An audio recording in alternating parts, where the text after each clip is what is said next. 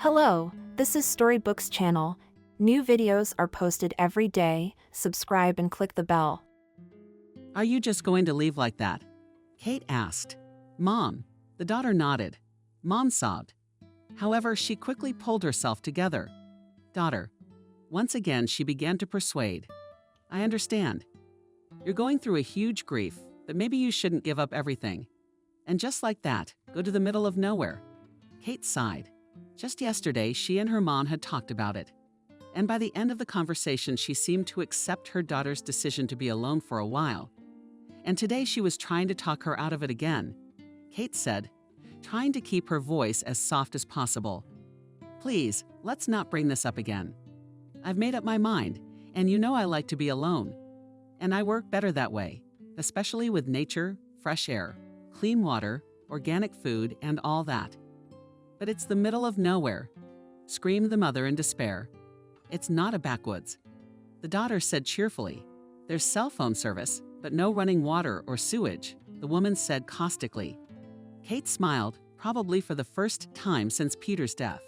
But it's not for nothing that you sent me to Grandma Sophia's house in the country every summer when I was a child. I know how to make a stove. I can chop wood too. So I will be able to milk the cow, and you are already going to have a cow there. Cindy exclaimed in horror. Mom, Kate smiled again. I'm not going to have a cow, at least not yet. Cindy sighed. She realized it was useless to argue with her daughter. She was just like her father. Heaven rest his soul, she's just as stubborn. But she was afraid that if she was left alone with her grief, her daughter would die of boredom. A few hours out of town on the back roads, you can't go to visit, and Cindy can't travel very often. She's got her own chain of stores, clothing stores. You got to keep an eye on them. Well, at least she's got cell phone service. He'll call her as often as he can. Kate, seeing that her mother has completely calmed down, she sighed with relief. She decided for herself that leaving the apartment, leaving the city where their whole history had taken place, was the best way out for her. She would not be able to walk the streets where they walked and sat together in the park on the benches where they kissed, to pass by the registry office where they applied for marriage. But they never had time to confirm their intentions to become husband and wife. Mom was worried that she would be alone in the remote village. On the contrary, there would be time to think about herself, about her life, and of course, to work. Peter understood her in this respect. He always said that work is soothing, but only when it is favorite. Singh and she met when she first came to the drawing circle. Kate was then in her third year of law school. She entered there not of her own free will, insisted Father Michael, founder and owner of the largest law firm in the city. He dreamed that his only daughter continued his business. He didn't care if Katya didn't want to. You're 17. You don't know what you want yet, do you? He said later. Thank you. I'll be talking to most of your classmates. Teeth, gnawing the ground will need to achieve something in this life. And you're all set. When she graduates from the institute, you'll get a job with me. I'll teach you everything. You'll work for 10 or 15 years. You'll gain experience and I'll hand over the firm to you. Kate tried to get support from her mom, but Cindy was completely on her father's side. She herself, many years ago, started out selling down jacket at the market, and now she already owned a whole chain of stores, clothes, and understood what efforts it takes to make your way in this life without support. Except that the daughter, as if not in them went career, prospects of business, she was not interested. However, then to go against the will of her father, Kate did not dare to pass the exams herself and entered the law school and studied there well, closing the session on excellent. But her parents didn't realize how hard her unloved studies were costing her. She felt she wasn't doing what she wanted to do. In the end, she decided that in order not to go crazy, it is necessary to think up a hobby where she will rest her soul. She chose painting. It always seemed to her that the ability to express their inner feelings on the canvas, the highest form of art. A new studio opened just next door to her home. Kate decided that she would not lose anything if she went to a trial class. The class was taught by Peter. When Kate first saw him, her first thought was that he was so young and handsome. The instructor was older than her by only a couple years and looked just like the artist pictured: tall, lean, broodingly sad blue eyes and black, slightly bobbed shoulder-length hair. What is the purpose of your coming here? With a smile, he asked Kate at the first class. I don't know, she answered confused, unprepared for such a question. I guess everyone has one. No, objected the man gently, sitting down next to her. Everyone has a different one. Some go specifically to paint a portrait of their mother for her anniversary. Others want to paint pictures that will make millions. Others just spend their free time that way. And you? He was inquisitive, looking at her with his big blue eyes that now seemed almost blue. Kate sighed, thinking that this information was too personal to dump on a stranger. But still, she answered, I need an outlet, an activity that I will do because I want to do it, not because someone made me do it. The teacher looked at her carefully and nodded seriously. Okay, I hear you, Kate. This class was a breath of fresh air for her. It was so nice not to have to memorize laws that had been invented long ago and that didn't even apply in the modern world. To read dry texts, trying to understand and memorize every word, which together add up to something insanely complex and almost meaningless. And doing something creative. Here she just let go of her mind, her thoughts, her control. Peter told her to forget the rules and do what she wanted. Let her not think about color combinations, clarity, lines, proportions, harmony. It's even better to just turn your head off and do what you want. It was difficult, very difficult. The first 10 minutes she hesitantly took a brush and brought it to one can of paint, then to another. It seemed that everything depended on the first stroke she would make. And so it was absolutely necessary to choose the right color and apply the perfect stroke. Then she suddenly raised her head and caught the teacher's gaze. He was looking at her with an understanding smile. And Kate suddenly thought, well, it's no difference. How do I start when it comes to the result?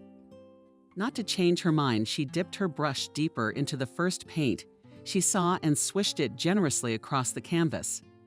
The paint turned out to be yellow, and a large sunny spot on the canvas paid out.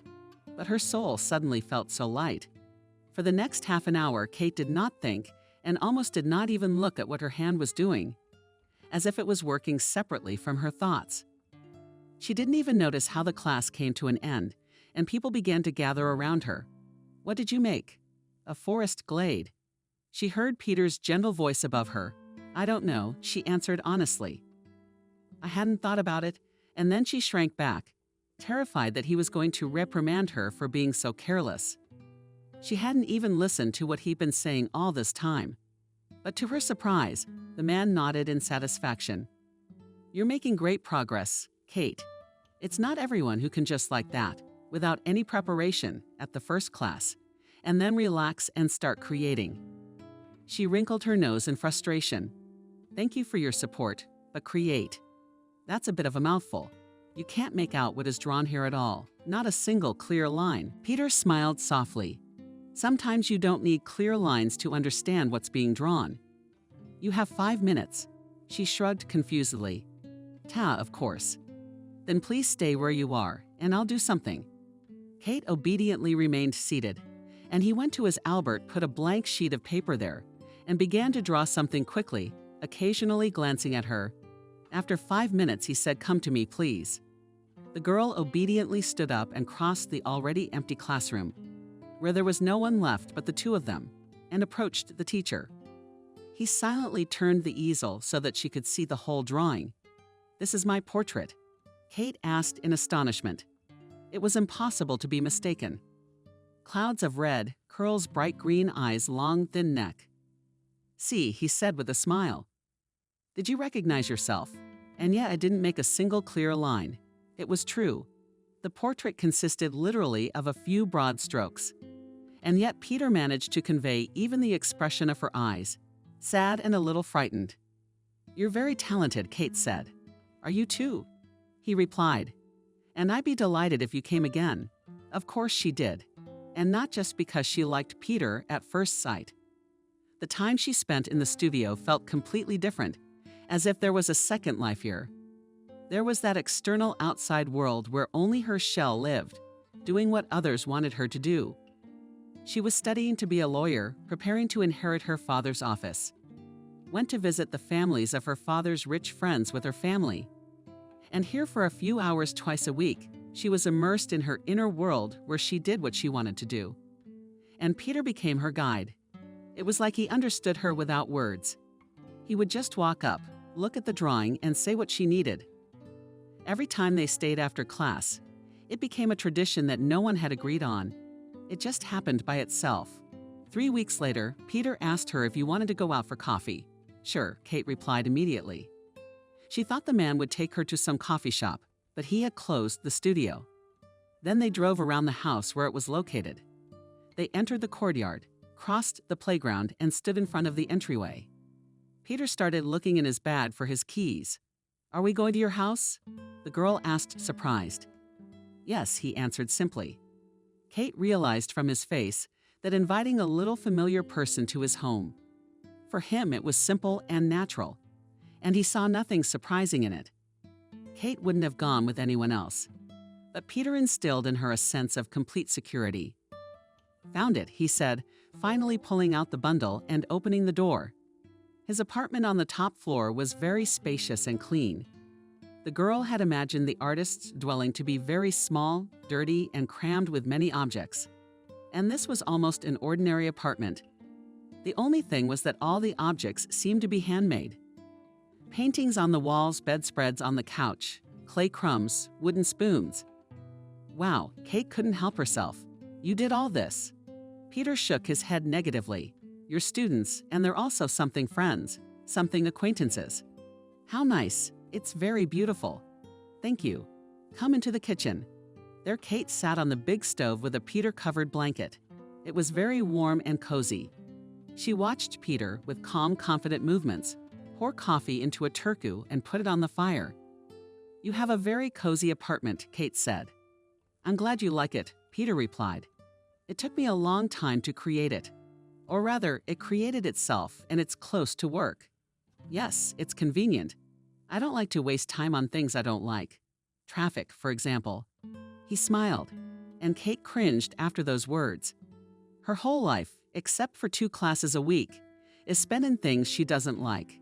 He set the coffee down and looked at the girl carefully. What were you thinking? She shrugged. I don't know, maybe a little jealous that you live the way you want to live. Everyone lives the way they want to live. Kate looked at his face. Peter was completely serious. No, she said firmly. Not everyone does. For example, I certainly don't. He looked carefully into her eyes. If you were unhappy with something in your life, you would have changed it long ago. What you're happy with, you don't change. That's how it works. Kate felt angry. What if I don't have a choice? That's what you're thinking. What if other people decide for me? He smiled again. If you were in prison, I'd probably agree with you. Though there'd be some who wouldn't. But you're out there with your arms and legs working and your head thinking. Kate, noisy breathing. You don't know anything. Not about me, not about my life. So tell me calmly, he asked. I'm not going to tell you anything. But you're the first to start talking about how I don't know your situation. Kate froze with her mouth open. Peter was perfectly calm. Okay, she said through gritted teeth. Look, he nodded and sat back in the corners of his beautiful blue eyes. Kate discerned a hold back from the typewriter. What made her even more angry? I come from a rich family with a strict father. All my life I've been controlled and told how to live my life. I never had a choice. You're of legal age and capacity. You're in control of your own body and mind. So, just because you're now responsible for yourself and decide how you live your life, where and with whom you want to tell me I can disobey them. He shrugged, and that's for you to decide. Here we go. What do you want me to decide for you? Kate stopped talking, because that's what she wanted to say. I'm sorry. Suddenly, I'm putting too much pressure on you. You have to make these decisions on your own. It's just that I'll never forget how you came to your first class. How battered, lost, timid, like a stray kitten who padded to the doorstep on a rainy day. Thanks for the comparison.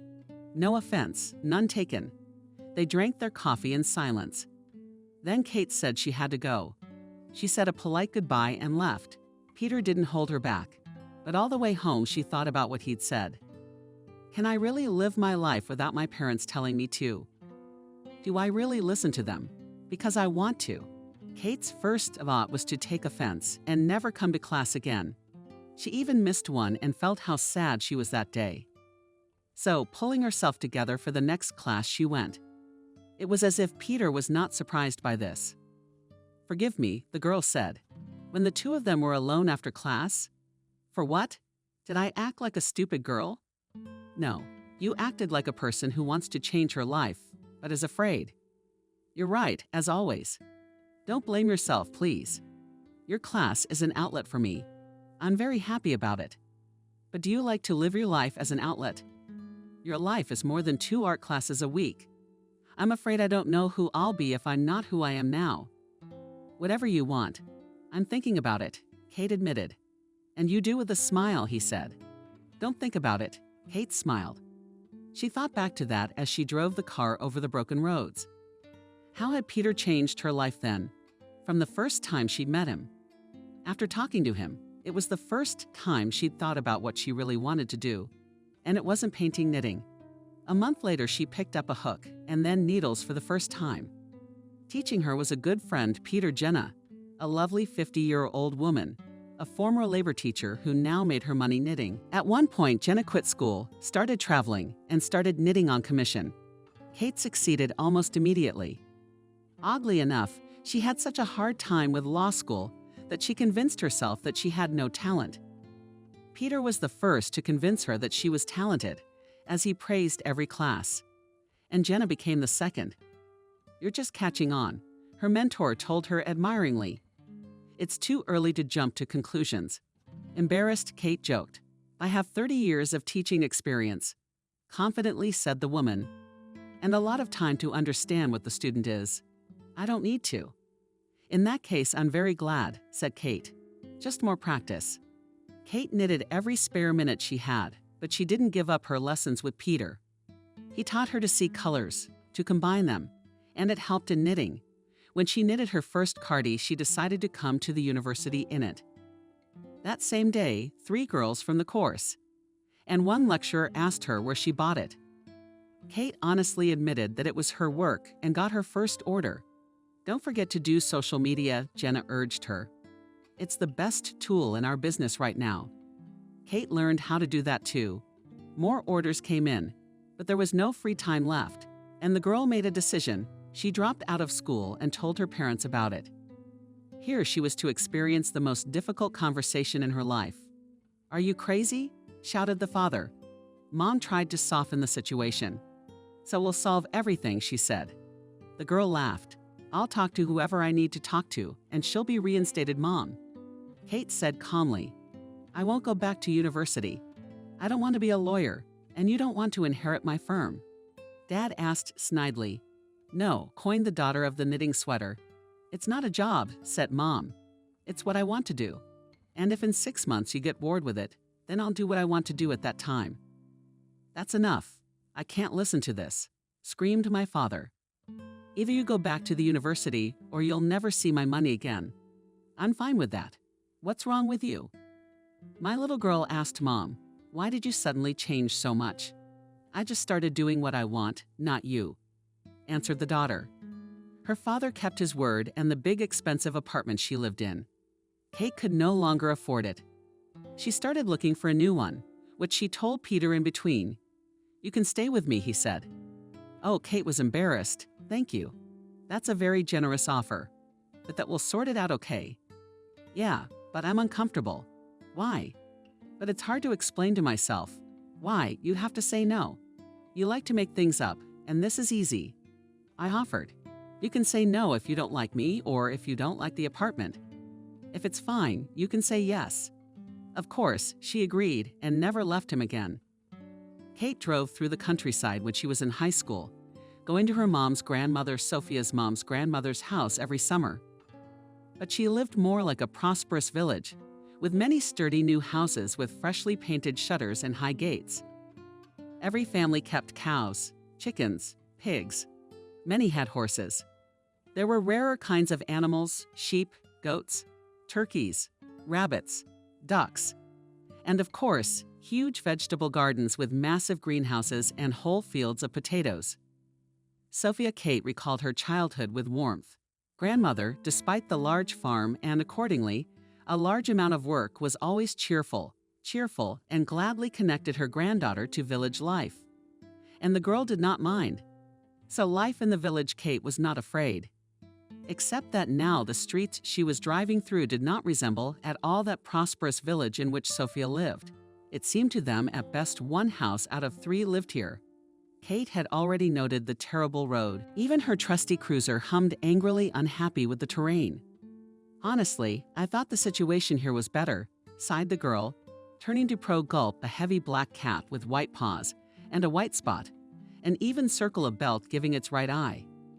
Hinted disgruntledly. I know you're tired, replied the landlady.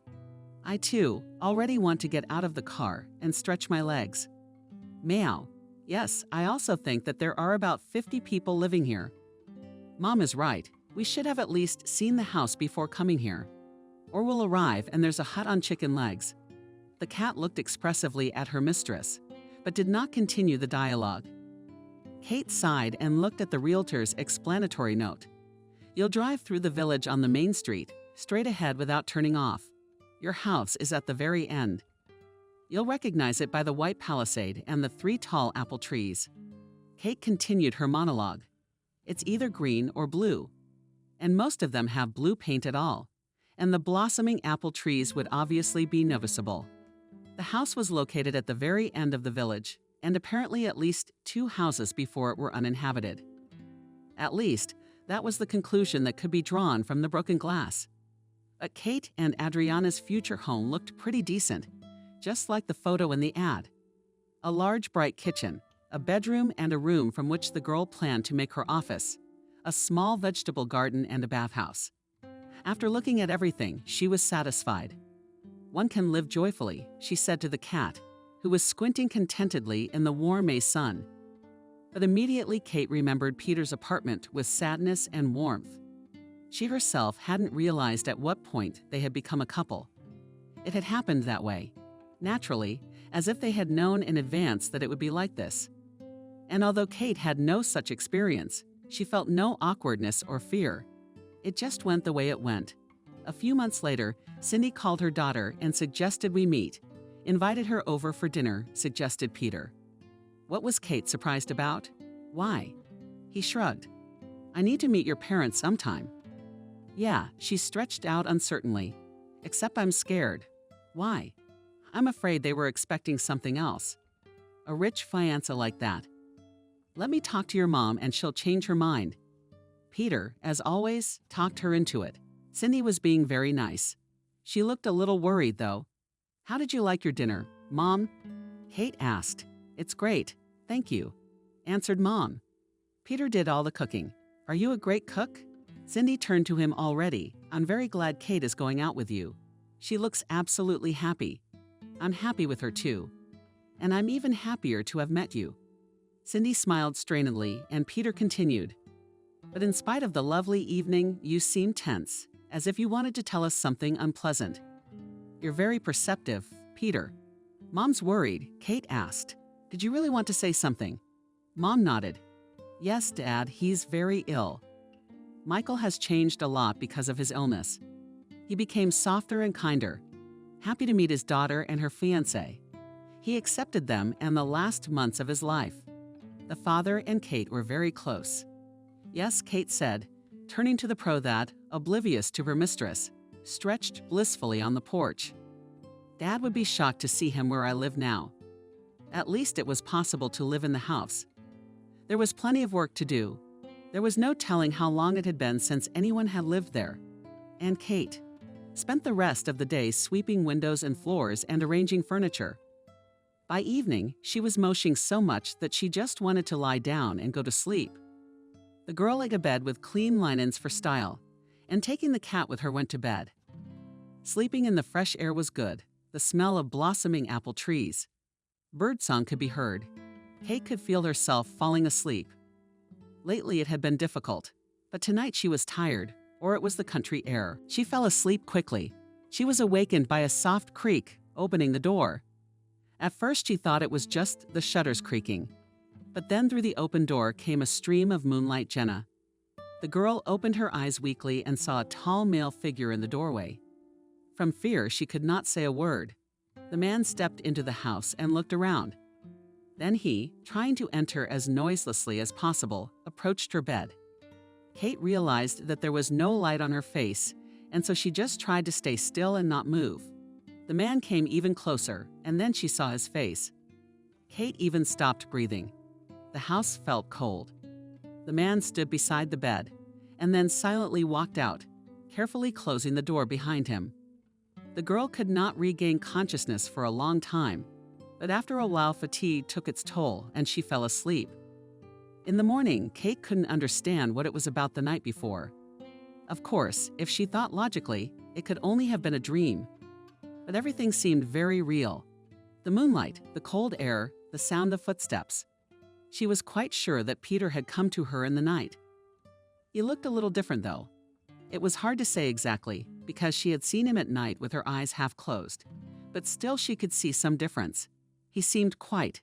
He had stubble on his cheeks and short hair. But Peter didn't look like a ghost or a dead man. "Am I really thinking about this?" Kate asked sadly, pouring milk for the cat. He looked at her calmly with yellow eyes and said nothing. Kate looked at his fluffy white paws and a thought occurred to her. Footprints. If this wasn't a dream, there should be his footprints left behind. Near the porch, part of the space was covered with sand. The girl stepped outside as she was in her pajamas and began to scrutinize the sand and gasped in amazement. I could make out a few boot prints in the small patch of sand that lay around the house. Judging by the size of the men's, I wasn't dreaming. Kate said quietly. There was no doubt left. Someone had been in her house during the night. Could it be Peter? He had proposed to her while her father was still alive. It was at the last family dinner. Dad was happy. Even gave them his blessing. Michael died. A week later, they decided to postpone the wedding for at least 6 months, and they didn't want to make a lavish celebration. They wanted it to be just the immediate family. The celebration was to be held outdoors in June. All of Peter's friends were ready to help with the organization. Who will be from your family? Kate asked. I suddenly realized that I hadn't met any of them yet. Peter thought to his parents and his younger sister. True, she is studying abroad, but I hope she will come to the wedding. I'd love to meet them, Kate said. Okay, he replied. The sister announced that she would be coming to the wedding. The bride didn't have time to meet Peter's parents, as they had gone to stay with their youngest daughter for a couple of months. Peter and Kate announced that they would be bartering. Wedding. Each of the guests, instead of a gift, had to prepare some part of the event as desired: bake a cake, bring flowers, decorate the arch and tables. The celebration was outdoors. Because of this, Kate and Peter were virtually hassle-free. These months Kate remembers as the happiest months of her life, although she knew in her mind that nothing in their lives would change. She wanted to get that coveted status. Wife. The dress she took her time choosing. From time to time she went to the stores, but there was nothing suitable. Then one day she decided to take an unfamiliar route and turned down a small street. There stood a store with a modest sign vintage, and right in the window she saw a thin, long, white knit dress. It fit perfectly. Kate looked at herself in the mirror and thought that this was how she had imagined herself all her life. At that moment the phone rang. Kate picked up the phone and heard the most terrible words of her life. Peter was dead. He's dead, Kate thought. So he certainly couldn't have come to me tonight. But the footprints are real. So it was a living material person. However, how to find out who it was? Kate decided not to torment her head with useless torment and to get on with the house. Yesterday, she had time only to clean up a little, so as not to breathe dust. In general, cleaning always had a calming effect on her, like putting things in their proper places, throwing away what she didn't need, cleaning the windows. It also put her thoughts in order. You know, Kate turned to the sip who was sprawled out on the windowsill, blissfully basking in the rays of the May morning sun. I can't stop thinking about what happened at night. The cat lazily opened his right eye, and in the middle of the white spot, a yellow lake appeared for a second, which immediately disappeared because he swallowed. Decided that his attention to the hostess's words was not worth it. Understandably, Kate continued, furiously rubbing the wall above the old electric stove from old grease strips. That it wasn't Peter. But I saw the footprints, so it's at least a living person. He swallows comfortably, lies on his back, exposing his furry belly to the sun. And it looks a lot like Peter. Maybe I just dreamed it up in my sleep. Anyway, I should probably walk around the village and meet the locals. Maybe I'll find out something. At that moment, the phone rang in the silence of the old village house. The familiar ringtone sounded as alien as if it were in a movie about the great Roman Empire.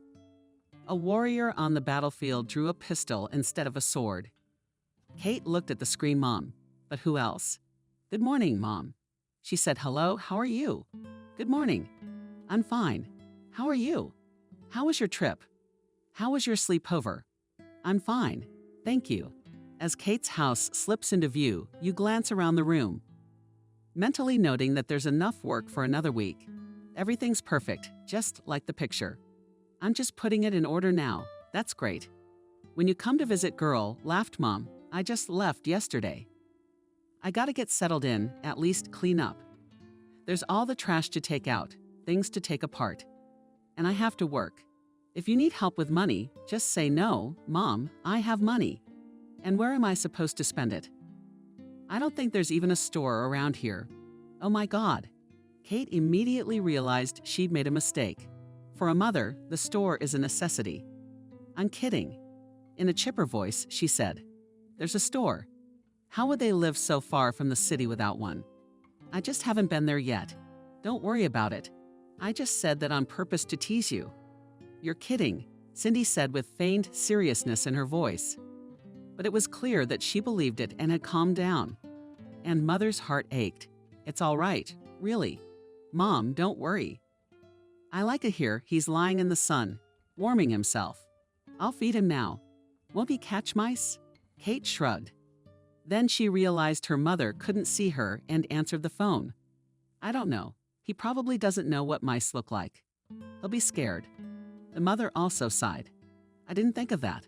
"All right," Kate said, "I'm going to go explore the village. Thanks for calling. Have a good day." And Cindy's daughter hung up on you. But Kate still managed to hear her sigh before she did. Worried, she said, turning to the cat. He had already heard the familiar phrase, "I'll feed you," and now he was looking at her with wide-open yellow eyes. "The hint is understood," said Kate, and went to the refrigerator, took out a packet of power food, and generously laid it out completely. "Enjoy your meal," she said to the cat. "I'll have to see what they have on sale here, or I'll have to switch you to a natural diet." By lunchtime, Kate decided it was time to take a break. She really needed to see the village. She was going to live here for a long time, and it would be useful to know where to buy food, where to go for medical help. And in general, I wonder what kind of people live so far from civilization. In general, all this information should have been found out when she was choosing a house. But then it did not interest her. In fact, after she learned about Peter's death, nothing in her life interested her. For a long time, Kate couldn't believe it had happened. It seemed as if she had fallen into a long, endless, nightmarish dream, and for some reason she couldn't get out of it. After a while, she couldn't even remember what she had been doing during those weeks, although she had even participated in organizing the funeral. Talking to Peter's parents, his sister. She had her moms or Jenna with her all the time. "Kate, do you need to make a change in your life?" As her mentor said to her, "You're not living, you're existing." "I don't know how to make it light," Kate replied to her friend. "Of course, I realize that my current state is not normal, and I even want it to stop. I want to start living again, to enjoy the spring sunshine. But it's as if I don't have the strength. It is as if I am lying under a thick layer of water, through which colors, feelings, warmth cannot reach me. What depresses you the most is when you lift your head and look around." Suddenly, Jenna asked her. "Memories," Kate replied. "Everything in this town reminds me of Peter. Everywhere I go. It seems as if he and I walked down every street, sat on every bench, ate at every cafe." My friend frowned. "Maybe you should go away somewhere for a while. It'll be summer soon. Live in a warm, cozy place where you've never been before. Maybe that would help you." "You know," Kate said, "I like that idea. I'll think about it. I'll write to my acquaintances, Jenna said. I have them all over Russia. I think we'll find something suitable for you. At first, Kate agreed to this option, but then she realized that she wanted her own place, her own little fortress, where she would be nice and quiet. Then came the idea of a house in the village small and cozy with a real stove, that there was a porch, on which in the warm days she will take out a chair, rocking chair, sit in it, and knit. Just like the old maid in 19th century English novels. Such thoughts even made her smile, and she began to study real estate listings. She found this house quickly. The realtor was so excited that Kate realized the house had been for sale for a long time. And apparently she was the only buyer. You just have to be honest with me, she warned the realtor. The remoteness from the city, the bad roads, the remote village, the lack of amenities. None of that scares me.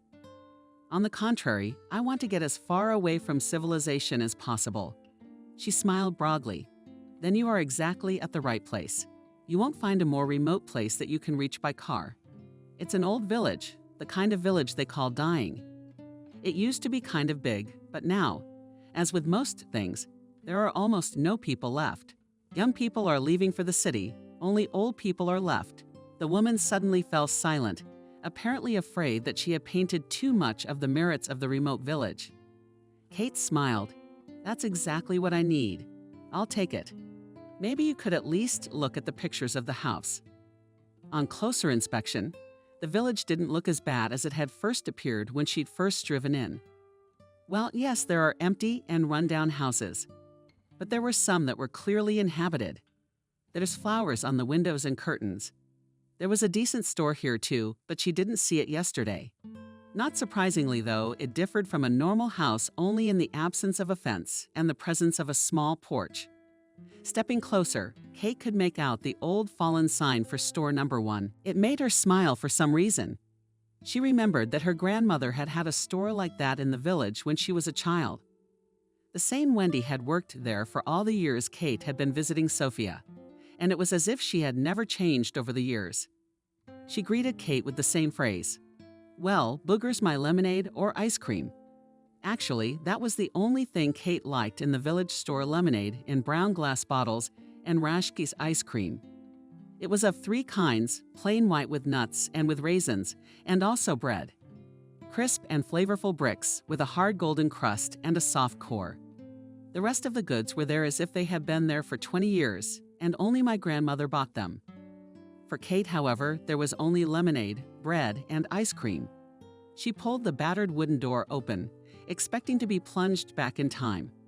But what she saw inside was in stark contrast to the wooden house and the dilapidated weathered sign.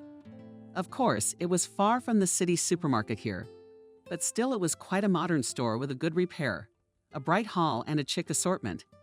Good afternoon. A woman's voice rang out. Can I help you? Kate saw a tall, slender black braid and a girl dressed in denim shorts and a brightly colored t-shirt with a character from some anime. Hello, Kate said. Honestly, I just came by to look. I didn't expect it to be like this inside. The girl smiled. My name is Alice. This is my store. Nice to meet you. Kate, this place is great. Thank you. You must be the girl who bought the abandoned house on the edge. Yeah, that's me. Oh, that's great. I was just on my way to visit you today. I was surprised to hear from Kate. Why? Alice shrugged. But it's not like there's very little fun to be had here. Kate smiled, and I'm one of them. The shopkeeper nodded seriously. I think the main thing this month, unless Clara's goat gets its horns stuck in the fence again. Kate laughed. Alice, she was definitely enjoying herself. I hope I can still surprise you and compete with you. Alice stretched out. I'm sure you will. Maybe a coffee. Was the offer unexpected? Now Kate asked, confused. Well, yes, but you're working. The girl waved her hand. Oh, come on. I don't see any lines around here. What if someone calls? And let's use the first name. I don't think we're that far apart in age. I'm 24. Aha, said Kate. And she already owns her own store. Great, I'm 25. And already have my own house in the back country, Alice parried. They walked to the back of the store and out the door. Kate thought they were going to end up in a back room or some small service area and sit down at a small table. Alice would put the kettle on and pour instant coffee. It's flashbacks from childhood again. Sophia and her granddaughter once had tea like this in the back of the Wendy's store. The back room was indeed, but Alice walked through it without stopping and opened another door. They stepped out onto a cozy back patio. There stood a fairly modern wooden table, 2 wicker chairs. A coffee machine took up a good half of the table. "You surprise me more and more, Alice." That's all Kate said. "There's more to come," she replied. "But tell me what there is to tell. Why does a young, beautiful girl buy a house in an abandoned village, hiding from someone?" Alice squinted comically. "No," Kate laughed. "More like running away from either herself or the past." "I see." Unexpectedly serious, the shopkeeper said and put a cup of fresh emergency coffee in front of Kate, taking a sip and appreciating the good quality of the beans. Kate said, "And I am much more interested in why a young, beautiful, intelligent girl opens such a nice store in an abandoned village. Does it really make a profit? Wouldn't it be easier to move to the city?" Alice smiled. "It does. It's not such an abandoned village. Besides, there are several other villages and towns around. They're all coming to me too. It's easier than driving a few hours to the city. I go there twice a week. I often bring something to order. So the store is paying for itself. Why don't you leave?" Alice shrugged. "Maybe I will, but for now I'm happy here. I have a husband, children. Did you have a fiancé?"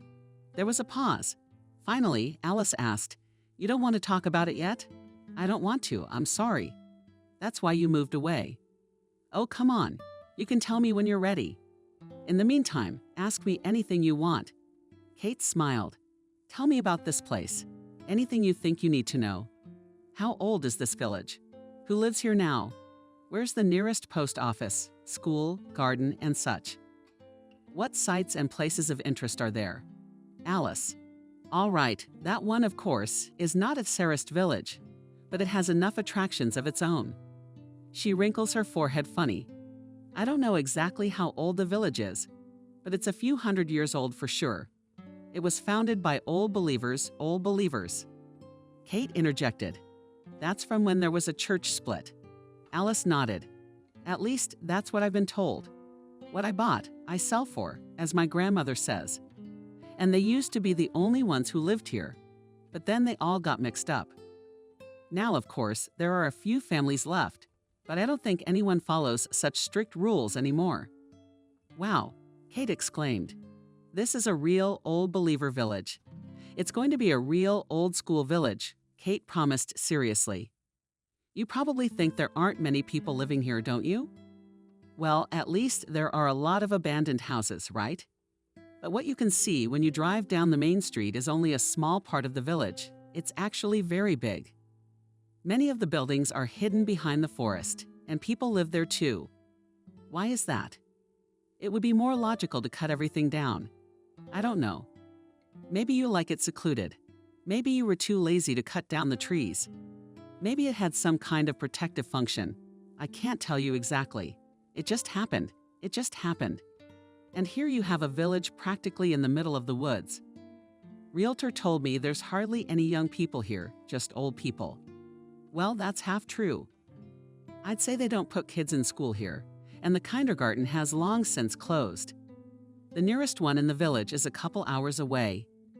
So those young families that sometimes form here, when they plan to have children, do they move to the city or to this very village? There are enough old people, yes. But there are also people who are in their 50s and 40s. A few of our age, a lot of singles, widows, widowers. Just people who, for whatever reason, haven't found their other half. Aha. That's what Kate said to the singles village. Alice laughed, but that's basically it. There's only about a dozen families here. But we all live together and help each other. What do the villagers do for a living? What they can do. Their own vegetable garden, farming is a must. Cows, horses, chickens, ducks, pigs, goats, rabbits. Who likes who? Someone goes on a shift to the city or generally to the north somewhere for a month, 3 months, or even 6 months. Old people live on their pensions, farms, and help from children from the city. And of course, what nature helps mushrooms, berries, nuts. There is plenty of this goodness. Kate listened mesmerized. It was as if she had fallen into a wonderful fairy tale, where a modern coffee machine was combined with mushroom picking and natural farming. Wow, she could only say to Alice as if she remembered something. You'll probably need to fix something, take it apart, saw it down, and so on. That's what the son of old Nina is doing at Frank's. Kate asked. Aha, they're an interesting family. Everyone wonders how she had him and by whom.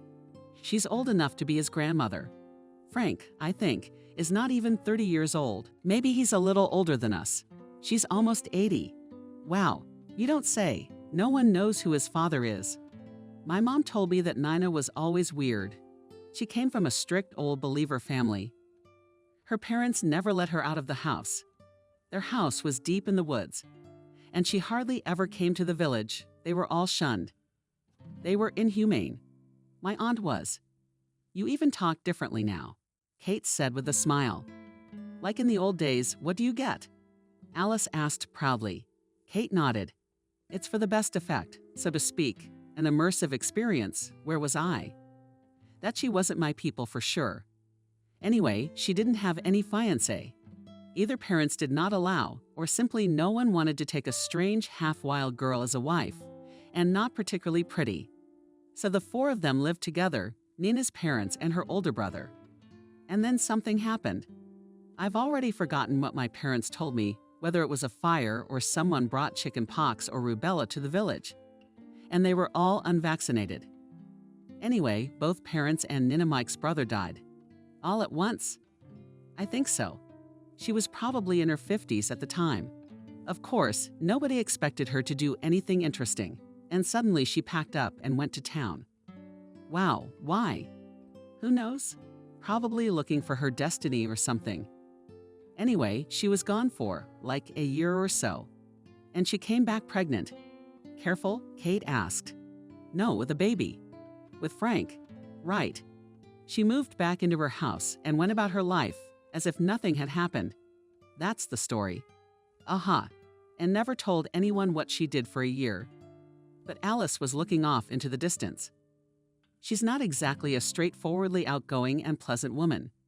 I guess there weren't too many people there to ask, so she was the only one raising Frank. Aha. He's a good kid, never hurt a fly. And he's very good looking, by the way. He can do everything with his hands, but it hurts. He's a little standoffish. Stop using that word. Kate laughed. Alice rolled her eyes.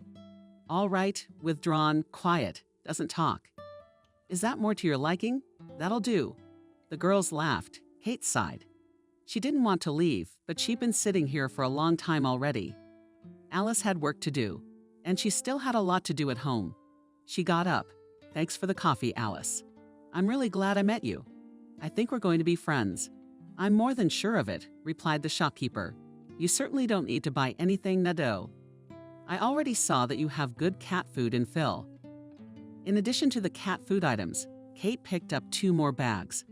Alice turned out to be a good salesman. If you don't like it, you can get your money back. Really? She said goodbye. Come back often. I'd love to see you. At the end of the conversation, they exchanged phone numbers. Kate went home, deciding to put off seeing the rest of the village until later with the bags. It wasn't very convenient. Alice's stories about the old believers and the hermit houses hidden in the woods didn't make her want to walk around alone. There was a dead mouse lying on the porch. You can't beat your instincts. Kate said philosophically, looking at the cat, unperturbed. It seems that everyone is going to surprise me today. The cat snapped and shoved his face into the bag. I fed you before I left, Kate told him sternly. So you'll have dinner with me now. She took out the bread and cheese she had bought. She didn't feel like cooking sausage, but a couple of sandwiches she'd like to eat now. All the food was fresh and tasty.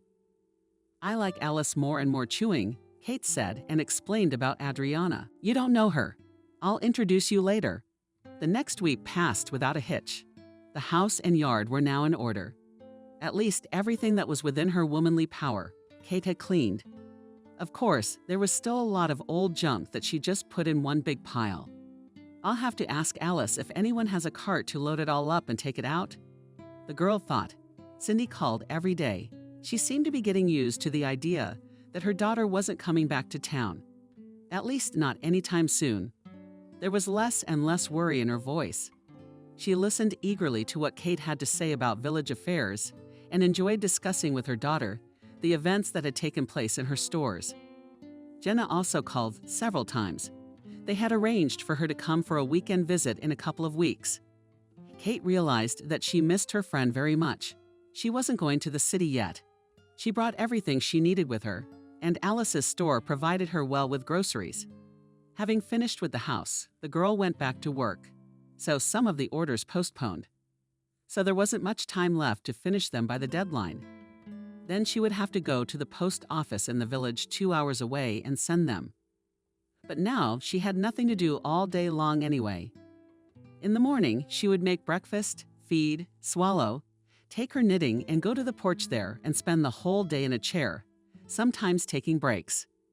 No one else came to her at night, and there were no new footprints around the house.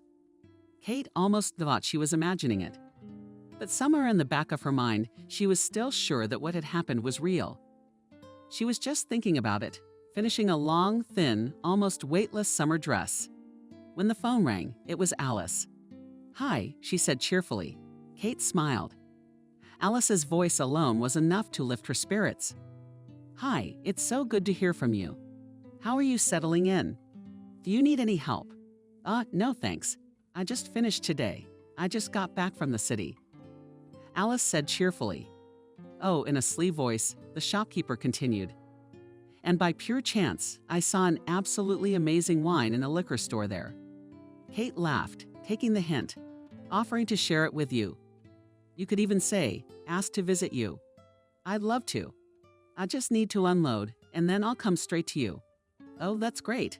I'm gonna make us some dinner." "Kate, you're adorable."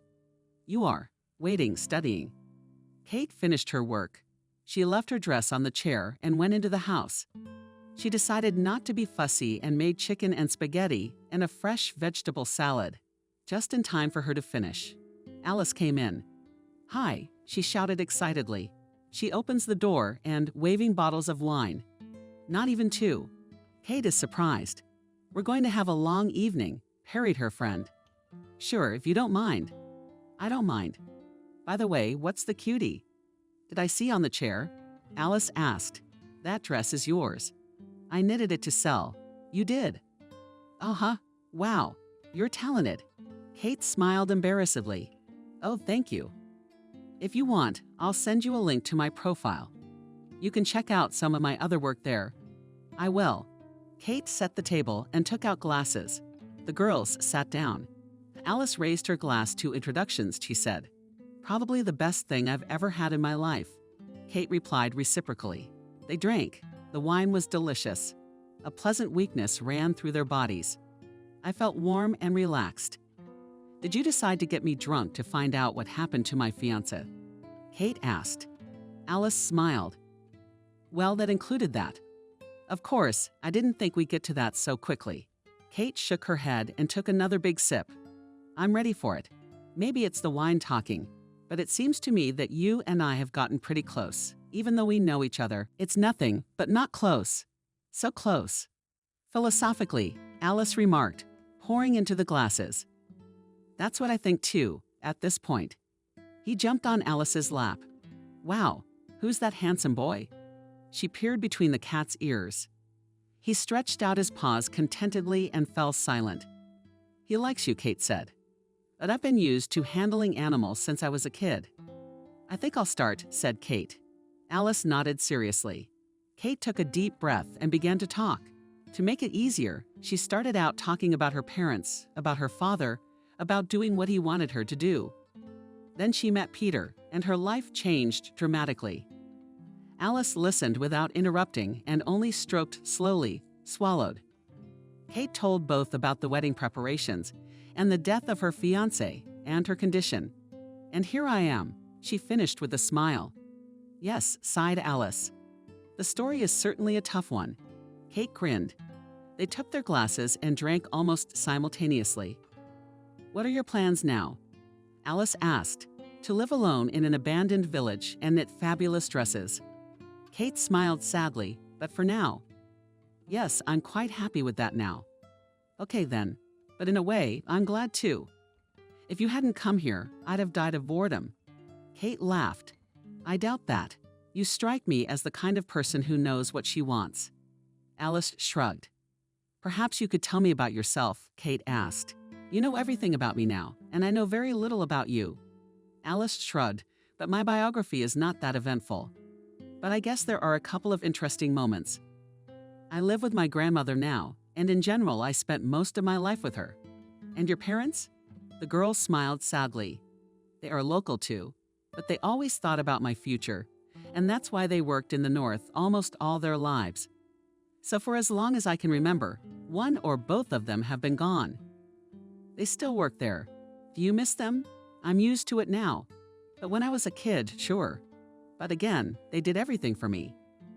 I graduated from a prestigious university in Boston, a certified entrepreneur, so to speak. Is that how you got your fancy store? That's right. And why did you decide to come back here? Alice sighed. That's a tough question. I guess I want to figure myself out, to experiment, to be in some kind of isolation, I guess. Boston is a very big city. After our village, the number of people, houses, and transportation put pressure on me. But here everything is familiar and comfortable. Of course, I'm not likely to live here forever. It turns out, Kate raised her glass. We've both found our temporary home here. That's how it works. It was late in the afternoon when Alice went home. Kate went out to see her off. Why don't you stay at my place? She suggested it. I'm worried about how you'll get there. Alice waved her hands. You have nothing to worry about. Even though we're almost in the forest, there are no animals here, and none of the locals can touch me. Still, call me when you go. My friend suddenly stopped and looked thoughtfully at the huge mountain of garbage. We should take it out. You've made the place look so beautiful, and it's ruining the whole view. I know, Kate sighed. I just don't know who to turn to. Alice nodded. Don't worry. I'll ask Frank tomorrow. He'll do it. Thank you. You're welcome for now. Thank you for the lovely dinner and company, and you. Kate's back in the house. She feels it inside. For the first time in a long time, something warm and pleasant. And it wasn't because of the wine and the hot dinner. Oddly enough, but the next morning Kate didn't even have a headache. It must have been all the fresh air. Habitually, she started her day by talking to the cat. Past 2, sat on her bed and hypnotized her mistress with big amber eyes. It's still early when you're hungry, managed, muttered Kate, but got up. She fed the cat, had time to eat breakfast herself when the phone rang. Hi. Alice's voice was as cheerful as ever. How are you feeling? Hi, great. You okay too? Listen, I talked to Frank. He said he's coming over to your place, soon to take out the trash. Oh, Alice, thank you so much. How much do I owe him? Nothing, Alice. Kate sighed. Why do you have to be like that? Okay, then how much will I owe you? Her friend laughed. Not at all, Kate. We work things out in a mutually beneficial exchange, and we usually exchange favors. When Frank or I need something from you, we'll ask for it. Don't hesitate. And if we don't worry, you pay good for good. Live here for a month and you'll see how it works. Kate sighed, but she had no strength to argue with her friend. Okay, whatever you say, Kate. Alice suddenly hesitated. Here's the thing. Yeah, it's got to be something. No, that's not it. Look, don't be surprised when you see Frank, okay? Why would I be surprised? My friend sighed. You'll know when he's here, won't you? The main thing to keep in mind is that he's a very good, kind man and not stupid at all. He's just very withdrawn and silent. Don't be surprised if he won't talk to you or answer your questions. If you had ever seen Nina, you would understand. Kate thought for a moment, trying to digest that, and then said carefully, okay, I hear you. Thanks for the warning. I'll try not to pester him with conversation. Alice, all right, girlfriend, come on. Half an hour later, Kate heard a knock on the gate. She looked out the window and saw the very real horse band into a cart. Wow, the girl odd. So much for the Old Believer village in all its glory. She hurried out of the house, opened the gate, and froze. In front of her stood a tall, thin man with short black hair and a small beard. Blue eyes studied her intently. Kate felt herself getting sick. "Peter." Quietly, almost inaudibly, she asked. The man raised his eyebrows in surprise. Then he shook his head negatively, pointed his finger at the cart, then at the mountain of garbage. "Frank?" Kate asked. He nodded. The man looked definitely alive and very much like her late fiancé. "He was the one I had the other night," Kate suddenly realized. "Did you come at Alice's request?" she asked aloud. He nodded again. "Come on, I'll help," Kate said. Together, they loaded the garbage into the cart. Kate couldn't take her eyes off Frank. He looked a lot like Peter. Not in the usual way. There are similar people of the same type, like height or eye shape. Kate recognized all the features of her fiancé in this man. And his hands, and the dimples on his chin, and the shape of his pea, and his ears, and the shade of his eyes. Yes, he had a different hairstyle, clothing movements, facial expressions. But the resemblance was striking. "Were you the one who came to my house at night?" Kate asked. When I first arrived, she noticed how the man tightened his lips and lowered his eyes. "Wouldn't you like to talk about it?" He remained silent. The loading was finished. He sat down in his seat in the cart and took hold of the reins. Kate realized that he was about to leave. "Thank you," she said. Frank nodded faintly, pulled the reins, and the horse went. Watching the cart move away from her house, Kate thought she needed to talk to someone right away. She heard the phone ring at home. This time it was Jenna. "Did you remember that I'm coming to visit you this weekend without any preamble?" she asked. "Of course," Kate said cheerfully. "I'm looking forward to it." It was immediately easier on the soul. After all, what was the big deal? Well, Frank looks like her late fiancé. So what now? That's the way it is in life. Maybe they're not that much alike. It's just her grieving brain seeing what it wants to see. The next day, Kate ran to the store. Alice had just finished serving a small elderly woman and turned to her friend. "Hi, so how did it go with Frank?" Kate shrugged her shoulders normally and said he was very talkative. Alice laughed. "He doesn't talk at all. He only talks to people he knows well. When you get to know him better, he'll start talking to you." Kate lifted her lips, but still decided to admit, "I'm not sure I want to get to know him better." Alice frowned. "Something's up." Kate felt her palms suddenly sweat. "Long story. How's your time?"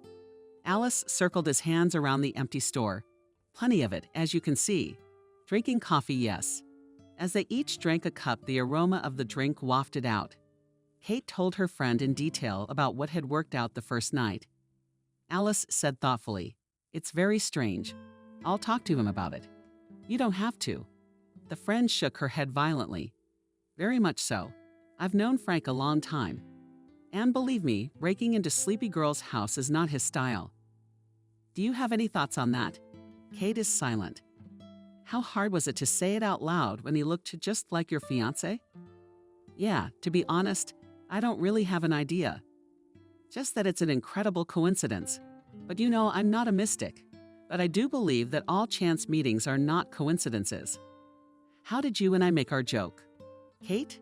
Alice nodded seriously. "Ours with you in the first place. But it's no coincidence that you bought a house in our village in the first place. I don't know what will happen or how this story will end, but something will happen." Kate felt that, despite the warm weather, her skin was covered with goosebumps. A couple days later, Kate heard a knock on the gate. When she went out to open it, she saw Frank. It startled her so much that she involuntarily recoiled backwards. He gingerly raised his right palm, as if trying to say he wasn't a threat. Kate froze in place, not knowing what to say, what to ask, and why ask if he wouldn't answer anything. But the man suddenly opened his mouth and spoke.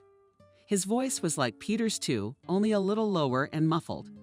And he spoke slowly, as if he rarely spoke. "I want to talk, to explain everything, to explain everything." Kate asked in surprise, "Why did you get into the house?" He fell silent. Strange.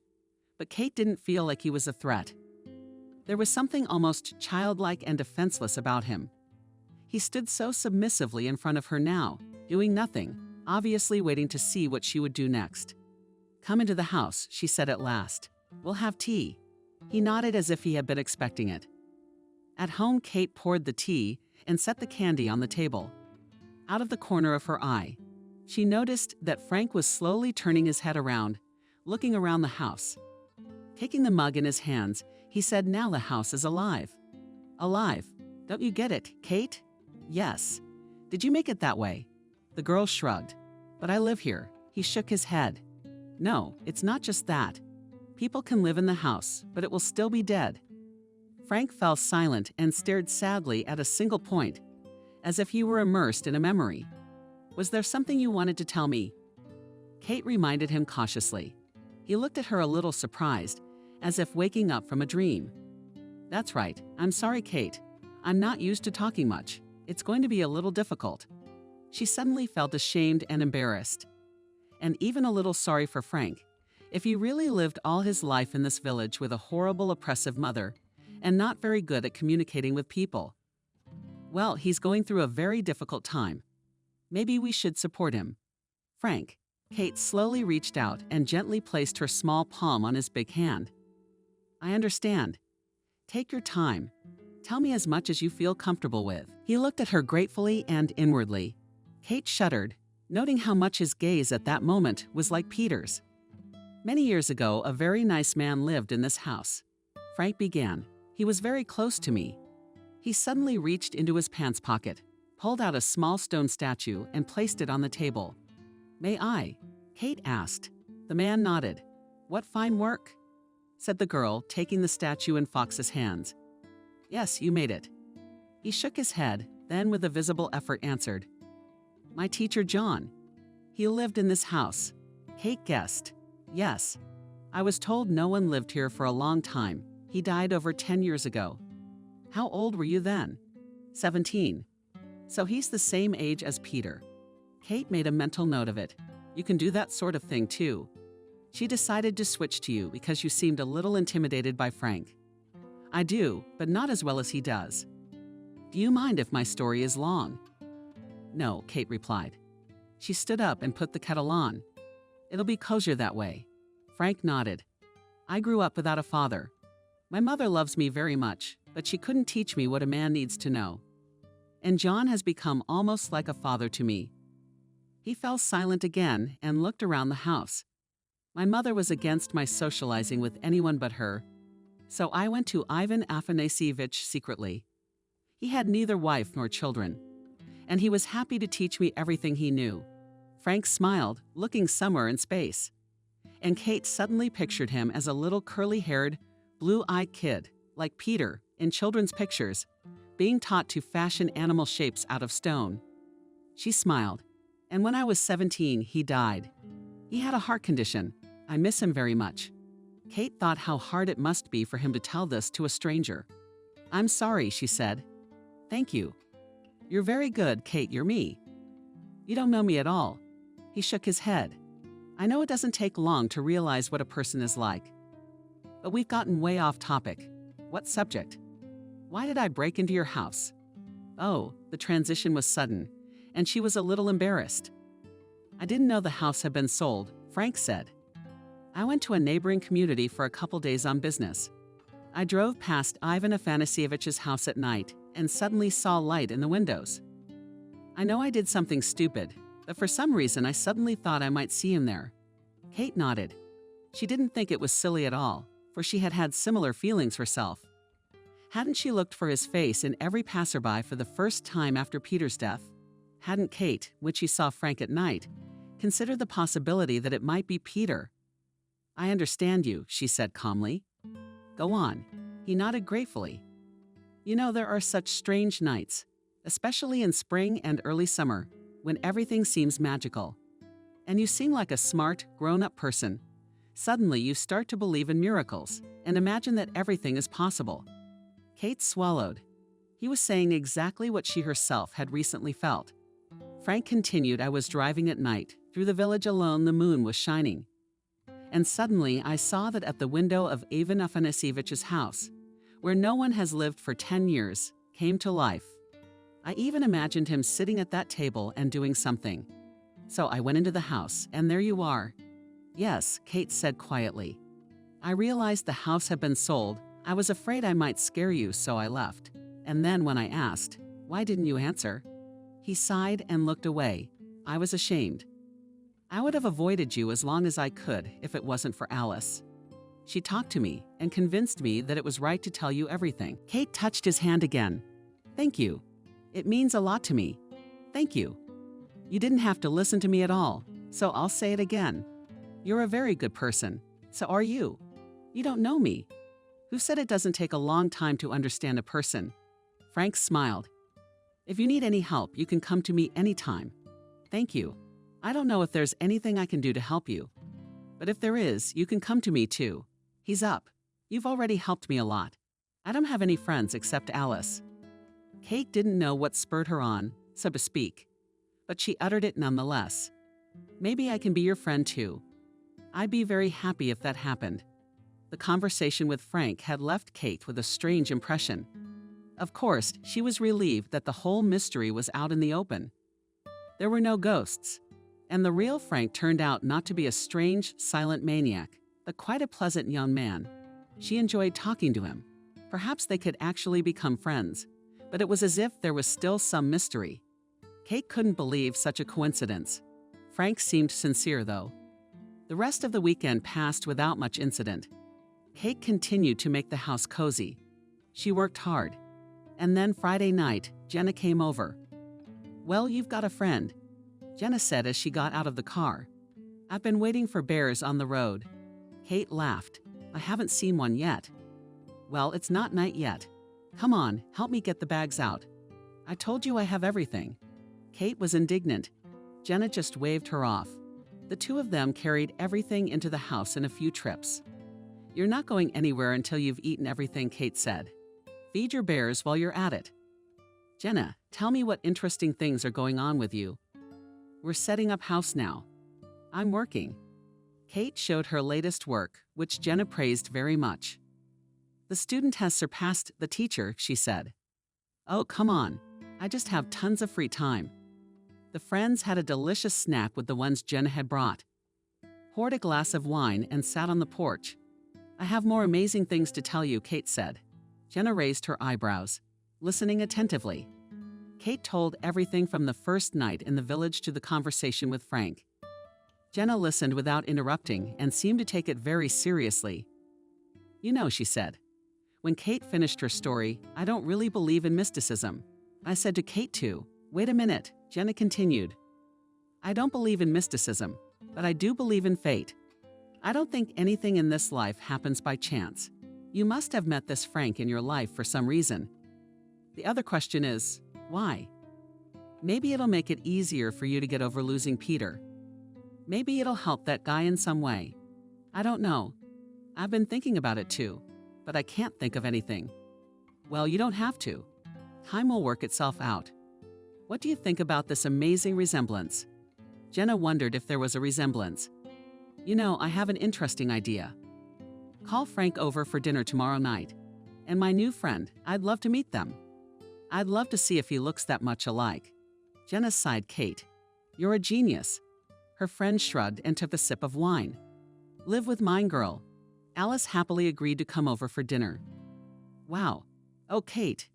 Here you are bringing a spark to the life of our dull village. Alice. Kate finally managed to get a word in edgewise with her friend. Can I ask you to call Frank too, because I don't know his phone number. Where does he live? No, he doesn't have a phone, answered her friend easily. He lives not far from me. You don't know where I live either. Don't worry, I'll call him. Kate was worried. It seemed as if her two worlds, the old and the new, would collide today. She was especially worried about how Frank would feel. He hardly even knew her, and now Jenna would be there. A complete stranger to him. She was afraid he wouldn't come. However, by the specified hour, Alice and Frank were standing at the gate. One glance in the light was enough for her to realize she saw the resemblance. Nice to meet you, said Frank, and held out his hand to her. She shook it gently and smiled very pleasantly and sincerely. Dinner went easily. They chatted on some general topics, told light about the village. She told in return how she had traveled to visit friends in the north. They talked a little about how Jenna and Kate's friendship had started and casually mentioned Peter. "He's my fiancé," said Kate. "He's dead." "I know," Frank said suddenly. "Kate, I'm sorry," said Alice. "I'm the one who told you everything." "Everything?" Kate asked again. "Yes," confirmed Frank. "I guess I was supposed to know about it." Kate felt her cheeks turn red. "Of course you have a right to know," she said. "But I was afraid to tell you, afraid that you would think I was prejudiced against you because of it." "Kate," Frank said calmly, "I'm used to people thinking I'm weird and treating me accordingly. I told you I don't have any friends besides Alice. That's what Jenna said. Luckily, we've sorted all that out now. There are no more skeletons in the closet, and it's safe to be friends. I suggest we drink to that." She raised her glass. The others followed her example, and the atmosphere at the table lightened. A few days later, Kate was going to go to the neighboring village. She had to send the finished goods to the customers. Frank had to go there too, to pick up some medicine for his mother. Kate offered to give him a ride. He agreed. "Where to pick you up?"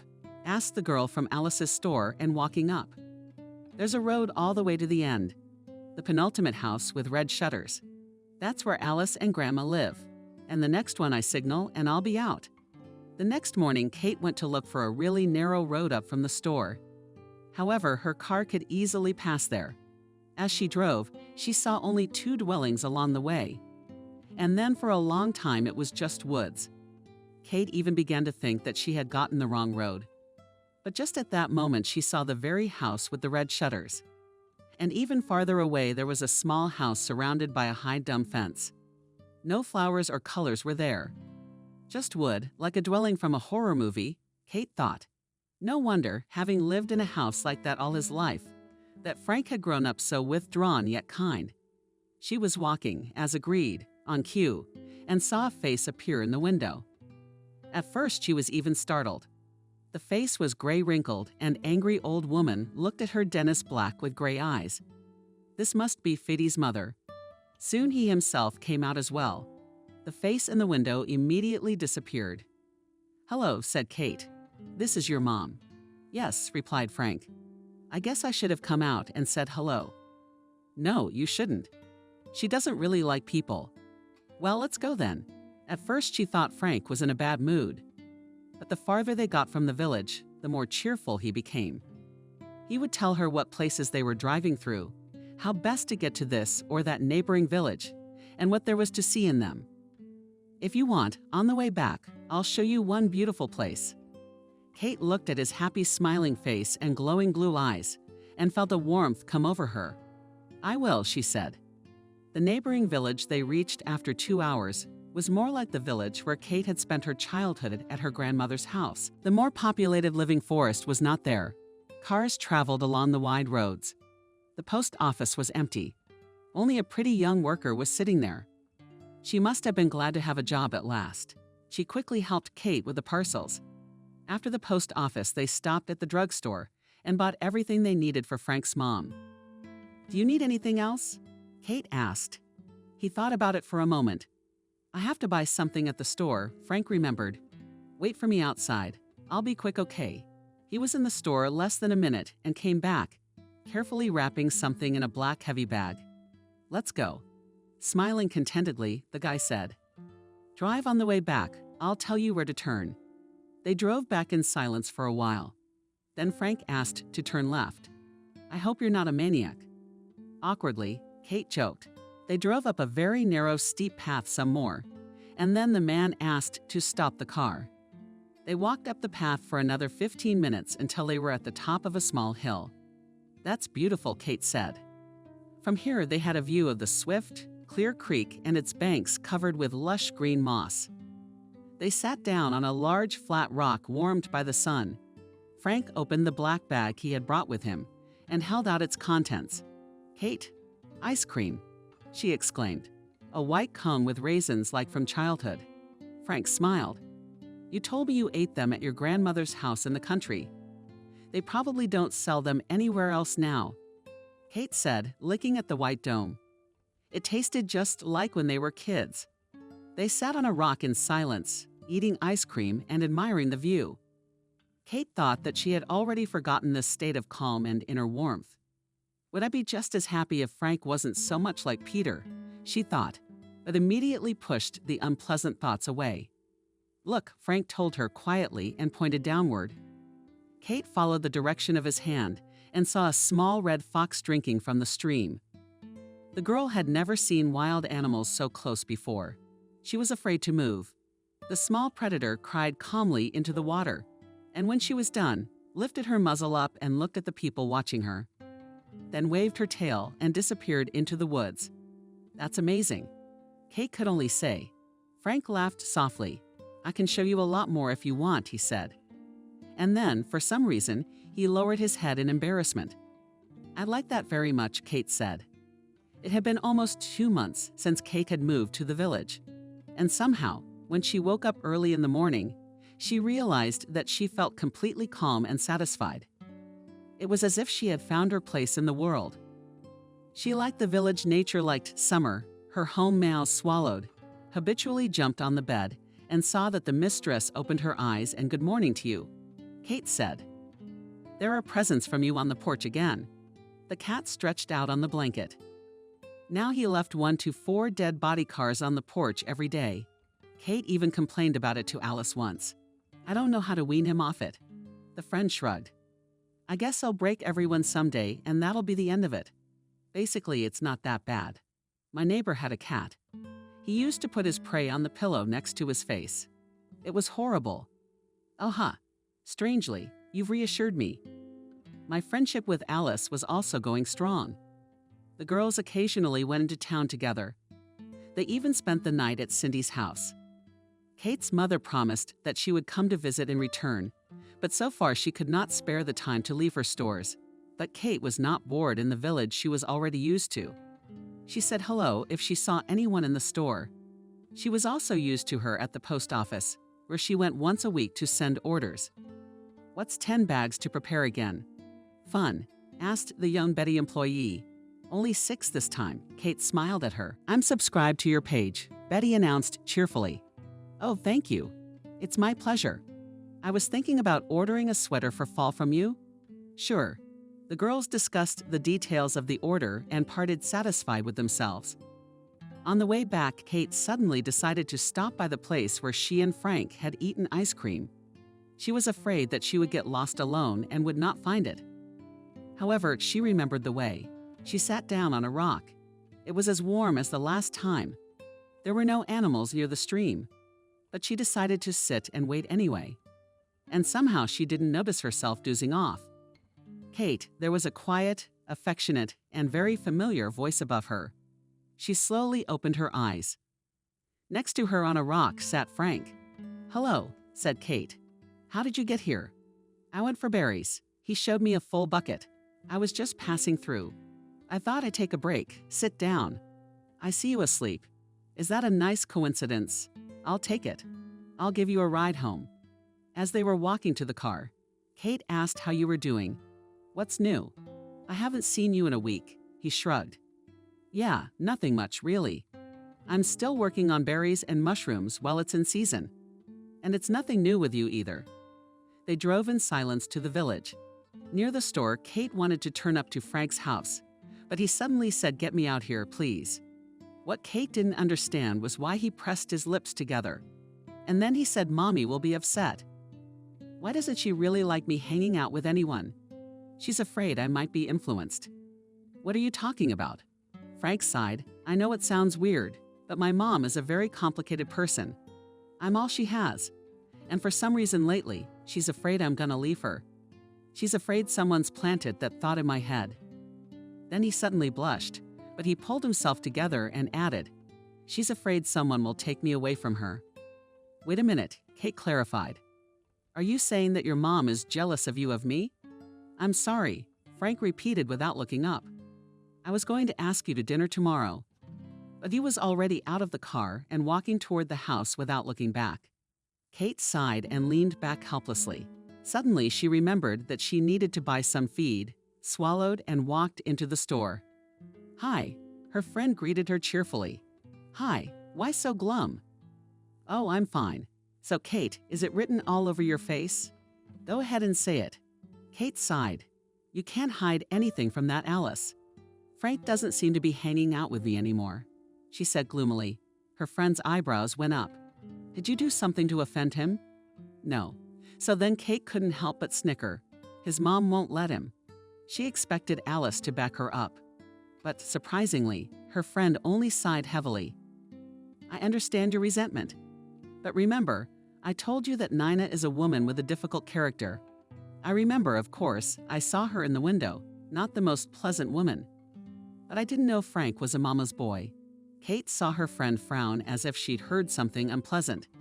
It's not that simple, Kate. I live next door to them, and I've known her for a long time. Nina's a manipulative woman. I think she's been in over her head for a long time.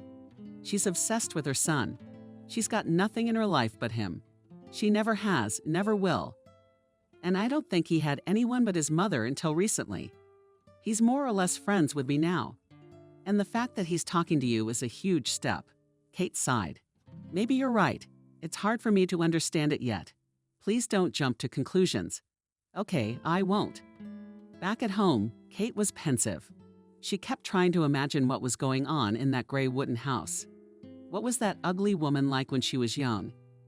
What had happened to her after her parents had died, when she had gone to the city for a year and returned with a small child? Though she felt that something in the story confused her. With these thoughts, she went to bed, having previously taken with her resentment and swallowed. However, it was as if he sensed the mood of his mistress, so he resisted for a short time and comfortably settled down beside her blissfully purring. Kate didn't even notice how she fell asleep. Usually people can't tell the difference between dream and dream. Only when they wake up do they realize that it wasn't real.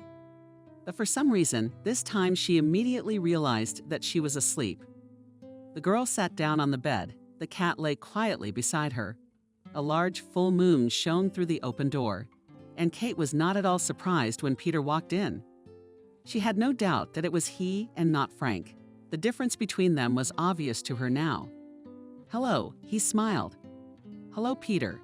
Kate felt no bitterness, no desolation, no joy at seeing her lover. Only calmness. I'm glad you're doing well, the groom said. Are you too? He came to the bed and sat down beside it. Did you come to say goodbye to me? Kate asked. You could say that. After all, we didn't have time to do that. I didn't want to say goodbye to you. I know. I didn't want to either.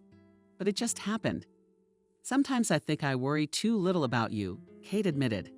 It's only been a few months, and I hardly cry anymore and go on with my life as if nothing had happened. Peter smiled. You did the best thing you could have done. If you had suddenly asked me how I would want you to behave after I died, I'd answer, carry on living. Kate felt tears streaming down her cheeks. But it didn't hurt, just calm and good. I miss you so much, I know, but you will still have memories of me. You will still have Jenna, and now you have Frank. Kate was embarrassed. Yes, every time I talk to him I think of you. He smiled. Don't, Kate. It's like you're making excuses for me dead. For hanging out with another man. Don't, he's just a friend to me. I don't blame you for anything. He's a good man, but there's something eating at you. Isn't there? I can't quite explain it to myself. It's a remarkable resemblance between the two of you. Yeah, and you know who we can talk to about it? Who? Excuse me, Kate? You know, he stood up. He stroked the gulp that kicked everything under his arm and poked me in the ass.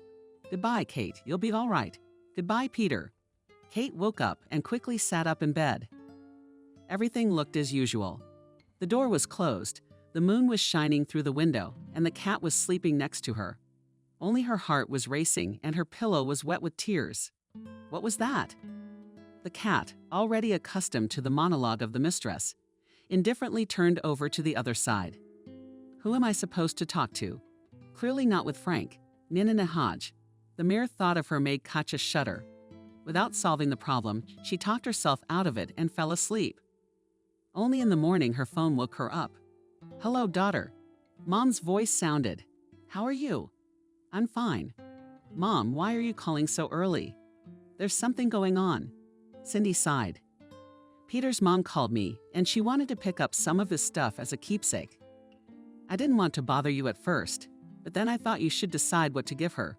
It's okay, Mom said Kate. I was just about to go into town. It's the day after tomorrow by the time I leave. I'll be there in the afternoon. Good daughter. Some of the things, including those that belonged to the groom. Kate didn't take them with her. She left them in her parents' big house in her room. Well, I guess she dreamed about Peter for a reason. She had only seen his mom for the first time at the funeral. It was strange to meet her fiancé's parents under the circumstances of his death. She didn't really remember them, though. Kate didn't even have their phone numbers. Frank's mom was a nice little woman. Anna smiled softly with her blue eyes, and Kate suddenly remembered Nina's dark, angry, dry eyes. I'm glad to see you, Kate said affectionately to the woman. It's good to see you, too. I'm sorry to disturb you. It's just that I suddenly thought we had almost nothing left of liver. Oh no, it's okay. It's good to see you. They went into the room. Kate began to carefully put things out. Peter's mom carefully went through clothes, paintings, sculptures. His favorite shirt, she said. Back in 9th grade, they bought it. Kate smiled. He wore it once a month, said it was too old to wear too often. The woman smiled. What kind of paintings did he have? She said. Talent. Together, they went through the paintings. I'll just take one. Anna took the painting in her hands. I don't remember it, Kate said thoughtfully. It certainly didn't hang in our house. I would have remembered it. It was of a little family, a mom, a dad, and a baby. They were standing at the very bottom of the picture and were depicted as if from a distance. It was only visible that their hands were reaching upward, and most of the picture was occupied by the night sky, in which a bright comet stood out the brightest. It was as if the family members were addressing it. It also seemed strange that the comet's tail was closer to the ground than the comet itself, as if it were flying upward from the ground instead of downward. Anna sighed. It's in memory of his fraternity brother. Kate didn't understand. Oh, he didn't tell you? No, she sighed. It's an old story, of course, but a very painful one for all of us. The thing is, Peter wasn't born to me alone. He had a twin brother. Kate clarified, feeling her throat drying up. Yes, something happened to him. He was kidnapped. By who? When the woman shrugged. We never found out. It happened at the maternity ward when the babies were all in the general ward, separated from the moms. And that's where it was stolen from. There's a theory that a nurse did it. She was kind of a strange woman, and she disappeared after my son went missing too. But not my kid, not hers. Never found. You know, there were no security cameras in a regular hospital back then. What a nightmare. Yeah, we told Peter about it when he turned 10. He was very impressed with the story. I remember he was scared for his little sister for a while. Wow, Kate's mind was pounding all over the place. Anna sighed. What can I say now? It's been so many years. The only thing I hope for is that he was taken in to be raised and nurtured. They had some other, more horrible purpose for women. Kate didn't know whether to speak of her hunch. No, maybe it's just a coincidence. I can't alarm her with my guesses. I'll check it out first. They talked very warmly, exchanged phone numbers, and Kate promised that she would come to visit Peter's parents in a week. After that, she went to have tea with Cindy. Mom, she asked, what do you think? It's important to know the truth. Cindy raised her eyebrows. What kind of truth? I'm just saying, just hypothetically, you found out some secret. The event happened a long time ago, decades ago, but it's still important to the people involved. Would you tell a daughter? What a question you ask, Mom sighed. I'll have to think about it. They had time to drink a large mug of literate tea. And then Cindy replied, I suppose if I were in that man's shoes, I'd want to know the truth, even if it had been 100 years. Thanks, Mom. Do you want to tell me what the secret is? I'm not sure yet. All right then. Kate drove home full of thoughts. Inside, she was convinced that the mystery that had tormented her for months had been solved. Of course, she should talk about them, but how could she do that? She could just send Kate away or pretend that she didn't know what she was talking about. And it's even scarier to think what will happen to Frank. How will he take the news? Will Kate thank him for the truth? You're gloomy again today, a friend said to Alice. She stayed at Kate's to feed and swallow. And judging by the satisfied look on the cat's face, she was doing her job very well. "There's an occasion," said Kate. "Tell me about it." Originally, Kate had not intended to share it with anyone. But now she suddenly felt she couldn't keep it to herself any longer.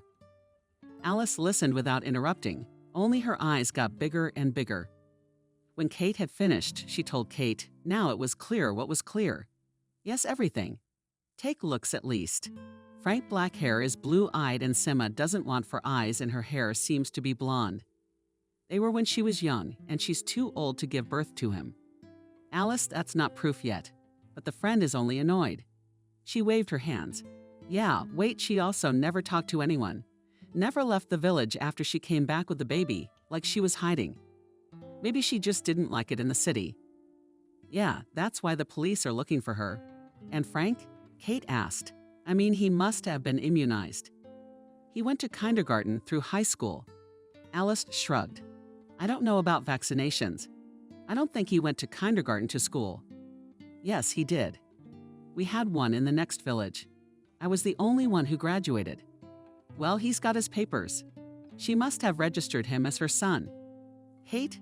I don't know. I'm just sure she stole him too. I'll have to ask her myself. You want him to come with you? But we have to wait until Frank is out, or she won't say anything in front of him. Kate sighed happily. I'll ask him when he's going to go berrying, and you'll come. That's where we'll make it work. The two of us can do it together. Nena, she's almost 80. You make it sound like we're going after a bear. Alice sighed. You'll see, Nina will be worse than a bear. It didn't take long to find the right opportunity.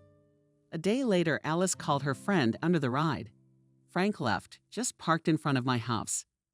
I realized I'll be near the house with the red ones with them, already told excited Alice.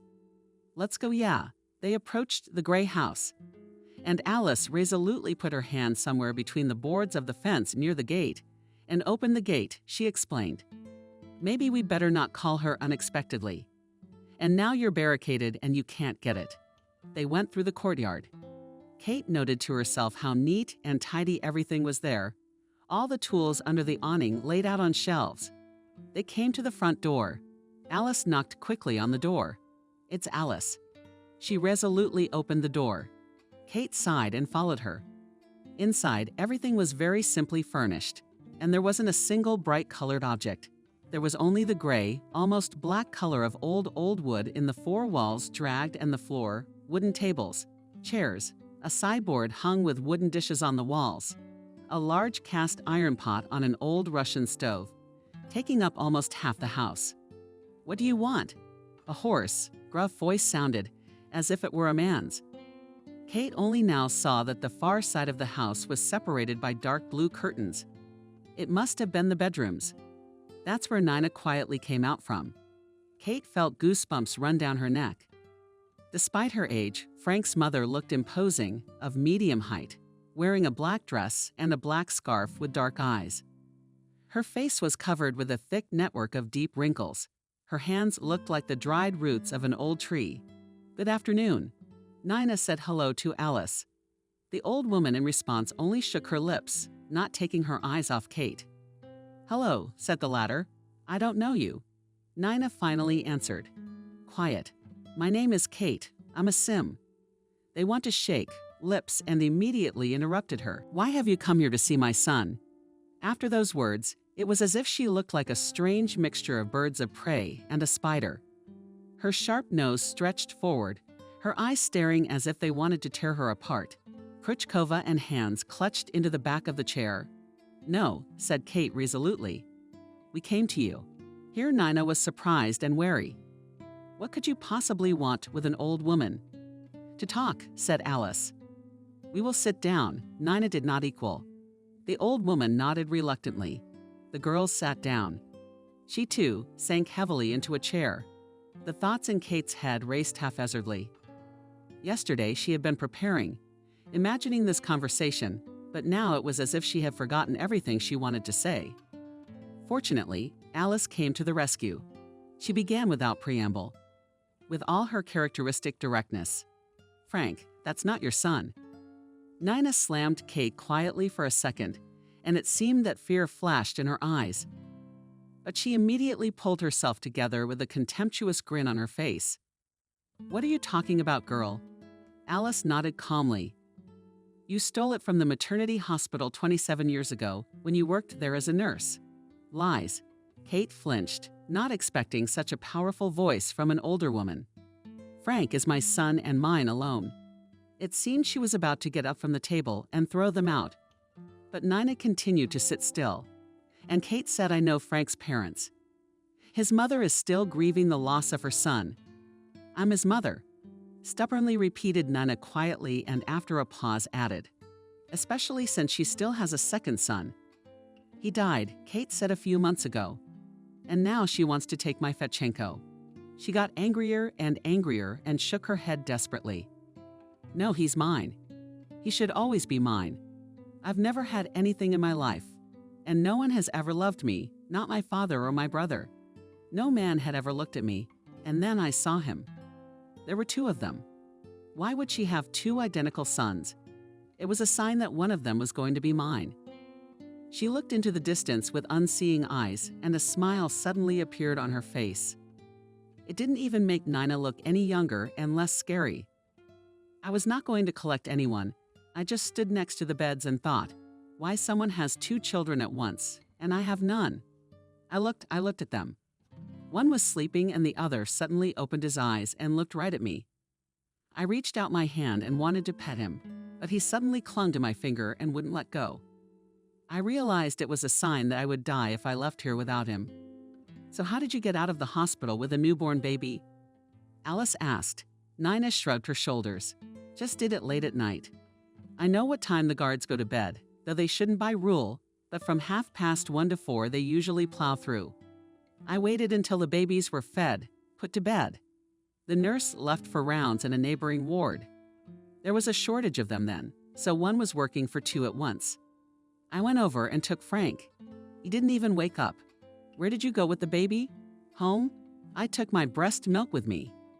There was some precious stuff in the fridge and all the baby formula I could find. You know, all sorts of things for the baby. I came home, quickly packed my things, and started thinking about what to do. It is clear that when they find out that I did not go to work, they will immediately guess everything.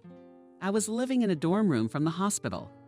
And by some miracle, I remembered that not far from my dormitory, there is a post office, and the car that delivers parcels, including to our village, leaves very early at 4 o'clock. I ran there in a hurry and got there in time. The driver asked me where I was going. I named the village, which is about 10 kilometers from ours. He said he was going to the village at the most. I agreed. I asked him to drop me off on the road. On the highway, Alice wondered. It's about 15 kilometers from there to the village. Nina shrugged indifferently. I was young and strong then. The most important thing is that Frank was with me, and there I went.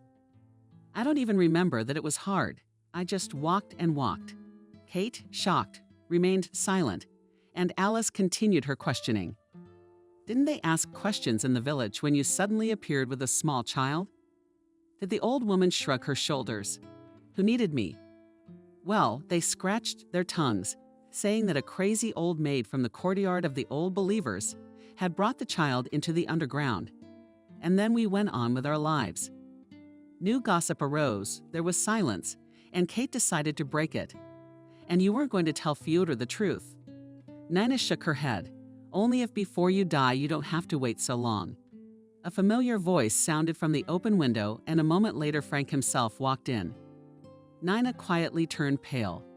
What did you hear? She asked. Everything is calm, answered her son. I forgot to take the mushroom knife. I came back and the gate was open. At the neighbor's. There's a car parked. I thought it was interesting. I went to the window and realized something unusual was going on. Kate could hardly bring herself to look at Frank. She could see that, despite his outward calmness, he had gone pale and his fingers, gripping the back of his chair, were trembling slightly. Sonny trembling in a surprisingly affectionate voice, Nina said, trying to get up from the chair. Sonny. He shook his head and took a step back. I would have forgiven you if you had told me everything yourself, he said quietly. The old woman froze in place, staring in front of her with an unseeing gaze. And you? Frank continued, looking at Alice and Kate. I thought of you as my friends, Frank. We wanted to start at Alice, but Frank shook his head desperately and put his hands out in front of him, as if defending himself. Don't come near me. That's it, you three. He ran out of the house so fast that the girls didn't have time to stop him. Oh, suddenly, Nina moaned loudly, quietly, and fell to the floor. Kate and Alice rushed to help her.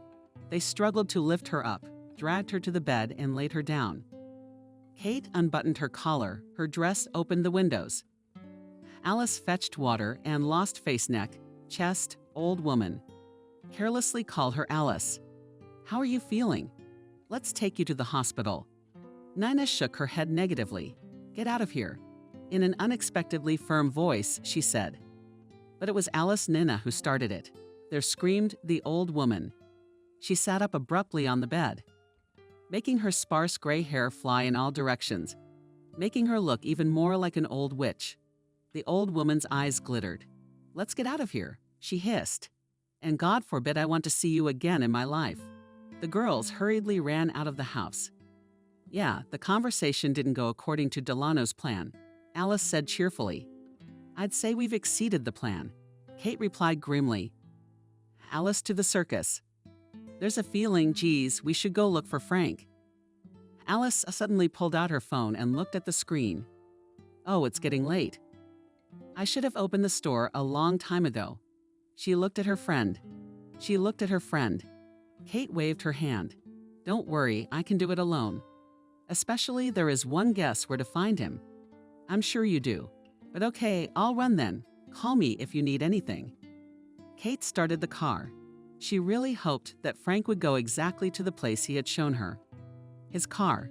The girl left a little farther back than usual, afraid that Frank would hear the sound of the engine and leave. She was in a hurry, walked, feeling her heart thumping. She felt ashamed, as if she had deceived him and hidden something important. Kate was also worried that he might never really want to see her again. What would she do then? How to beg for forgiveness? Even though they'd only known each other a few months. Frank is so calm, reliable, and sincere. Already an important part of this new life of hers. He wasn't there on the rock, sitting down by the creek. Kate descended cautiously. She could hear her coming, but he didn't look back. The girl took it slowly, then sat down beside her right on the green cool moss. Frank didn't look at her, but he didn't chase her away or walk away himself either. This is already good, Kate thought.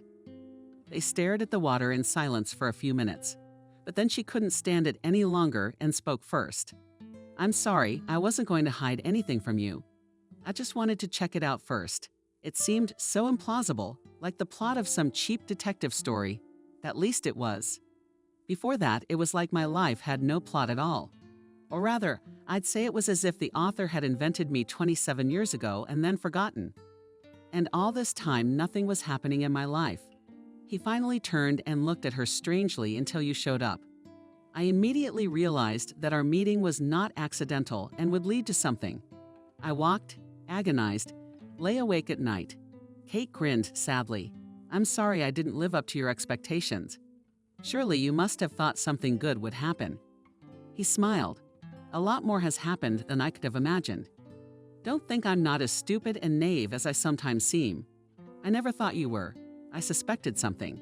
Certainly the great age difference lacked any sign of outward resemblance. Besides, I'd heard stories about my mother in the village. She never spoke of her father herself. Any attempts I made to find out about him were harsh. And there were times when, except for me, it was as if she had no one to talk to for years. I can't even imagine how you lived. Kate gently placed her palm on his hand. He sighed. I lived normally. I didn't know it could be any other way. What do you think you're going to do now? He shrugged. Am I to understand correctly that your dead fiancé is my brother?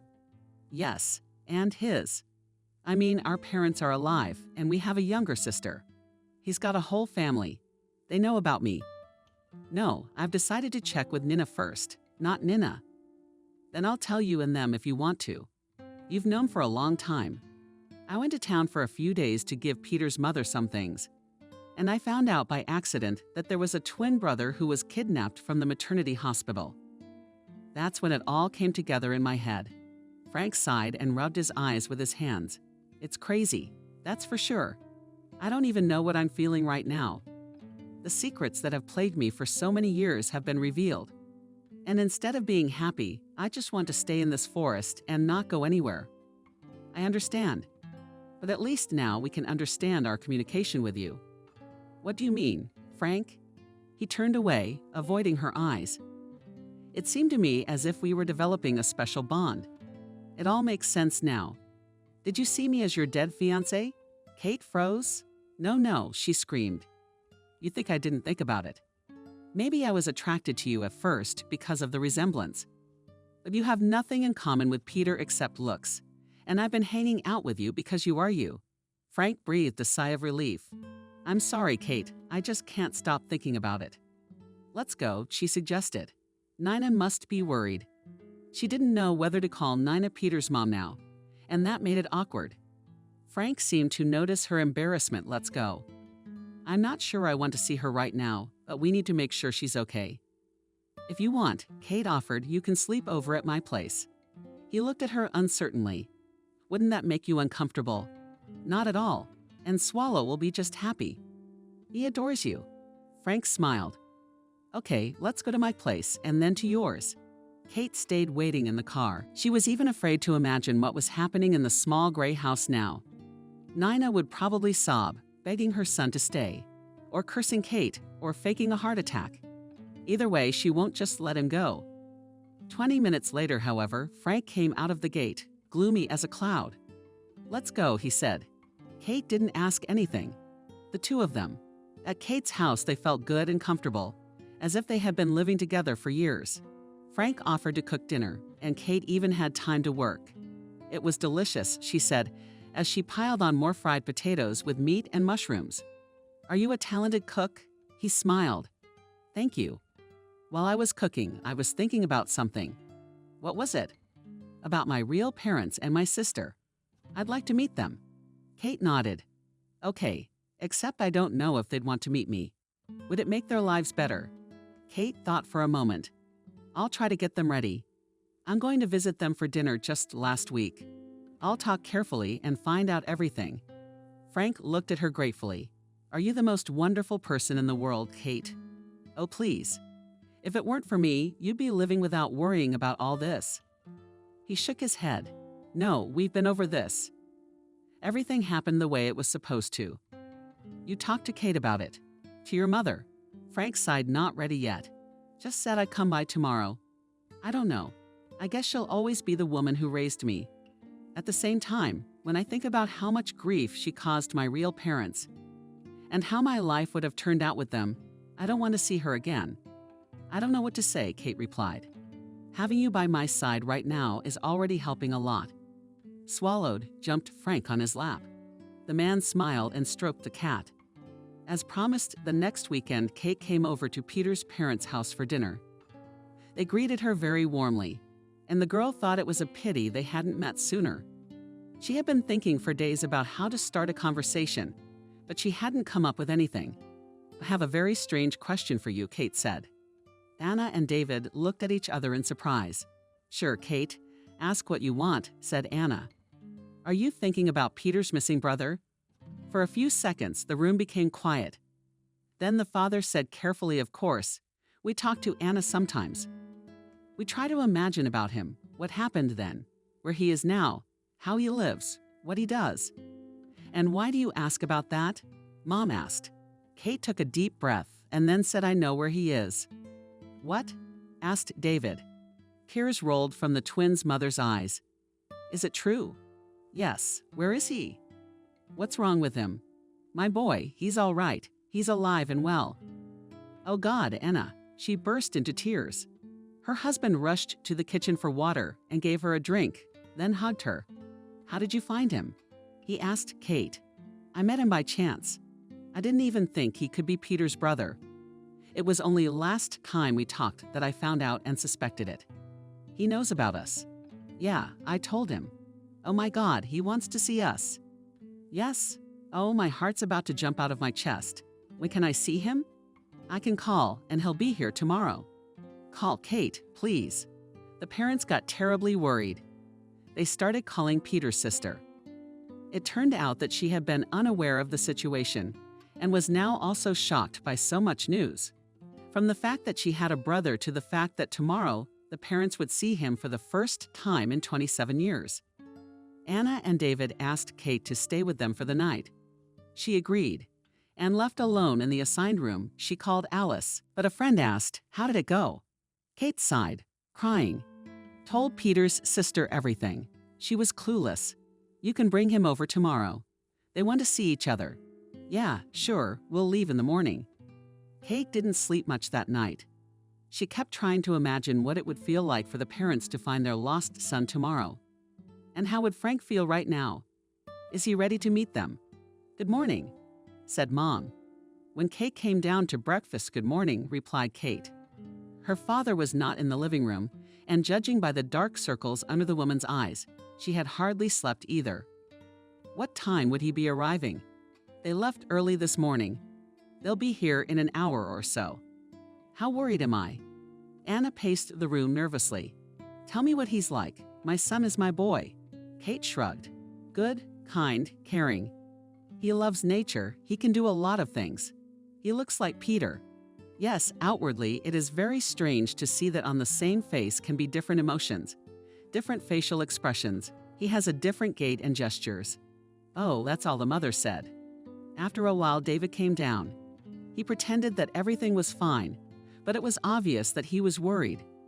Finally, there was a noise of cars driving by. The parents looked at each other and almost ran into the street. They stopped in front of a car. Alice got out of there and said hello. Then Frank came out. He looked shy and embarrassed. Mommy clapped her hands together. Dad put his arm around her shoulders and shook her. "Hello," Frank said shyly. "Son." I couldn't stand it. Mom rushed forward and hugged him. He gently hugged her back. Dad came up to them too and hugged them both. "This is the picture," Alice said quietly, walking over to Katya. "I'm about to cry too," and I gave the Magnolia girl a look at the running tears. The first to come to his senses was David. "So let's go inside," he said, embarrassed, wiping his eyes with the sleeve of his shirt. Yes, Anna fussed. "Why are we keeping you on the road?" They went into the house first. Frank looked at Alice and Kate with confusion. Kate took his hand firmly in hers. On one hand, Alice on the other. So they entered the house, holding his hands tightly like three little children who are so supportive of each other. There was no way his parents wanted to let their doomed son go back to the village, even going to go with him. But Frank didn't agree. "I need to talk to my mother," he said. Anna Vasilievna's face trembled. He saw it and added, "I don't know what to call her differently yet. All my life I have known her as my mother, and it takes time for me to accept everything that has happened in the last few days. I'm insanely happy to meet you, but it's all so difficult." Mom nodded. "I understand, son. It's a big surprise for us too." Dad intervened in the conversation as well. "If you need to talk to her, talk to her. Maybe we really shouldn't go there. I don't know what I would do if I saw that woman right now." Alice went home. That evening, it was necessary to open the store in the morning.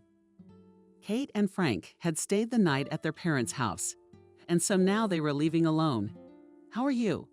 Kate asked in the car. "It's hard to say, but I'm really glad we met.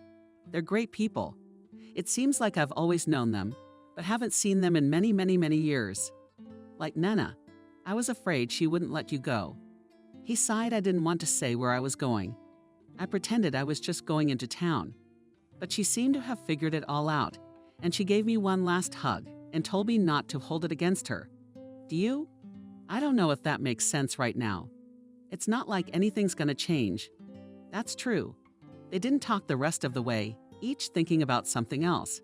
But at some point their thoughts crossed.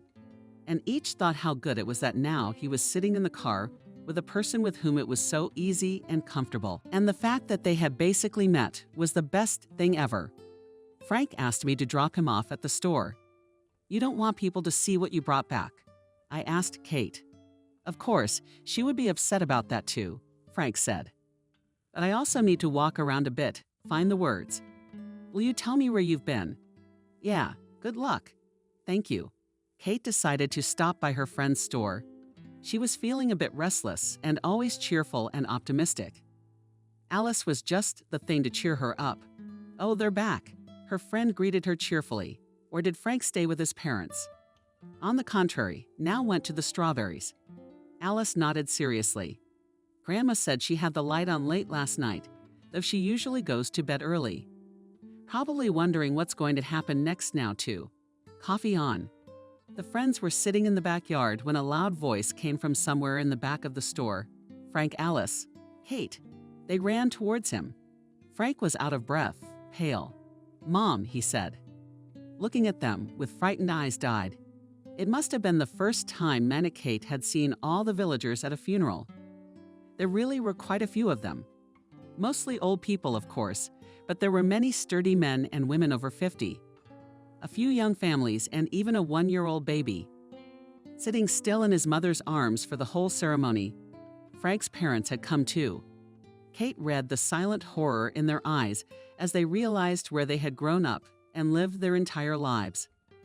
Their second son, Frank, did not cry. He stood silently by the coffin, never taking his eyes off it. He seemed to be thinking somewhere very far away. Having gathered courage, Kate approached him and took his hand. He seemed to wake up and squeezed her fingers in return. On the other hand, Alice stood beside him and smiled encouragingly. The ceremony was quiet with a kind of solemnity. Kate remembered the funeral poorly, but she knew for sure that it was in the town cemetery. Everyone seems to be in a hurry, as if after him. There was still a whole line of the dead by the coffins, and here everything was slow, unhurried, as if those present were savoring the farewell to the terrible old believer, as if she was the last symbol of some revived era. "Come on, guys," said Alice to her friends when it was over. Autumn had arrived. It was getting noticeably colder outside, and to keep the house warm, they had to heat the stove every day. Frank helped with the firewood. He brought it from a neighboring village, loaded it himself, chopped it himself, and stacked it in a prisoner. "How much do I owe you for this?" Kate asked. He took offense. "I thought we were friends." "We are, friends," Frank said. "Kate, or something more," she added mentally. "At least I wish we were," she said aloud. "Except you hardly said Kate and I are friends, and you got a whole cartload of firewood for free. So I'm waiting for a price." Frank leaned thoughtfully on the axe, looked at her, and squinted at her sweater. "I need a nice warm one for winter, so I can go to my parents' house in it." Kate smiled, "But you're a sly one." "Wait," he continued nonchalantly. "Another hat and scarf. Warm gloves. More you. Such long warm suits for winter knits. And this one too." Kate laughed. "How do you know so much? Alice showed you. She also made me buy a cell phone and registered it." "Oh, I see. Okay, I'll get you some clothes. Let's go get sizes." They went into the house, and after Kate put the kettle on, she took a centimeter and started taking measurements. Frank stood still, like he was afraid to breathe. "It's okay to breathe," said Kate. "I don't bite. I'm breathing," he replied. "You have such a nice perfume, something floral." Kate suddenly blushed. "Thank you. You always smell of woods and berries. Even now in the fall, I want to cuddle up to you." She suddenly looked up and saw in the gaze of his blue eyes. The kettle was boiling. "Oh," said Kate, turning around and running to the stove. "The parents called," Frank said, as they drank tea and ate night jam earth cakes. Alice's grandmother had passed it on. "That's great. Do you two talk a lot now?" "Yes, almost every day, especially with Mom. She seems to want to know everything about me." "That's not surprising. What do you think of them?" Frank smiled, very caring, warm. "They're so cozy, but you don't feel trapped in a cage or owed anything. And you want to return the favor. I'm very happy for you. I'm very happy for you. Thank you. Anyway, they called to invite us all over for dinner. I mean, you and me and Alice this weekend." "Oh, wow. Alice, I already told you, she's fine with it." "And you?" He looked at her pleadingly. "Yeah, sure, I'd love to. My sister's coming from out of town." "Wow, you'll finally meet her." "I'm very excited. Why?" Kate wondered. Frank shrugged. "I think she'll compare me to my brother. I'm, well, not as educated, smart, interesting, talented." Kate frowned and took his hand. She'd been doing it more often lately and no longer felt the awkwardness out of fear that had been there at first, only mutual warmth and a pleasant tingle. You are a wonderful, intelligent, kind, interesting, and very talented person. He smiled sadly at Kate. I am even afraid of the city to this day. I have no education, except for school education. Yes, I haven't even traveled out of the region. And all my talents and skills are only applicable within the village. Kate shrugged her shoulders. Is that a bad thing? Your human qualities are beautiful always and everywhere. A city is not heaven on earth, and living there doesn't make a person special or better than anyone else. You are very young, and education and any skills you want, you can always learn. He smiled. You are the best girl in the world. How lucky is my brother that you chose him to be your future husband. Kate shuddered. Removing her hand, she stood up and walked outside. Is that what I am to him? A good friend and his dead brother's fiancé. Frank followed her out. I've done something to offend you. Hurt? He asked. Kate forced herself to smile. No, that you just remembered that Glot hasn't been home for a long time, and the nights are cold now. I decided to call him before it got dark. Just to be sure, Kate called out loudly to Keys, Keys, Keys. Keys swallowed the sun. Where are you? Meow, came the cat's perplexed voice from inside the house. Frank looked at her strangely. Kate felt herself blushing. She muttered to herself. She hadn't even seen him run home. By the time they went into town for dinner at her parents' house, Fede had already gotten his first snow. Kate had always considered spring and summer her favorite seasons to winter and fall. She only had individual favorite days, like New Year's Eve or Winter Solstice Day, after which the days got longer and longer, and the nights shorter. And of course, the day of the first snow. It covered everything that the merciless fall had done to nature, covered the bare trees, the dry grass, the dark road. It seemed that a holiday had come, in honor of which the earth had put on its best white attire. Only Alice did not share her mood. She drove cautiously, fearing that there might be ice under the snow covering the road. However, they made it quite safely. Their parents came out to greet them on the front porch of the house. Hello, my good ones, Mom yelled. Didn't they get out of the car in time? Dad was silent, but he smiled and nodded. If he looked at any of them, Kate thought again how unfortunate it was that she hadn't gotten to know them in Peter's lifetime. How nice it must have been to get together with them for family evenings like this. So you're going to? The inner voice said snidely, only instead of Peter Frank. Kate shook her head, overtaking the thought, and meanwhile Frank was hugging his parents tightly. Well, said Dad, let's go meet a visitor from faraway Europe. Your sister Nancy was only 20, but she was already feeling some kind of adulthood and independence. I guess living abroad away from her family had taken its toll. Hi, she said hello with a wide smile and hugged her brother, who stood timidly in the middle of the living room, not knowing what to do. Hi, he hugged her back. Everyone made their way to the table.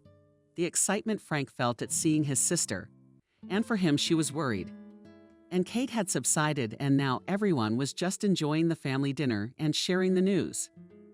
Mom has told me a lot about you, Nancy said, turning to her brother. Of course, I'm only here for 2 weeks, but I really hope I'll have time to get to know you. Frank shrugged his shoulders. 2 weeks, even too long. My entire biography could probably be told in 5 minutes, and my geography doesn't go much farther than this town. Nancy smiled. It's good of you to say that. I was just about to invite you all to visit me for New Year's vacation. Carefully, Dad clarified. The daughter nodded. And you and Mom and Frank and Kate with. Alice for sure. Oh, Mom exclaimed. Nancy explained, I have a very rich friend. She usually goes somewhere warm for the winter, Maldives, Bali, and so on. And she's asked me to look after her lovely French country house. In these months, wow, said Alice. Nancy looked at her and nodded. I'm thinking the same thing. So I'm looking forward to seeing you all. In the meantime, I want to make my own trip to my brother's village. Frank suddenly smiled. Okay. Kate was worried. Everyone else in the car seemed calm though. Alice was spinning the steering wheel and remembering if she had bought everything she had planned for the store. Frank was asleep and Nancy was happily watching the road. She even asked to sit in the front seat for a better view. She's a city girl. She wondered if Kate would say something bad about the countryside and hurt Frank, or, on the contrary, convince him to move to the city for good. What am I going to do then? She looked at Frank in the dream. He looked so relaxed and happy that Katya felt ashamed of her decimal thoughts. What did it matter where he lived after all? As long as he was happy in that place. She was just a friend and fiancée of a brother he didn't even know. Is it true that you have old believers living here? Nancy asked Alice. She shrugged her shoulders. And now, I guess, almost no one observes anything anymore. But in the old days, yes, it was common. Great. We've got a long way to go. Just about to turn off the highway, then a little bumpy off-roading, and we're there. The off-road and the seeming aftermath of the village seemed and delighted Nancy, and Kate calmed down. Especially they had agreed that the girl would stay with her. After everyone had gone home, it was decided to take a break after the road. It's nice here, said Nancy, looking at the lot pleased with the attention from another guest. Isn't it? Kate asked. Yeah, why are you surprised? I thought you liked it here. But I do. I just thought you were used to a different environment. Nancy, it doesn't mean that everything else is alien to me. It's beautiful here, the nature and the sense of solitude. I can't think of a better place to be alone. Yes, I agree with you there. Except Nancy has a sly smile. I have a theory that we go somewhere to live a certain period of our lives and move on. And I think your sphere and time here is coming to an end. Kate raised her eyebrows at Frank and me. And what do you mean by that, Kate? Well, I'm not a little girl. I can see the way you look at each other. No, it's not like that. He considers me just a friend and his late brother's fiancée. Kate pressed her lips together. She wasn't going to voice it like that. But Nancy continued to smile just as calmly, stroking the cat. Yeah, so he's not just a friend to you. What's the difference? Kate said grimly. It makes a big difference. I'm pretty sure you are to him too. It's a strange thing. She stopped talking. Apparently she liked dramatic pauses. Kate didn't want to give in to this provocation, but she couldn't help asking what kind of thing.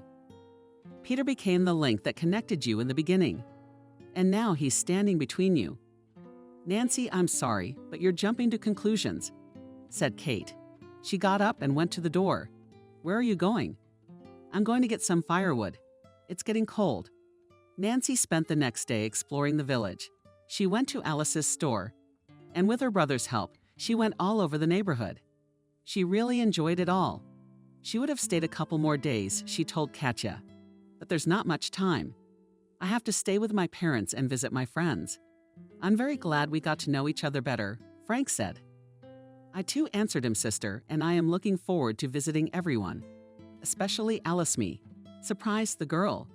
Yes, you so managed to organize a store in a remote village.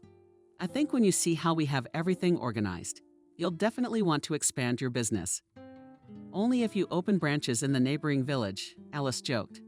Oh, well, said Nancy. She was driven into town by Alice, who had to go shopping. Frank and Kate saw her off as the car disappeared around the corner. Frank suddenly shifted from foot to foot and said, we need to talk. Sure, let's go inside, Kate said. Her insides clenched. It must be about him wanting to move to the city. Maybe go to school or get a job. Why am I so worried about this? I should be happy for him as a friend. But she wasn't, even though she tried to smile. What did you want to talk about? Nancy started me off. He said I'm so used to being unloved that I'm completely unable to notice myself or those around me. Kate didn't understand what he was getting at. Why did she say that? That you don't treat me like a friend. It's true. She could hardly bring herself to lift her head and look into his eyes. There was so much fear, excitement, worry, and hope in them that she couldn't torture him for another second. Well, of course not. You're more to me than a friend. Really, she nodded. Frank exhaled relieved. I was so afraid all this time, he said. Afraid that I was just a shadow of my brother to you, that you were only socializing with me in memory of him. Sometimes I thought there was something more between us, and I was ready to confess my feelings to you. But then I thought, no, I'm just a friend, and I'm not ready to lose her friendship. I'd rather not say anything. I smiled, though. I was afraid of the same thing. He looked surprised. Why are you surprised? You said yourself the other day that I'm just a friend and fiancé to you. Oh, what a fool I am. Frank excitedly stood up and walked around the apartment. Kate, the most amazing girl I've ever met in my life. You're beautiful, smart, talented, honest, funny. The whole world is open to you. Can you do whatever you want? And me. He frowned, lowered his eyes, pressed his lips together. Kate was silent. It was obvious that Frank was struggling with himself to say it. And she did not rush him. I'm just an uneducated savage. I'm afraid you'll be bored with me. I know nothing of the world outside the village. I don't want to keep you here beside me, but I don't know what I'll do there. Peter said fondly to Kate, you are wonderful, intelligent, articulate, talented. We can decide together where we want to be and what we want to do. If we want to, we'll live in the city if we don't like it. Come back here. Or maybe we pick a third place where neither you nor I have ever been. And settle there. You don't have to be who you just called yourself for the rest of your life. That's not who you are. You and I can be whoever we want to be. We'll get to know each other, get to know the world. Kate, I'm ready to do anything with you. I'm ready to come out of my shell and into the world too. She smiled. I suggest we start with a New Year's vacation at your sister's. That's a deal. In the meantime, I'll go get some firewood. It's getting cold. I don't want you and me to freeze out here tonight. Frank went out, leaving the door slightly open. Frosty air flew into the house and swallowed, smelled the drop in temperature, unhappily pushed, and jumped into his mistress's arms. Don't be afraid, Kate said.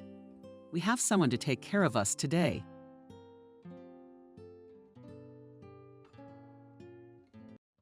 Hello, this is Storybooks channel. New videos are posted every day. Subscribe and click the bell. Darius circled the spoon around the plate. For about 5 minutes, Anthony patiently watched his daughter. But even her strong nerves eventually gave way. Daria, what fly bit you this morning? The girl rolled her eyes theatrically. Dad, there's no fly in our house that can stand it. They all die of boredom on the fly. Anthony carefully pushed the empty plate away. Watch her tongue. It's out of control lately, and you sound like a street junkie. I don't like it. The man paced the long tables, casting meaningful glances at the 12-year-old provocateur, without so much as twitching an eyebrow. After waiting a few seconds, he said defiantly, I love this crypt-like house. I'm also sick of this mess. How many times have I asked you to tell Kathy to cook something else? The housekeeper stood mute beside her master. After the girl's words, she shuddered as if electrical wires had been connected to her. Anthony stood up abruptly. Daria, as long as you live in this house, you will eat and drink what they give you. You're not old enough. You're not old enough to change things. Understood. Daria looked at her father and muttered.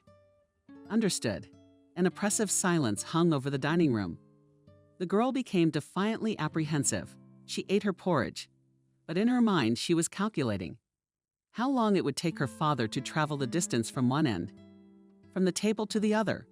The results of the mathematical calculations were disappointing, and Daria decided not to be angry anymore. Noticing that his daughter had relented, Anthony sat back down. Kathy, you can pour the coffee. The housekeeper hurried to the kitchen and returned immediately with a tray. Also speechless, she placed a cup with a steaming beverage and a miniature creamer in front of him. And coffee for me. Daria's voice sounded already indulgent. The man's pulse trembled, but he didn't fall for his daughter's ploy and said sternly, Kathy will prepare the cocoa when you've had your porridge. Caffeine is bad for you at your age, and by the way, you should despise this porridge so much. Even the royal family traditionally serves this dish in the morning. Daria snorts at Dad. Anyone would think he had breakfast at Buckingham Palace. The man's heavy masculine fist lands on the natural oak tabletop. Daria, what's with the language? I don't understand your intolerable behavior. Will you be punished today? Anthony turned to the housekeeper. Kathy, make sure this young lady doesn't run off anywhere. The housekeeper went back out of the country and looked at the master in a servile manner. All right, I'm watching. Let's give her a good thrashing today. I think a strict regimen will do my daughter good. She's getting a bit temperamental. Anthony came out of the huge dining room, and soon his energetic footsteps echoed ominously throughout the house. Daria wanted to burst into tears, but struggled to hold back the tears. What is it like for you to carry? Kathy, she bowed in a curtsy. Her whole appearance spoke of being ready to carry out any order, and this irritated the teenager more than anything else. The girl stood up and kicked a chair with her foot. I don't want anything else. And stay out of my way. Leave me alone. Daria didn't hold back after all. Tears burst the dam of patience. She ran to the second floor to lock herself in her room. Executive Kathy tried to catch up with her. Daria, wait. You know your father doesn't like to be contradicted, right? If I don't follow his instructions, he'll fire me. The girl stopped in front of her room and raised her hands, imitating the fanfare. She acted in triumph. Then it will be the happiest day of my life. Kathy, you bore me to tears. How's the oatmeal? It's as bland as you are. The door slammed in Kathy's face, and soon the sounds of music came from the landlord's daughter's room. Kathy jiggled the doorknob and, faintly audibly, let out a small snake, just like her late mother. Kathy worked as a housekeeper at Anthony's house. For almost 10 years, her teaching career didn't take off right away. After graduating from college, she got a job in an elite gymnasium, where in her first month of work, the young teacher had a conflict with the students of the class. She was only 22 years old at the time, and the student, whose last name she could not remember, was only 16. The boy was insolent to the point of indignation, and he turned every lesson into an enthusiastic spectacle. Kathy tolerated the young bullies, hoping that they would soon tire of this kind of entertainment. But the boy could not calm down. One day he went to the extreme, and when the teacher invited him to the blackboard, the boy gritted his teeth in her arms, saying, "Honey, let me give my lesson. I assure you, you'll love it." The class burst into hysterical laughter, and the young teacher burned with embarrassment. The defensive reaction worked spontaneously, and as soon as he freed himself from the embrace of the weeds, he gave her a resounding slap. The same day of the rematch, the principal invited Kathy into his office and immediately started yelling at her. "Kathy, what do you allow yourself? To use your fists in our gym? This is unacceptable. What was I supposed to do?" This young scumbag started using her hands in front of the entire class. The principal looked at the young teacher with contempt. "Do you expect me to believe you? Well, it doesn't matter anymore. We don't need that kind of staff. Do you even know who the father of the boy you beat up is?" Kathy shouted that I didn't hit him. I just slapped him. The principal frowned. "I don't think arguments are appropriate in this situation. File a complaint." Kathy had no choice, so she wrote a statement in her office. The graduate of a prestigious university, who was interning in the UK, hoped to get a job quickly. For 3 months, she went to schools, nurseries, and other institutions where her skills could be useful. But everywhere she was turned down. Desperate to find work, she made an appointment with the mayor. When the aide asked her why she was visiting the mayor, she lied. "I love our city very much, but it is not up to par with the regional centers in many respects." The mayor's aide didn't even hear the end of it, and he is right. "I would like more comfort and cleanliness." Kathy was pleased, but she noticed. "And that is easily accomplished by involving the youth. That's a great idea. I think our mayor will appreciate your initiative, but the problem is that he's on vacation, so I'll refer you to the deputy mayor." But as soon as the visitor entered the official's office, her courage instantly vanished. The girl burst into tears. Anthony didn't understand what was wrong with her. "Calm down, and tell me what was the problem you were trembling about," stammered Kathy. "Please help me a little more, and I will simply starve to death because I have no means of subsistence." The deputy mayor shrugged her shoulders in confusion. "Young lady, don't talk nonsense. There are many vacancies in our city. What are your studies, Kathy?" She took her documents out of her purse. The official opened the diploma, then the workbook, and smiled. "Yes, you have, to put it bluntly, an impressive record. Only 1 month. Tell me why you left the gym." "Kathy, did you tell this man everything in confidence?" Anthony wrote something in his diary and told her to come back the next day. Kathy showed up at the reception desk at the town hall at the appointed time, but Anthony told her not to. Unfortunately, I still have nothing to tell you. The father of the pupil you had the incident with has blown the story wide open. That's why no school in the city wants to see such a troubled specialist. Kathy didn't take anything home. She was eager to leave this world as she saw no way out of the situation. But the girl did not have time to fulfill her plan, because just a couple of hours after her visit to the mayor's office, Anthony himself called her. "Kathy, considering your difficult situation, I can offer you a job as a governess for a while. My wife is seriously ill and we have a young daughter. Of course, it's not exactly a prestigious job, but at least you'll be able to earn a living." Kathy accepted immediately. At that time, her situation was really disastrous, and she forgot about her ambitions. My wife Adriana welcomed her warmly, although my husband and I had not planned to hire staff, but circumstances made us reconsider that decision. We will soon be moving to a new house, so I need a responsible helper. I hope we can be friends. The landlady had a pleasant timbre to her voice, and that lowered Kathy's guard a bit. But when Adriana looked at the girl, she couldn't help but think how unpleasant his wife's gaze was. It was then that she thought for the first time that she was not likely to find common ground with that woman. Kathy's intuition did not fail. Adriana, during her husband's absence, most of the day the landlady was absent from work. She invented for the housekeeper the most sophisticated abuses. But Kathy tolerated everything because she had nowhere to go, since she had no relatives. A great aunt said to her after school, "Dear niece, I've been dragging you around. How long can you manage on your own now? I'm still a young woman, and I want to make my own life in these square meters." Do you realize that? It's impossible to realize. My aunt had a one-bedroom apartment, and for several years Kathy lived in the kitchen. After graduating from college, the girl never visited her relative, although Aunt Miranda lived nearby. Once settled in the gymnasium, she immediately rented a room, hoping to settle down in her personal life. But these plans were not destined to come true. So working at Anthony's house eliminated a number of problems. And Kathy was very afraid of losing this place. For many years, she tolerated the nagging mistress and did not notice how she became a silent creature, ready to fulfill any whim of her mistress at the push of a button. Adriana, and she was clearly melting before his eyes, and her condition was deteriorating rapidly every day. She was suffering greatly, taking out her irritation on the housekeeper and her young daughter. So when the housekeeper went to the next world one nameless autumn day, Kathy breathed a sigh of relief. From then on, she felt more at home in her employer's house. But if Anthony was happy with this state of affairs, his reckless daughter was unwilling to accept these rules. And the older Doria got, the more difficult it became to accommodate the governess. Vanessa went to work as if it were a vacation, and she tried to show up early at her favorite school. The mayor's assistant's punctuality was legendary. It further enhanced the self-esteem of the woman, who was not distinguished by her outward attractiveness. Vanessa's main asset was her business qualities, and the mayor once jokingly confessed that without Vanessa he would be lost.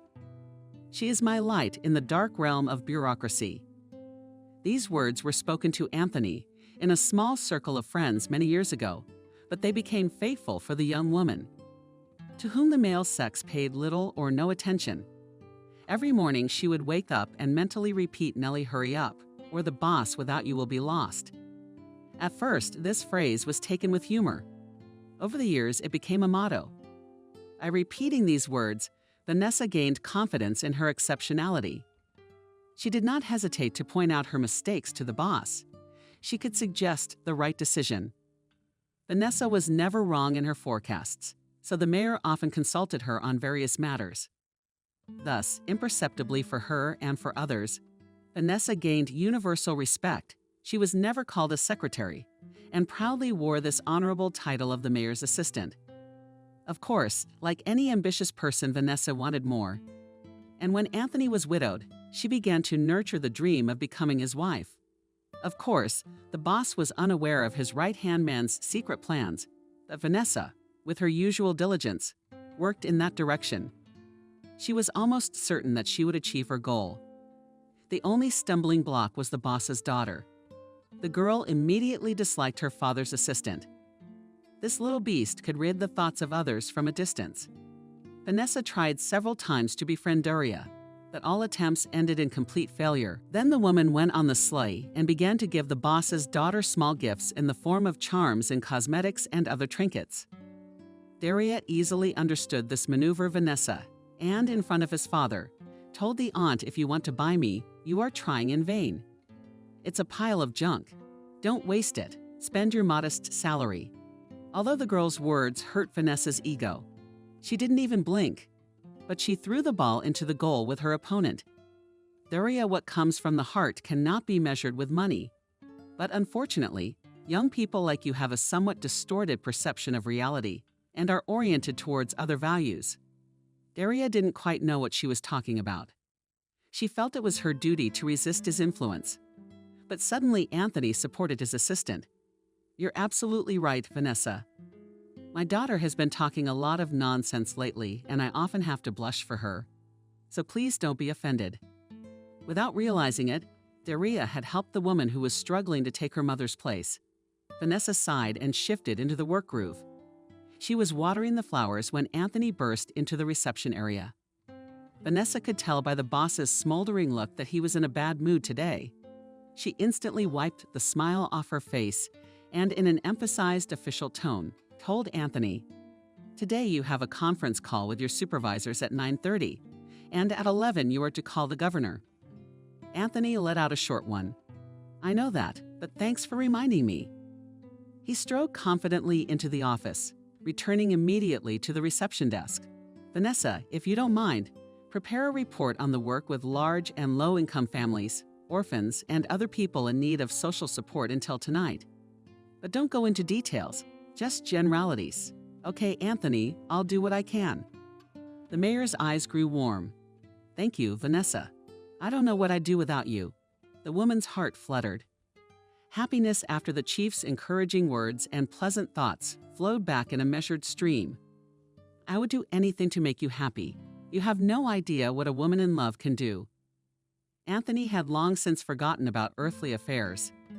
Every day he had to deal with the important problems of the city.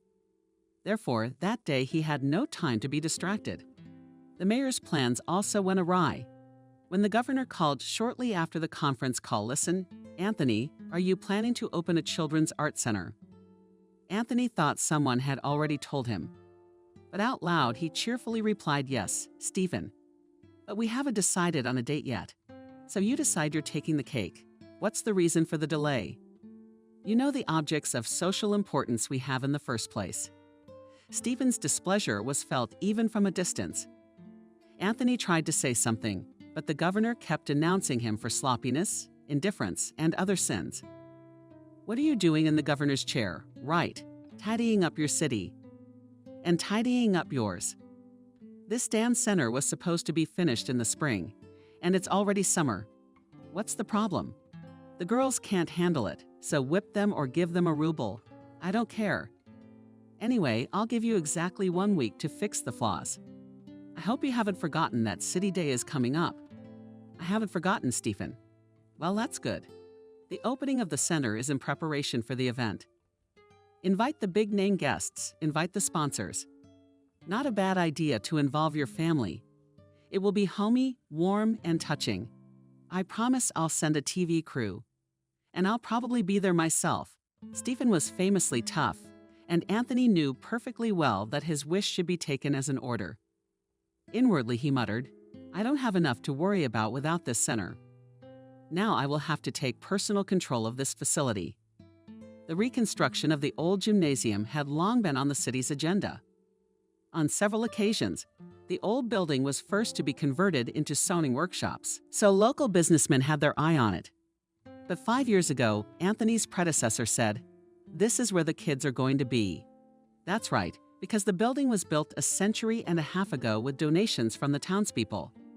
And we must continue the tradition of our ancestors. And it will be symbolic. This idea of the former mayor had the support of the higher echelons. Even a fundraiser was organized for the reconstruction of the old gymnasium. But as often happens in our country actively started the case, it soon faded. After talking with the governor, Anthony called his assistant. Vanessa, I have a personal request for you to work with our local businessman. It is urgent. Vanessa immediately realized that this was a hot case. Why the rarity? Insisted Stephen. Anthony sighed heavily. No, he didn't. It rolled over me like a rolling pin. But there's no way out. We have to follow orders. So, a week from today, we have the grand opening of the Children's Art Center. The governor wants everything to be top-notch. I can't wait to do it. The aide said with confidence that we will do it, Anthony. Is this the first time we've been interrupted? The mayor looked at the Vanessa woman with gratitude. You are a true friend and comrade in arms. Second compliment. Just for one morning, Vanessa, after such a powerful impulse, was ready to roll mountains. She immediately pulled the secret list out of her desk drawer and began calling potential sponsors for the upcoming event. The mayor admired his assistant for a few more minutes. For the first time in his head, a brief flash and blinked a thought. With such an enterprising woman, no difficulties are not terrible. But this thought quickly fled. It has not settled in the man's memory. Anthony returned home late.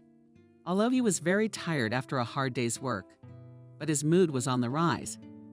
He had time to visit the place that had so interested the governor. Contrary to expectations, the work there was quite active, and when the mayor told the foreman that it was necessary to finish the work in just 1 week, the foreman replied cheerfully, "Don't worry, we'll manage." As usual, the owner was greeted at the entrance by Kathy. Anthony cast a fleeting glance and thought of 2 women about the same age and so different. Vanessa is confident to the point of insolence, and this one looks like a marketable fish. She's afraid to say a word. The man looked back at the housekeeper. Kathy, go get Daria. I'll be in my office. The daughter was not long in arriving. She breezed into her father's office. Dad, Daria's belly called to me as her careless, smiling expression was a challenge to everything around her. But Anthony decided to ignore his daughter's antics. Gently, even with homely warmth, he asked Daria what she was willing to do for her friend.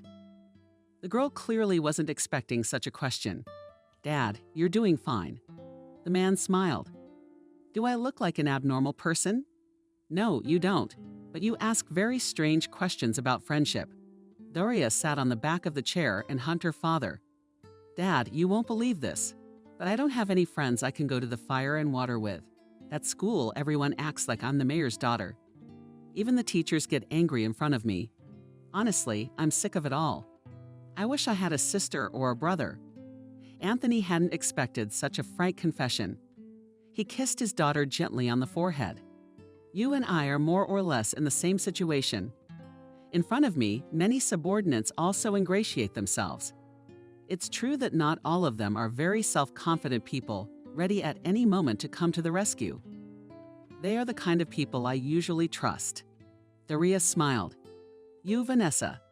That aunt has other plans for you. I've seen her eye on you. I'm sure she wants to marry you. Daria, if you keep knocking your teeth out like that, you'll soon have to get dentures. And it's a little early for you to be talking about grown-up things. The girl sighed in relief, and the father continued, okay, a little joke. Let's get down to business.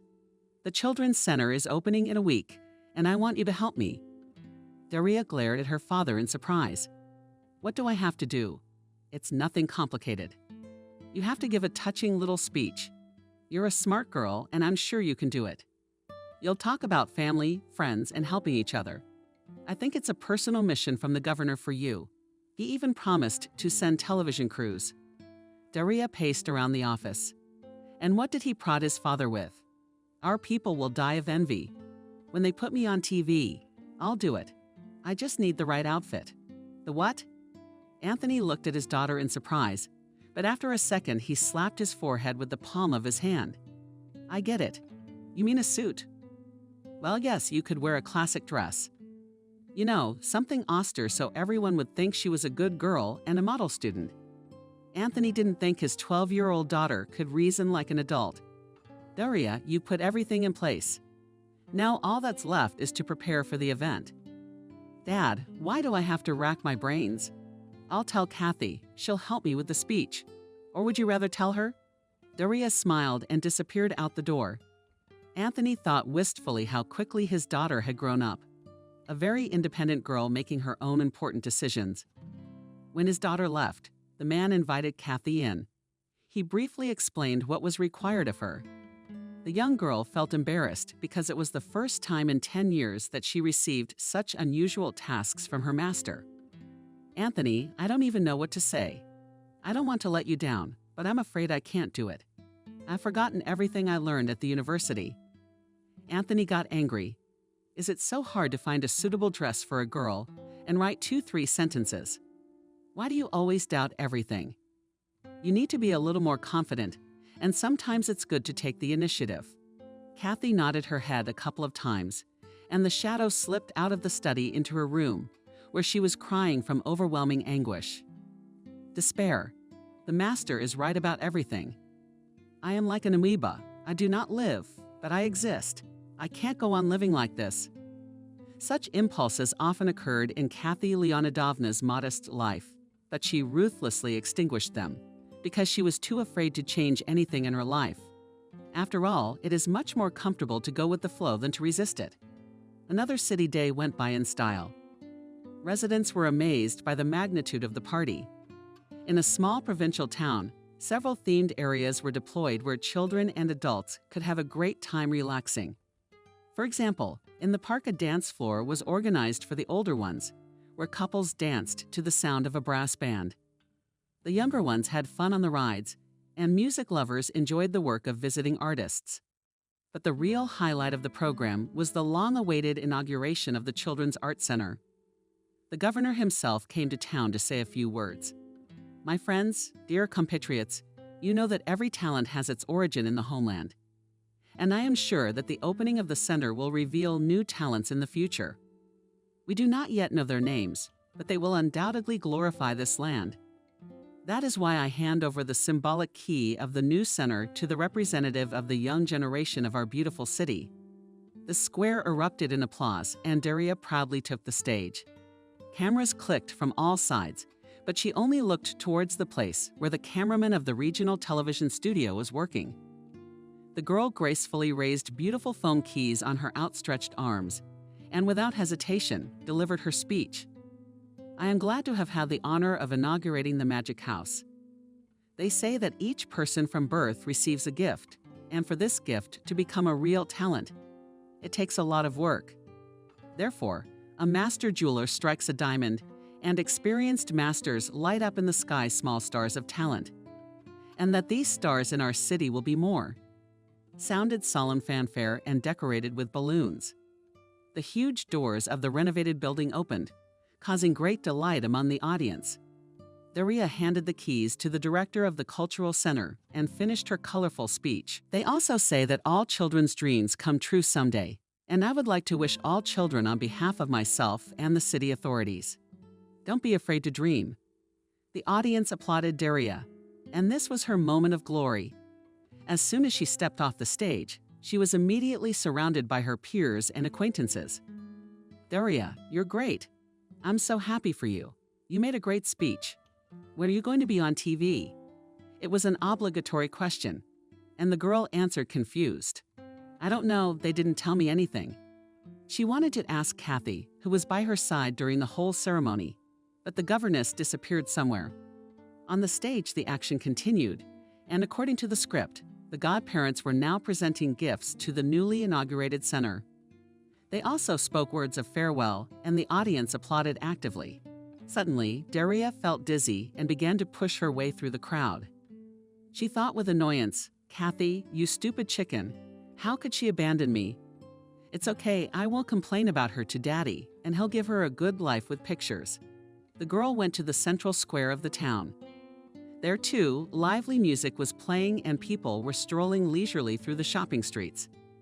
Nearby, Daria heard a familiar voice. She turned around and was almost stunned by the surprise. Kathy was walking next to the governor and chatting sweetly with an unknown man.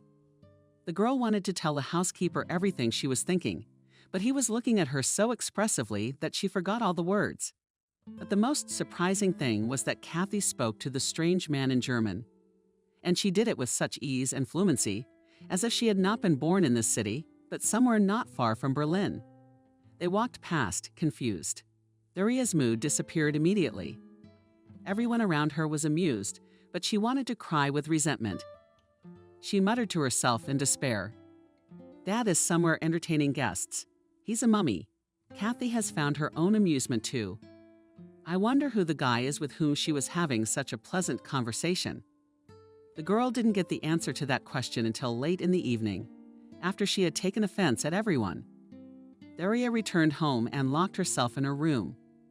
She was already imagining how the housekeeper and then Dad would come back and urge her to sit at the table. But soon Kathy came back and immediately started pacing around the kitchen with the dishes.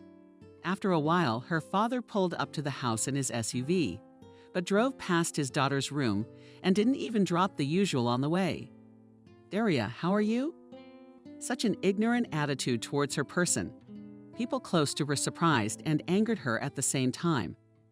Therefore, Daria reluctantly left her shelter. Daria wanted to share her worries with her father and save up for a housekeeper. She was about to knock on the door of her father's study, but he came out. Seeing the daughter, Antonio said to Daria, "Did you do a good job?" "Very good. Thank you for not letting me down. But we'll talk about nice things later. Right now, I need to start a little secret with Kathy." "With whom? With whom?" The girl didn't immediately realize that Kathy was her housekeeper. She was unpleasantly surprised by her father's decision. And at first, she wanted to lock herself back in her room to suffer alone with resentment. But then she changed her mind and tiptoed into the kitchen. Daria knew it was wrong to eavesdrop, so she mentally reassured herself. It's okay to do it once in a while, when it's in the best interest of the common cause. Her intuition told her that her father was discussing something very important with the housekeeper. And because she was so curious, she decided to ignore the rules of decorum. The conversation must have been in full swing, for Anthony's voice was trembling with excitement. "Kathy, of course I realize you have your own life. And frankly, I'm happy for you, but it's all so sudden. It's like you've abandoned me, left me to my own devices. You're overreacting, Anthony. I don't have much to do in this house. And Daria's a big girl. She can manage on her own with a light breakfast. I'm sure you'll have no problem finding an assistant. It's just a click away. Ask your secretary. She won't refuse you such a small favor, will she?" Daria didn't have time to digest the information she had received before she heard her father's footsteps approaching. She hurried to hide in the alcove between the kitchen and the bathroom. As a child, this secret corner had been her safe haven, where she could sit for hours. Her heart was beating frantically, and she feared that the noise would attract her father. Contradictory feelings raged in her soul. On the one hand, he was glad that the pale moth was finally leaving his home. But on the other hand, the prospect of having to do everything herself did not bode well. Stubborn child. Resentment at the governess's behavior took hold of her. And the girl, after waiting for her father to close up in his study, walked confidently toward the kitchen. Kathy stopped at the stove. Without turning around, she said dinner wasn't ready yet. "Be patient, Daria, for about 5 minutes." "I don't want to be patient. Tell me, Kathy, how could you betray Dad and me? Did that guy cheat on you?" The housekeeper laughed. "Daria, were you eavesdropping? I didn't expect you to go down like that. And what guy are you talking about?" "The one you were traveling with in German. I thought he only spoke English. Turns out you can do it in German, French, Italian. I can also clap in your slang." Kathy approached the girl, wanting to hug her pupil, but Daria pulled away from her embrace. Then the woman leaned against the wall, and in a tired voice said to Daria, "There comes a time in everyone's life when they want to change everything. It happened to me today too. It's fate. I didn't even think that everything would change in a day. When you and I were going to the city party, but it turned out that suddenly the guest interpreter, who came from Germany, disappeared. Did you see him with the governor? He's the same one you didn't like for some reason."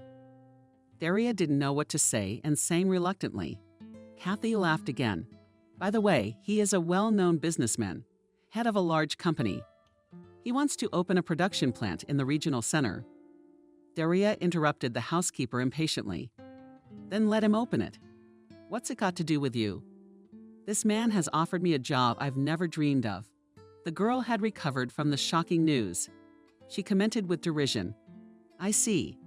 And you, Kathy, you fell for that German's divorce. He'll leave you at the first opportunity. Daria, why do you choose the worst options? I can't spend my life serving you. I have to think of myself. Daria had no valid arguments left and left the kitchen with demonstrative disdain, letting dinner continue without me. I'd had enough tonight to pass the time somehow. Daria turned on the laptop recently given to her by her father. Until midnight, she had been chatting with her friends on social media. Someone had already uploaded a video of her performance at the Art Center opening. He read the positive comments and his heart filled with a pleasant book. In her head, she thought, I am a star. Now everyone will know me. And that stupid Kathy can get the hell out of here. Daddy will find a new worker. In the morning, when Daria woke up, the house was very quiet. The girl felt terribly hungry and regretted having refused to eat dinner the night before. She said aloud, Kathy, I'm awake now. We have something to eat. But no one answered the call. Daria walked into the kitchen and saw a note on the table. Daria, breakfast is in the kitchen. I made this today. I hope you like it better than oatmeal. Have a good appetite. If it's hard, call me. At the bottom, a cell phone number was written in even handwriting. This time, the attack of resentment was so strong that Daria felt a physical pain in the heart area. And in the act, she began to scream, I hate everyone I hate. Daria felt the attack of resentment again and did not notice the tears rolling down her eyes in two thin knobs. She roared and thought bitterly that if her mother were there now, she would not let them hurt her only daughter. Little did she know that at that very moment she was only in another city. A completely different girl was also roaring in despair.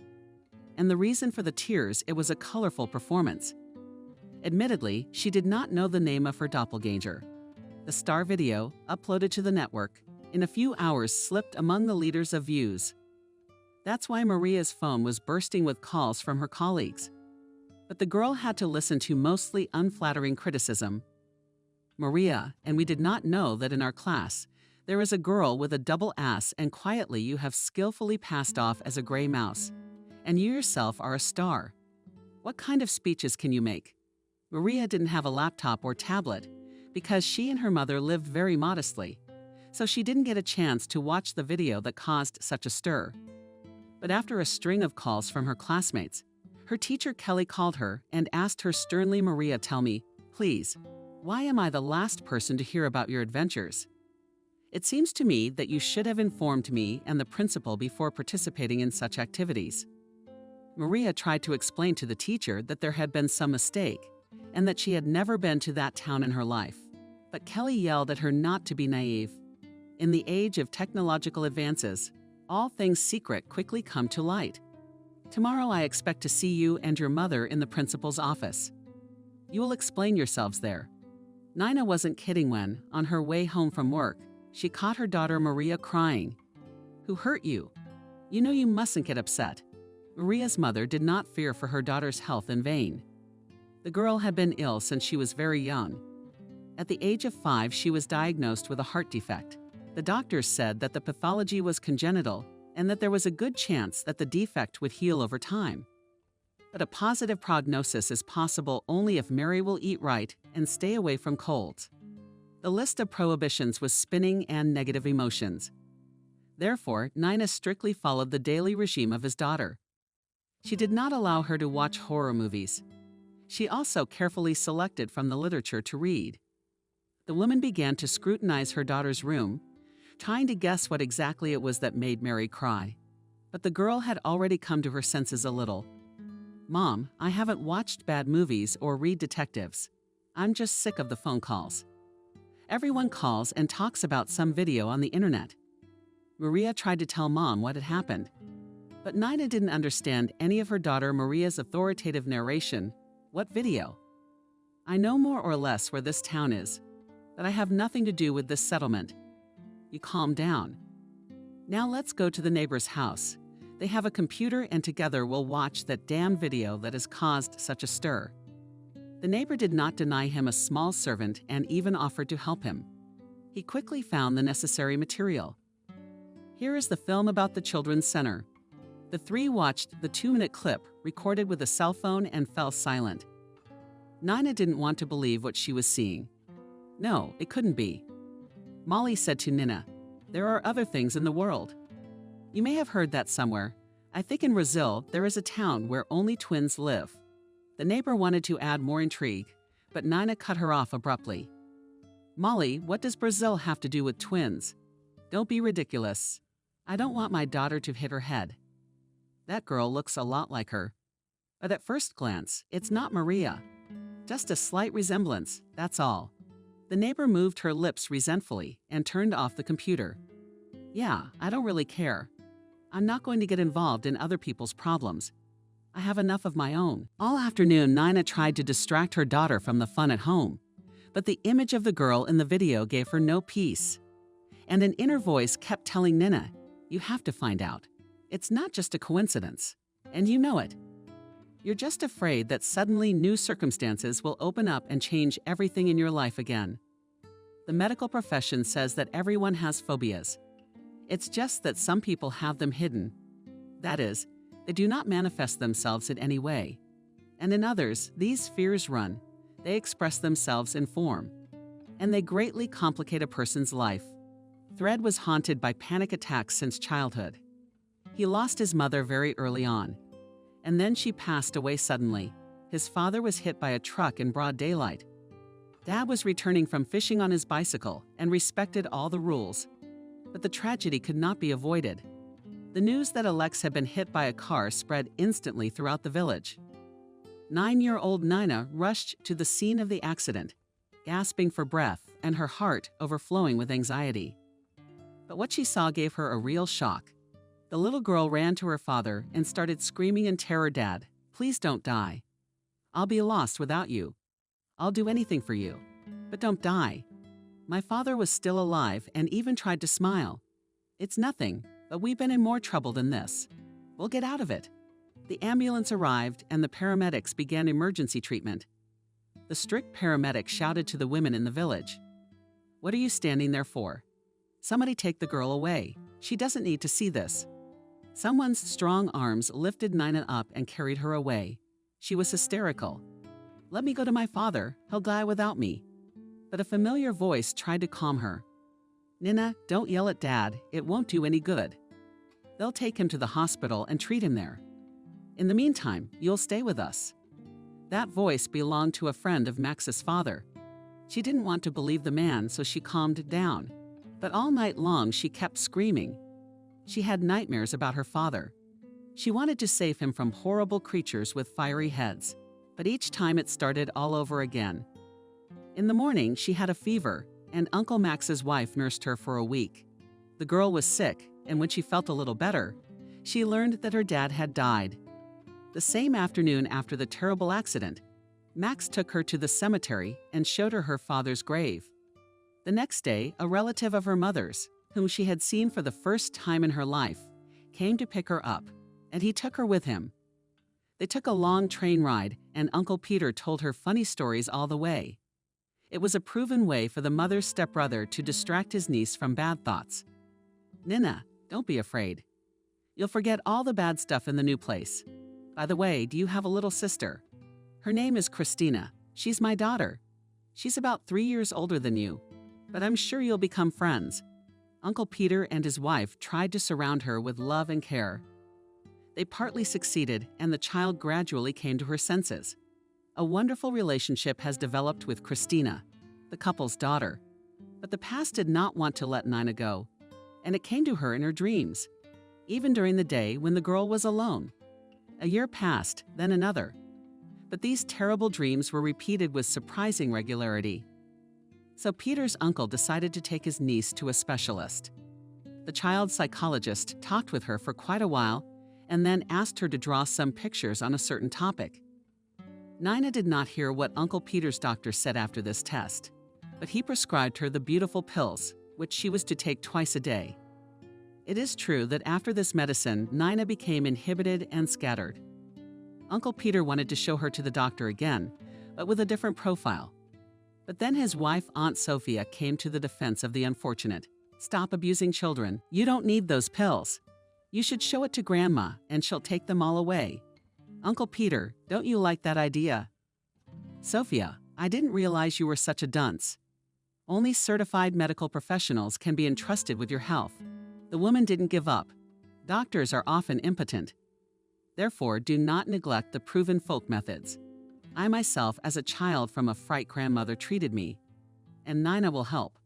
I was given the address of a woman. They say that she cures from all sorts of scares.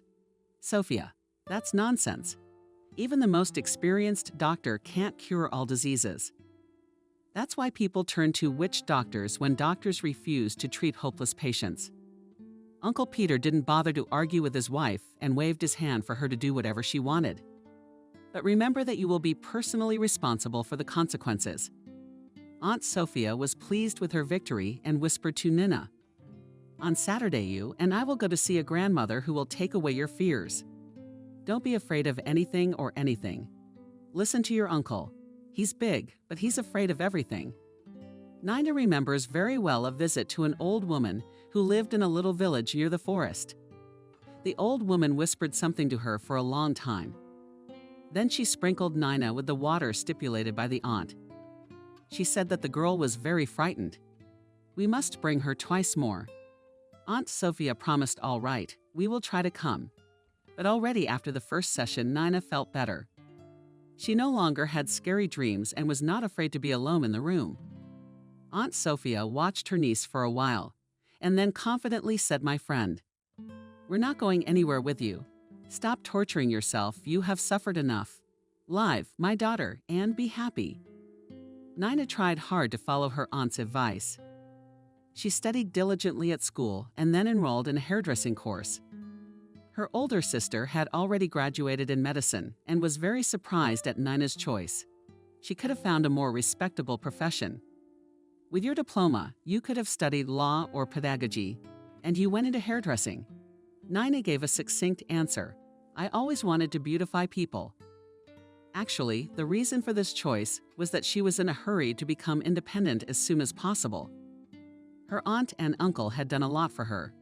They had replaced her parents. But time was passing, and they were dressing up a lot, getting older. They both developed health problems, and Nina no longer wanted to be a burden to them. After finishing college, she got a job in a beauty salon, and a good salary allowed her to rent a room. But every weekend, the girl visited her relatives. The connection with them was not broken. And after Nina married Martin and permanently moved to another city. With her husband, the threads too, a very lucky one, despite the fact that he was older than her by a total of 15 years. Martin was engaged in road transport, and the family was never short of money. Savlieva bought a 2-room apartment on the secondary market and began to dream of having a child. But there were years with the continuation of labor. The case has not moved from a standstill. Spouses began to go to doctors' offices, but after a thorough examination heard the final verdict. Doctors are very sorry, but you cannot have children together. Nina. After the doctor's words, I experienced exactly the same shock as when I looked at my dying father in my childhood. This time her hope was dying, and she would not accept it and decided to argue with the doctor. "Doctor, if we have understood you correctly, do you think my husband and I are hopeless?" The doctor coughed for emphasis. "Exactly. But there are methods that allow people to become parents. You are right, there are such innovative methods, but in your case, their application is impossible due to the infertility of your spouse. Usually in such situations, donor material is recommended, but very rarely do our clinics accept this option. So what should we do?" The doctor was silent for a long time and then said in a tired voice, "I really want to help you. Believe me, I am speaking sincerely from the bottom of my heart. But the only thing I can advise you to do is to take the baby into foster care." Martin asked quietly, "So you are advising us to adopt a baby?" "That's exactly the best way to foster a newborn. Believe me, in that case the baby will become a real member of the family." Martin looked at his wife fondly. "I think the doctor is right. If we make even one little person happy, life won't be a waste." I think so. Nina did not immediately accept her husband's decision. She hesitated for a few months, but then decided to consult her older sister. After all, Christina worked in this field and could not only give useful advice, but also render substantial help. In order to meet her sister, Nina even took a leave of absence from work and went to the city where she had spent the most beautiful years of her life. Christina met her sister at the train station and cheerfully informed her that you had arrived very successfully. I mean our conversation with you. Nina did not want her plans to become public.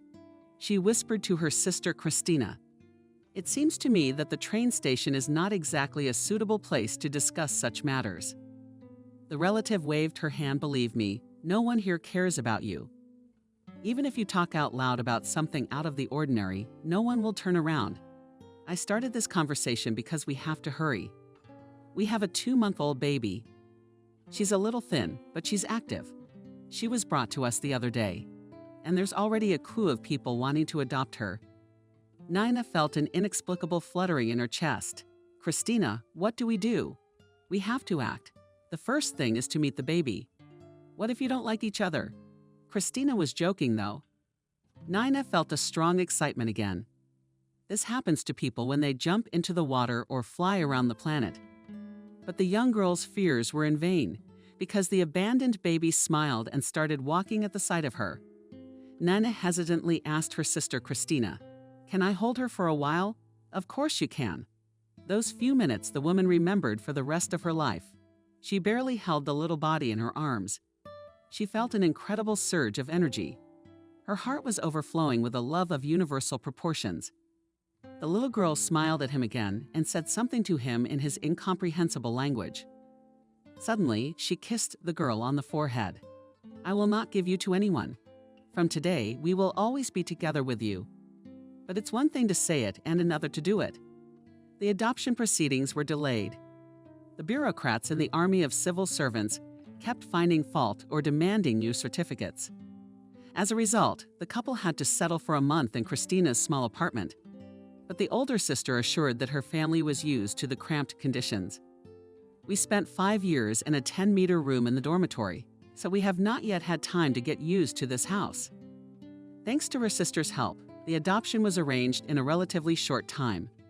The 3 of them returned home, and Nina was thinking the whole way, it must be fate. Martin and I are fabulously lucky that Christina works. If it weren't for her, there's no telling how long we would have been looking for our baby.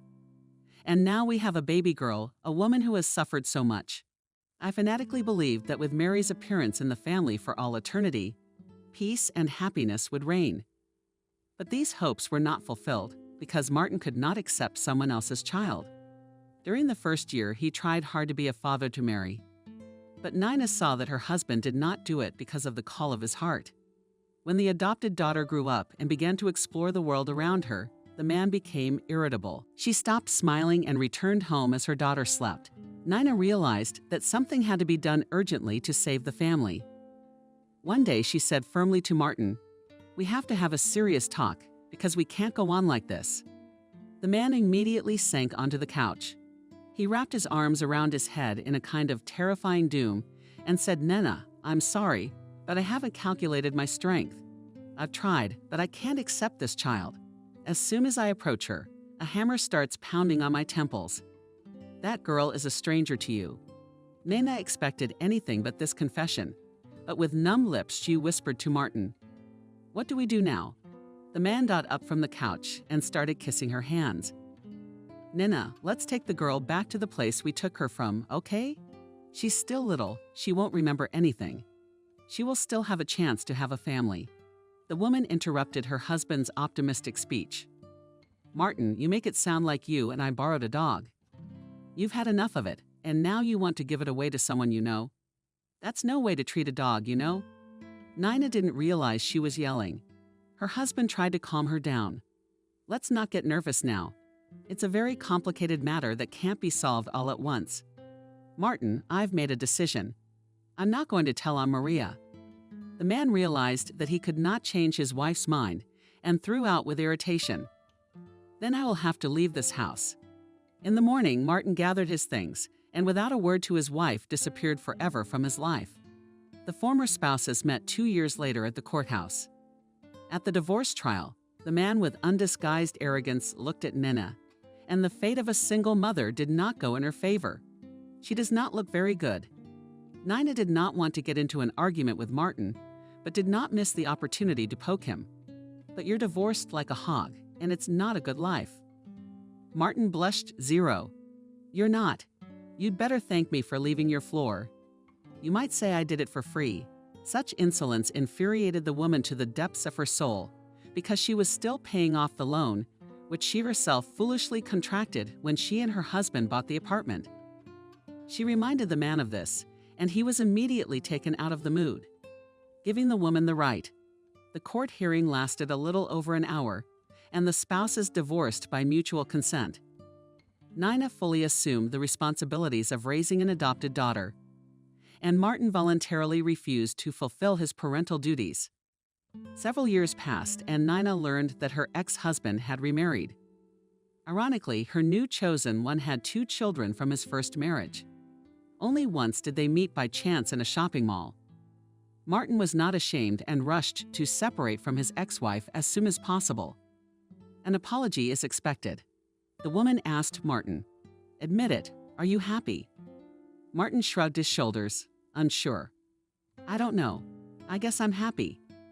Nina took a long look at the man and thought bitterly that everyone had a different idea of happiness. Being in a cell-like capsule was very unpleasant. Nina waited impatiently for the young nurse to release her from the confined space. The machine whirred above the old woman's head, and the monotonous voice made her feel quite uncomfortable. Even though she had been warned not to move or speak, she did not control herself. "Girl, how much longer is this going to go on?" The nurse cheerfully told her that her torment was over. "Now can you get up with the girl's help?" Nina got up and began to dress. The nurse wrote something on her card, and at the same time shared her observations. "I have been working here for 3 years, and I never cease to be amazed. Smart people have invented this wonderful device, which allows to detect any disease at the earliest stage. The patients are still dissatisfied. Is it so hard to be patient for a few minutes?" Nina realized that the question was addressed to her. It's not difficult, of course, but it's very unpleasant to lie there and hear something buzzing above you. It sounds as if a needle is about to come out of nowhere and drink into your brain. The girl laughed. "You have a great imagination." A surprising trait for such a mature age. The patient smiled. "Thank you for sparing my life. But it seems to me, colleague, that tact is not always appropriate in a medical institution."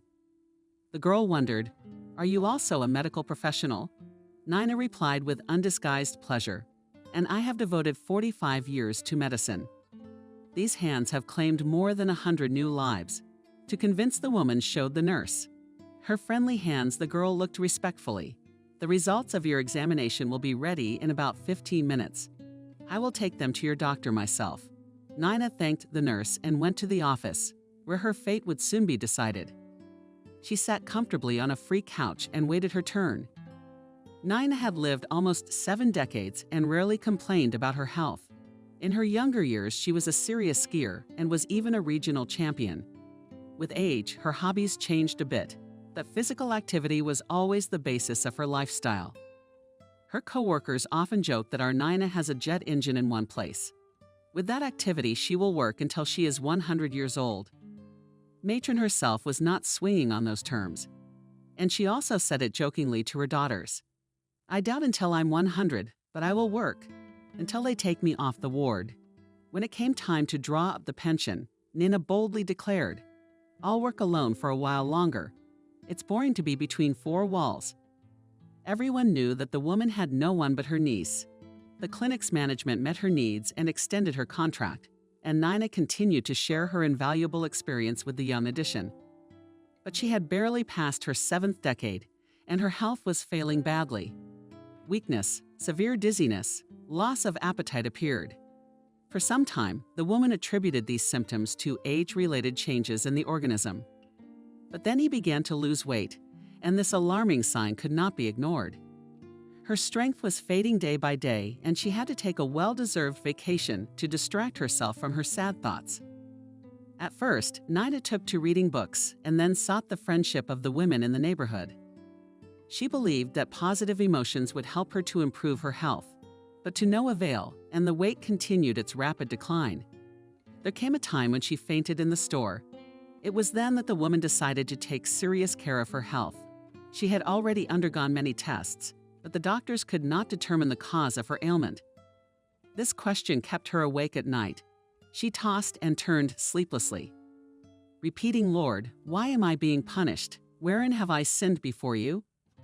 Memory held different versions of transgressions, but all were insignificant except one. Nina tried to banish the unpleasant memories, but they began to disturb her consciousness more and more often. To rid herself of this pleasure, she decided to consult an expert woman. Wendy was a very devout woman who always attended Sunday and holiday services at the local church. After listening to Nina, Dove told her, "You have to take communion. Tell your sins to the bishop, cleanse your soul, and believe me, you will feel better right away." The neighbor spoke so convincingly that she believed her and went along with her to the service on Sunday. But at the most crucial moment, when she had to tell the priest about her criminal act, which she had committed 12 years ago, the woman screamed. She still remembers the priest's piercing look and his words, "Repent, sister, and you will feel better." But instead of repenting, Nina murmured in confusion, "I'm sorry, I can't." "Maybe another time, Wendy, but maybe another time," she said. "Maybe another time, Wendy," but then she rebuked her. "You shouldn't be like that, Nana. Our sins keep us from living. They weigh heavily on our hearts." Nina timidly objected, "Because there are different kinds of sins, and maybe my offense is not as serious as it seems. I did it for pure motives. Tell me, what is your sin?" The woman was about to open her soul to her neighbor, but she noticed curiosity in his eyes. And she thought that if she did not trust the father, then this Wendy should not open her secret. It will spread throughout the neighborhood than me. Nina was even mentally afraid to call herself a criminal. She again withdrew into herself, trying to find other ways to escape from her obsessive thoughts. The office door opened and the nurse called her name. The standing woman walked over to the desk where the caped doctor sat. The doctor didn't even look at the elderly patient and nodded to her. "Sit down." The woman sat down and watched the doctor, who was writing something in illegible handwriting. 5 minutes passed.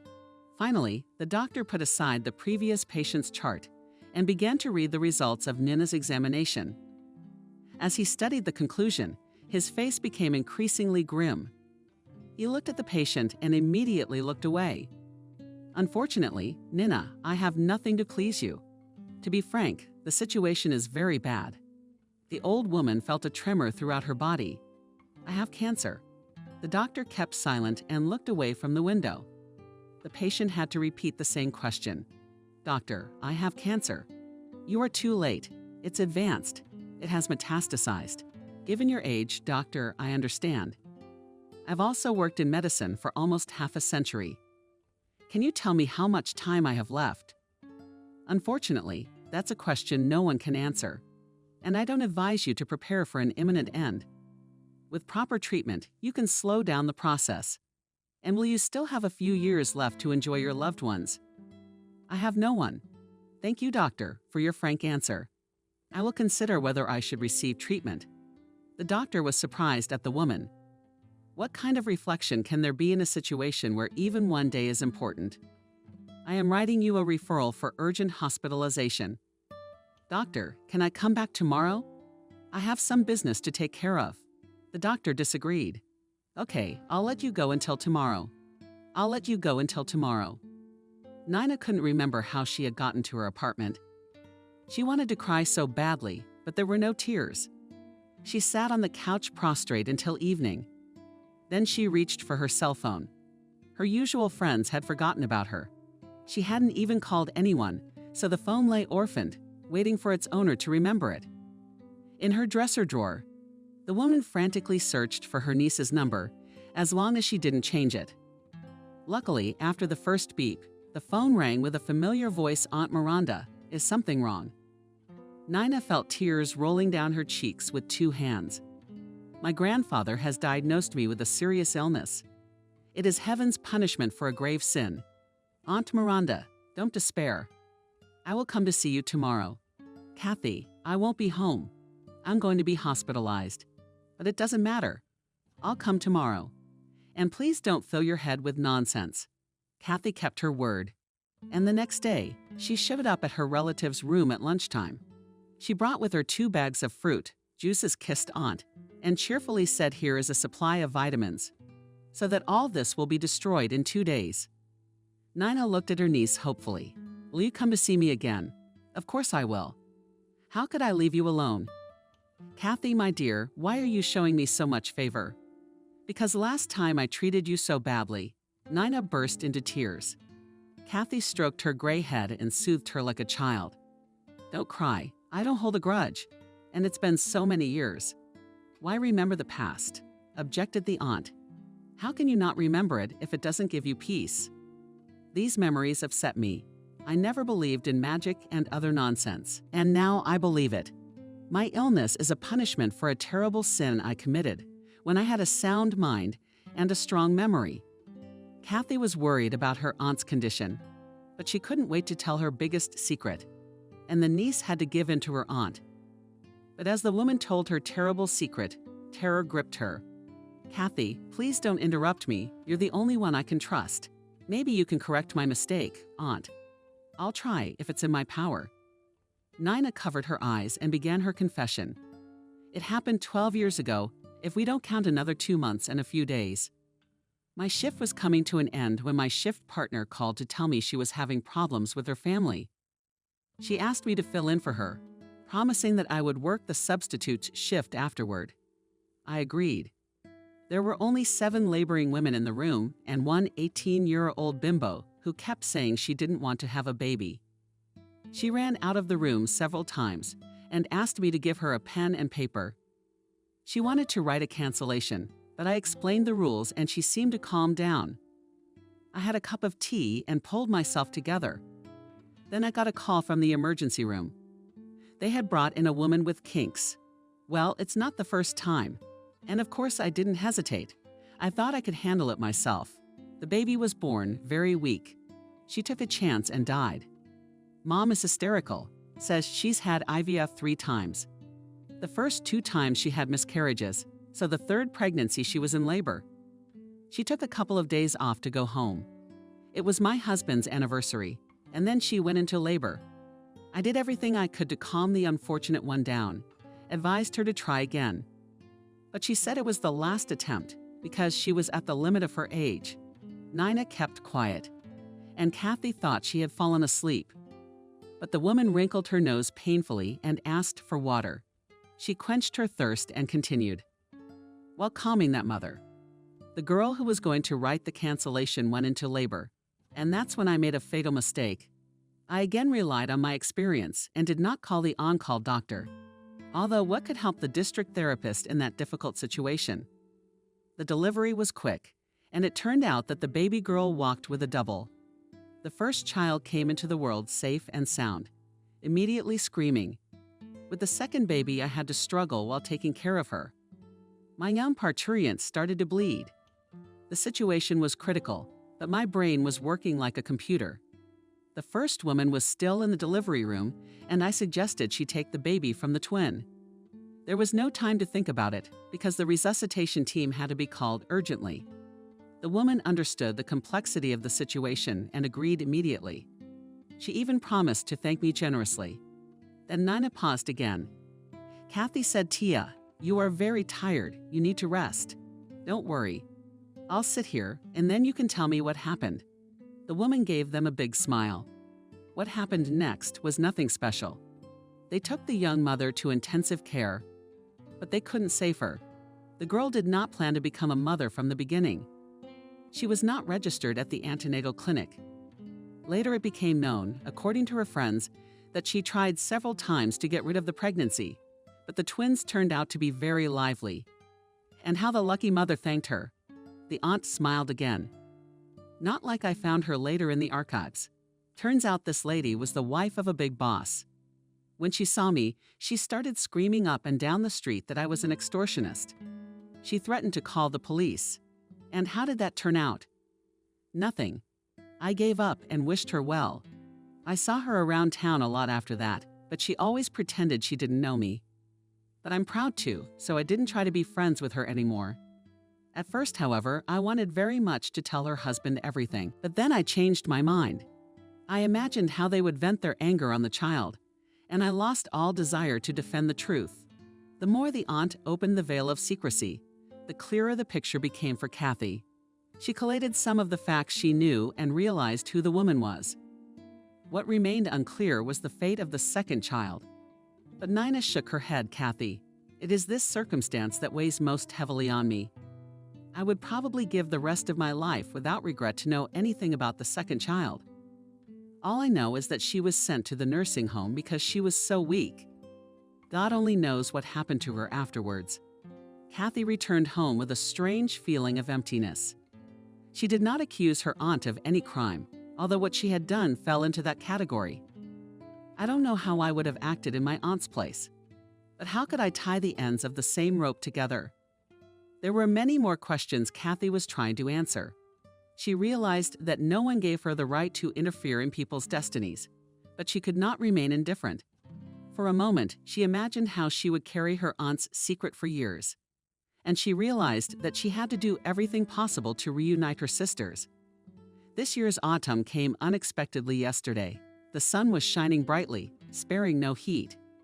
But in the morning, the sky was covered with clouds and it began to rain.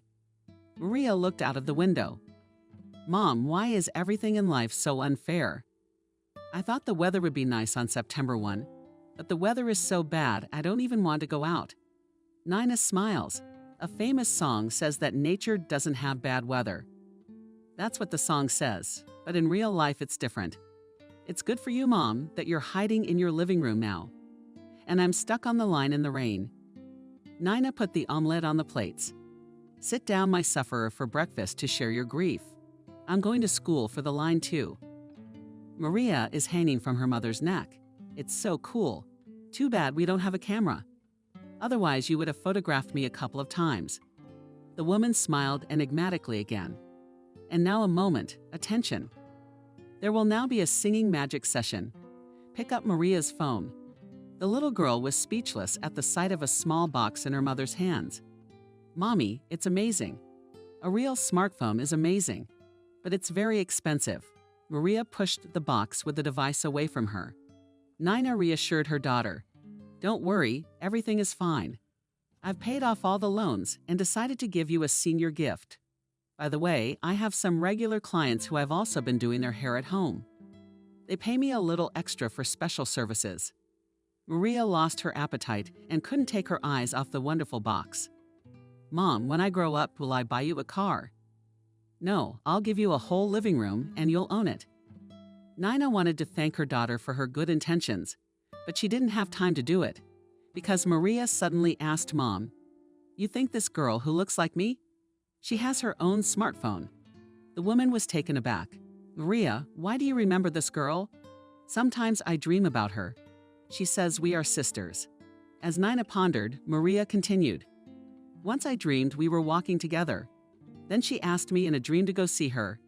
Daughter, they're just dreams. You shouldn't believe them. The girl was confused, so she was unable to give a coherent answer. I have read that there are prophetic dreams in which everything is fulfilled exactly down to the smallest detail. Mom, after all, nothing prevents you and me from going to this city. I looked on the map. It's not far from here. We can walk, said Nina as sternly as possible. I don't think we should go out of our way for a video clip. At least that kind of trip is not on my agenda right now. Let's finish our breakfast and get out of here. All day long, this conversation with my daughter had been a nuisance. I was taking care of a customer. I was thinking about that other girl. The thought was so thick in the woman's mind that she couldn't take it anymore and called her sister.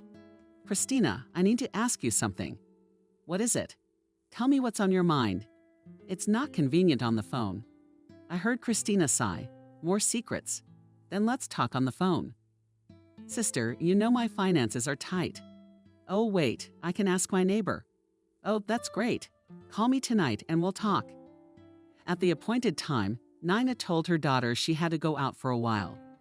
Maria didn't mind. She was busy with her new smartphone. Mom, don't worry, I won't get bored. You can even go on a date. Aren't you tired of always being at home? Murmured the woman, young enough to give advice to adults. Trying not to make too much noise, Nina rang the doorbell next door.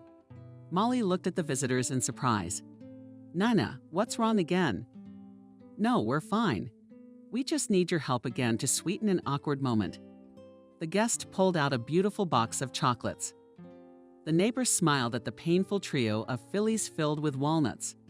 I'm an unconditional fan of this treat. Thanks, Nina. You're welcome. What's your problem? I need to make a call to a friend. No, not a friend, my sister. Now bear with me for 6 seconds. Sure enough, after a complicated manipulation by Aunt Dina, Christina appeared on the screen. She waved her hand in greeting. Hello, Nina, to you and your neighbor. Go on, say it. Something's come up. Nina gave an expressive look to the landlady, who hastened to erase it all with Terra Torkin. I won't disturb you. I'll go put on some tea. Nina made sure that there were no extra ears in the room and hurried to tell her sister the gist of the case. Christina, try to find out where Maria came from and under what circumstances. 25 again. Why are you stirring up the past? Also, your Maria's life, though modest, is quite settled. But find out the truth. And what will that change? Christina, you see, some circumstances have come to light that have made me take this step. The fact is that my Maria most likely has a sister. Nina briefly told her about that clip with the girl, who was an exact copy of her adopted daughter. Kristina Petrovna did not respond immediately. I must admit that I was dumbfounded, but I will try to find out everything quickly, although it will be difficult for me to do so. After all, access to the archives is only open to a separate list of people, and I haven't worked there for a long time. You still haven't told your mother that you're not related to her. Not yet, I can't decide. And it's wrong because I don't have anyone else in the world who is related to that girl. I understand. You'll hear from me in a couple of days. Next communication session. Nina waited with a fanatical desire to get to the truth, and her patience was rewarded. Her sister called a day earlier than promised. Nina, are you standing? What is there to swear then? I have so much news for you that you may not be able to stand. I've seen a lot of melodramas on TV, but I didn't expect such a story to unfold in front of my eyes. Anyway, this morning I went on your errand, and I came face to face with a lady who was also interested in the events of 12 years ago. Nina tensed up, and her heart was pounding so hard she couldn't make out what her sister was saying.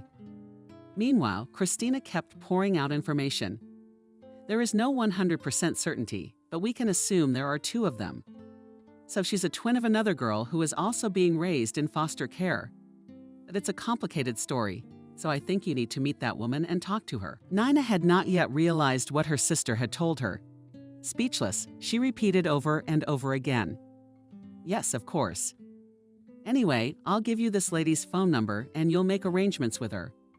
Whenever it's convenient for you to meet. Daria didn't know what to do with herself. The beginning of the school year didn't make her happy, because the class was as boring as last year. It was better to watch TV, even if there was only trash on the program. I can't wait for Daddy to come. How many times have I asked him to take me somewhere? He doesn't have time. Daria texted from corner to corner. Suddenly, she remembered Kathy and almost burst with longing. If I hadn't messed with her, she wouldn't have run away from us. Right now, I'd give anything for some sultana raisin oatmeal, which only Kathy could make so deliciously. I wonder where she is now. Daria started rummaging through her desk drawer, which was in chaos. Where's the damn note? I remember I didn't throw it away. Finally, after a long search, the girl retrieved a crumpled piece of paper from a selection of notebooks. She began to smooth it out, saying, "Here's Kathy's phone number. Now I'm going to call her and tell her what I'm going to tell her to make it sound credible. I'm going to tell her that my English is a mess." Daria realized that wasn't exactly a good reason to start the course. But there was no other option, and determinedly she dialed the former governess's number. Kathy answered no immediately. Daria, weren't you expecting your call? No, it's all right. Kathy, hi, I wouldn't bother you, but my English is a complete mess. Have you changed? They don't use literary words. If it cuts off your ears, I'm sorry, really, but I just wanted to hear from you, to know how you're doing in the capital of our region. And I'm looking forward to seeing you too. Daria felt something protective in her eyes, and her voice trailed off. It's not true, I want to see you. That's a bad thing. Dad is always busy and the new maid comes every other day. She cleans and cooks well. Still, it was better with you. Daria, I'll definitely come v. Arkhipov, as soon as I get a chance. Did the girl ask when you'll get that chance? Maybe at the end of this week. Don't cry, I beg you very much. All right, I'll try. After a brief conversation with Kathy, Daria's mood improved a little. She decided to please her father and set the table for dinner. Anthony was surprised at his daughter. There's nothing wrong with you. Yes, if you're surprised that I decided to be a bit of a hostess. I confess I was favorably affected by Kathy's call. Kathy called you. How's she doing? I don't know the details, but she said she's fine. She works for the company as a translator. She's not married yet. Wow, you even asked me that question. Don't you think it's unseemly for young girls to ask about other people's private lives? Daria put her hands to her sides and defiantly asked Dad, is it decent to leave your only daughter alone in this huge house? I'll soon die of boredom. Anthony realized that the conversation was taking on an unpleasant tone. Daughter, I promise that next weekend you and I will go out together. If you want, we'll go fishing or to the regional center. There's plenty of entertainment there. Daria gave him a mischievous look. Next time we'll go fishing, but this Sunday we'll go to the park with you. And what will we do there? You'll relax and watch your daughter work. Dad, I've been asked to organize a fall dance in the park. I'll wear the same dress I wore with Kathy to the opening of the art center. The idea of a day out is much appreciated, Anthony. Thank you, daughter, for the invitation. But you must realize that my person will attract unnecessary attention. Dad, is it hard for you to say a few words? No, it's not. Let's just say you've convinced me. Both father and daughter were looking forward to Sunday. The opening was scheduled for 11 o'clock, but Daria left the house an hour early. Dad, try not to be late, or you'll miss all the fun. The man watched from the window as his daughter gracefully walked through the puddles left by yesterday's rain. He had always loved this activity, and now he admired the girl with a thrill in his heart. Soon as a bird, she will fly away from this house. And you, Anthony, will be left alone, though he had long since given up on himself. But as the years passed, more and more often the thought came to his mind that it was wrong not to have a life of his own. The man put on a strict jacket and looked critically at his reflection. The mayor was also a human being, and perhaps he deserved attention and understanding. There were already many citizens in the park. It was only a few minutes before the event, and Anthony tried to find his daughter with his eyes. Suddenly, on one of the paths, he saw his daughter's face and waved to her. Strangely, his daughter did not respond to his greeting and even turned away. The man muttered, "What's the matter? Hasn't she noticed me?" His elevated status did not allow him to shout or take other actions that could be taken badly. So Antonio headed towards the road where the daughter had passed. He was greeted by the townspeople and responded to everyone with a smile and warm words. This distracted the mayor, who finally lost sight of his daughter. Suddenly, a woman's voice sounded nearby. "Maria, get out of the way. Can't you see you are disturbing the people?" Antonio turned around abruptly and froze in astonishment. In front of him stood a girl like two peas in a pod, similar to Daria. Only her hair was shorter and her attire different. For a moment he felt dizzy, but was pulled out of his unpleasant state by the same female voice. "Are you sick? You've gone very pale. Maria, give it to me. You will see that the man feels sick." Anthony looked at the woman, then at the girl named Maria, and closed his eyes sharply. When he cautiously opened his eyes, the couple was still watching him from the side of the stage. Triumphant music was heard, and Daria Anthony jumped onto the stage to applause. "Hello, my favorite Arkhipov. We're having a party today, and my friends, and I want to give you all a good mood." A burst of applause spread through the park. Anthony still had not managed to get away from the mom with the girl who looked so much like his daughter. At first, this fact didn't even strike him as odd, and he wanted to approach the stage. But Maria said in a very loud voice, "Mom, look, it's the girl from the video. Can I come closer? I really want to meet her." The woman tried to hold the girl. "Maria, let's put the introductions on hold. Your interference could interfere with the festivities." "Mom, I'll watch quietly." "Don't you realize this is the girl who asked me in her dreams to come?" The woman was confused and looked to Anthony for support. It's a striking resemblance, isn't it? The hostess at the party looks a lot like my daughter. I wonder how old she is. Something very painful crushed the man's throat. He loosened the knot in his tie. "This is my daughter Daria. She turned 12 in May." The woman rejoiced, "And my Maria's birthday is in early June. She and I and another acquaintance are traveling to her city. And what exactly attracted you to this city? If it's no secret." The woman didn't have time to answer because the host invited the mayor on stage. Anthony walked back down the path, only in the opposite direction. Behind him came a murmur. He saw the mayor's daughter and that girl. She's a lot alike. The only way that could happen is if those young women were twins. The man had heard it all, but he had no right to reply to people's comments. There was no way for him to stop or leave the park. During the short drive he had made to the site of the next performance, Anthony had had time to change his mind, but he wasn't naive enough to believe in coincidence. Daria couldn't see or even guess what was going on down there by the ramp. She was enjoying her next moment of glory and reveling in the applause and appreciative crowd. When Anthony took the stage, he handed her the microphone, and she mentioned herself on the sidelines. Throughout her many years in a position of responsibility, Anthony realized that ordinary people appreciate more sincere words that come from the heart. He did not abuse the attention of the audience and briefly greeted everyone present. "On this beautiful September day, I would like to wish all of you, dear compatriots, a festive atmosphere. And may all the homes of our dear city be bright and welcoming."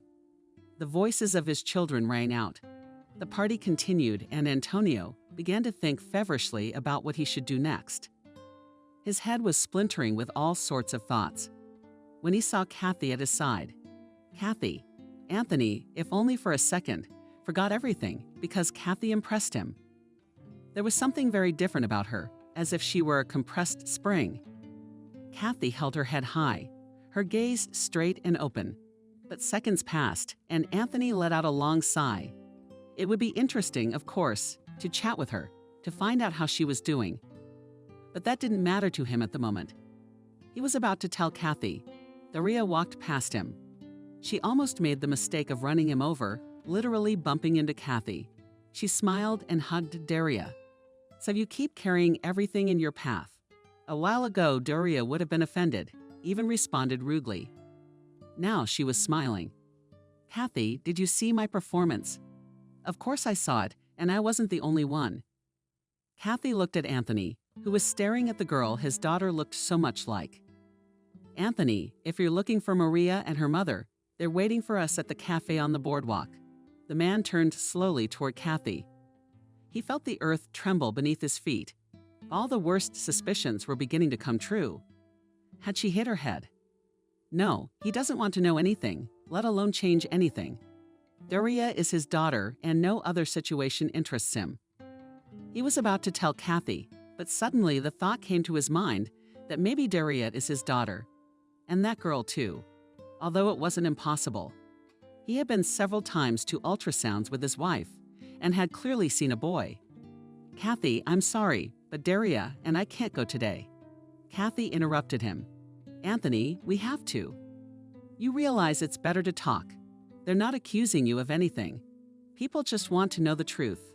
And the man who caused all this wants to be rid of this sin before he dies." Daria looked fearfully at her father.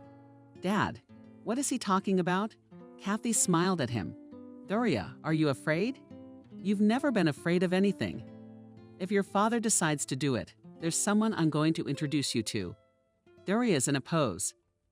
Actually, she has friends waiting for her. Well, I don't know, maybe she doesn't want to meet anyone. I've got Anthony interrupting Daria's daughter. We're going to have to go because I'm not going to be able to sleep well now anyway. Dad, what's wrong? He shrugged his shoulders. If Mom were alive, she could probably shed some light on all this. After saying that, Daria calmed down. Kathy and Anthony stepped forward, with Daria trailing behind. Kathy, what did you have to do with this? I had nothing to do with it. My aunt. We don't socialize enough to know the details, or I used to. And now that my aunt is dying, I wanted to know if the other girl was alive. It just so happened that we all met at the same time. Together, we were able to discover many interesting things. The man was completely lost. He didn't know what he was going to hear. But of one thing he was sure, it was not good. They approached the summer cafe, and then they heard Mom, "Look, there she is." Daria stopped. She looked at the man who had spoken. Then she looked at her father. "Dad, who is it?" "I thought it was just a dream. I've dreamed about her several times." Anthony convinced his daughter. "I don't know the rest either. I hope it all becomes clear now." He turned his eyes to Maria's mother and froze. Nina was looking at Daria with a kind of greediness. She slowly shifted her gaze to him. "Anthony," Kathy looked at them in confusion. "I don't understand. Do you two know each other?" Anthony nodded slowly. They hastened to add, "We only crossed paths a couple of times. That was a long time ago." The woman couldn't tell that about 8 years ago, Anthony had somehow been drawn back to her city. And lucky for her, at her beauty salon, she needed to get in shape because, she said, she was about to grow pigtails for her job. Nina and the other girls tried to explain to him that it was a women's salon. But Anthony wouldn't listen to anyone. So Nina, in order not to make a fuss with such a client, offered to cut his hair. She left a very generous tip and then apologized, saying it had been a hard day. And an hour later, negotiations. Apparently, the negotiation was over before it began. Because when she left, Anthony was waiting for her. Anthony was never much of a go-getter, but this time it was like he was on a roll. And Nina wouldn't let the men near her. And here she thought they were newcomers, so no one owed anyone anything. They actually only saw each other 3 times. And then Anthony went off to his own town. Nina tried to put it out of her mind. And now that he was in front of her, she looked at him in confusion. She thought about the fact that 5 minutes ago it had seemed to her that her problems were of universal proportions. But now they had become of totally inexplicable proportions. Everyone sat down at the table. Maria and Daria couldn't take their eyes off each other. Kathy's gaze immediately went to the professor. "I think it's best if the girls go outside, let them talk. While we're here solving adult problems." Neither Daria nor Maria. They didn't argue. They went downstairs. And the last thing Kathy heard was, "What kind of ice cream do you like?" "I'm from school." "You're kidding. I just eat it too." Kathy smiled. "How much less do rule kids have frosting and stuff? What's to stop them from communicating in a second?" Kathy had already sat down at the table. "Well, who's going to start?" Anthony raised his hand. "Let me do it. Daria's daughter is mine and my spouse's. I took care of her throughout her pregnancy. We went to the doctor together, so we have nothing criminal. I'm sure science will find many explanations for this similarity." Nina nodded. "I would like to support Anthony. We also took Maria from the orphanage. Would anyone really believe that Anthony's family separated the children? Surely there's an explanation." Kathy sighed. "Let me get started then." Anthony looked at his former housekeeper. "Yes, Kathy, I'd like to know why we're here." "My aunt has been a midwife all her life." Nina listened attentively to Anthony, and as the story progressed, lowered her head. That's how she knew Adriana was capable of doing strange things. But in order not to tell her that her son had died, the man averted his gaze to the girls, who were sitting on the bench and talking animatedly. When they were side by side, the resemblance was entirely undeniable. Kathy finished, then added, "It so happened that my aunt's remorse and your meeting coincided.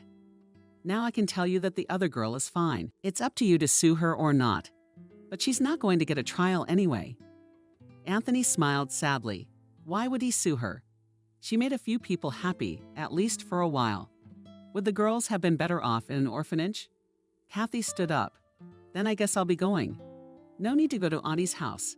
I'm sure you two have a lot to talk about. When she left, Anthony felt confused. There was music and voices nearby, and he looked at Nina, confused. What do we do now? Nina didn't have time to answer, because a loud, indignant voice could be heard nearby. Anthony, I've been looking for you. You can't just disappear. You've got the wrong status. Next to the table was Vanessa. At another time, Anthony would have been happy to see her, but not now. Vanessa, hi. I have the day off today, and I thought I'd spend it with my daughter. What's up with you? Vanessa couldn't take her eyes off Nina. Inside, everything was churning.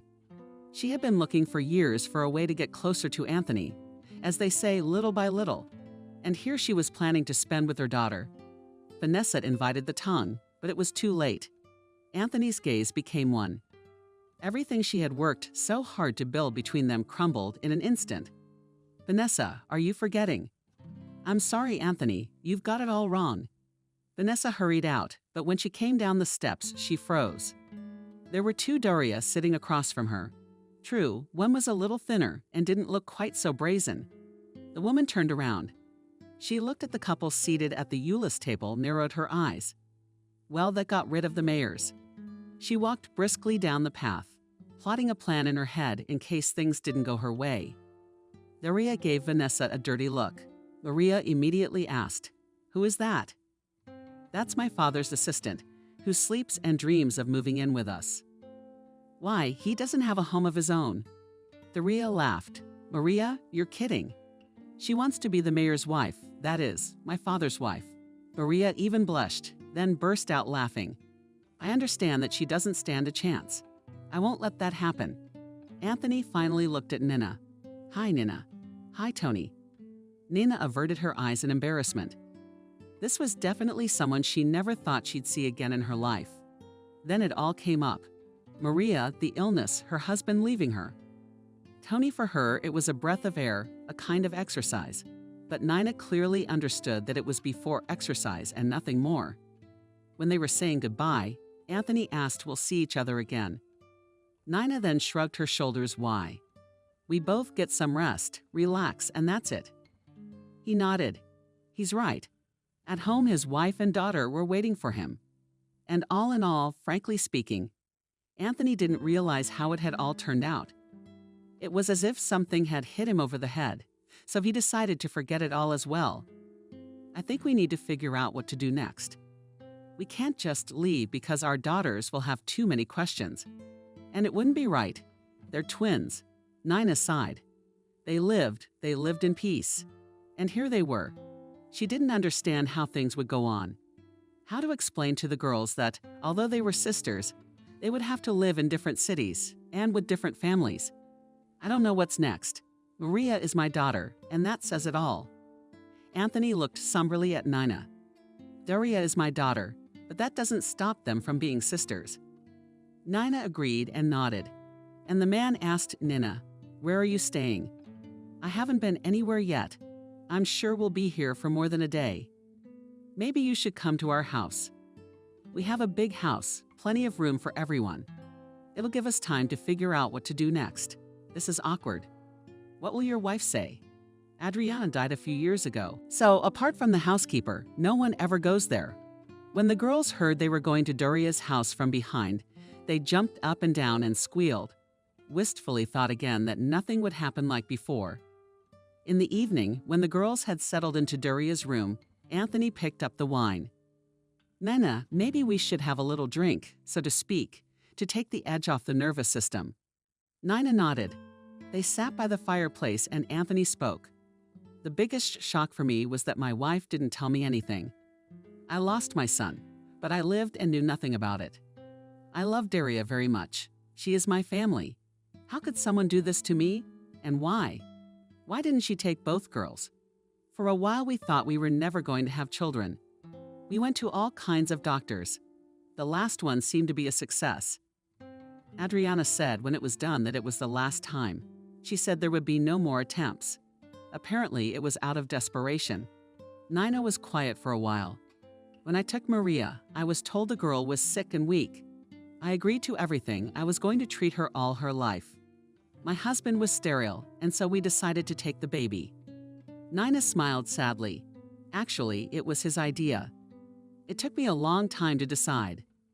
I kept thinking I wouldn't be able to love my baby. As the years went by, I accepted. When I took Maria in my arms, I realized that I was willing to do anything for her. Love at first sight. Anthony looked at her husband. Her husband lived with us for a while when Maria started to grow up. He left. He said he couldn't love her, and that I should choose Maria or him. Anthony gasped. How? How can you put such a choice in front of a person? Nina shrugged. Well, it's like this. I'm going to rest. Too many things today. My head is spinning. Sure, go ahead. Tell him Maria has a heart defect. The doctors promised that with the transition age it should go away. But for now, we're on medication. The next day, Anthony left while everyone slept. Vanessa greeted him with a cold smile. She couldn't contain herself. Next to Anthony, she saw only herself.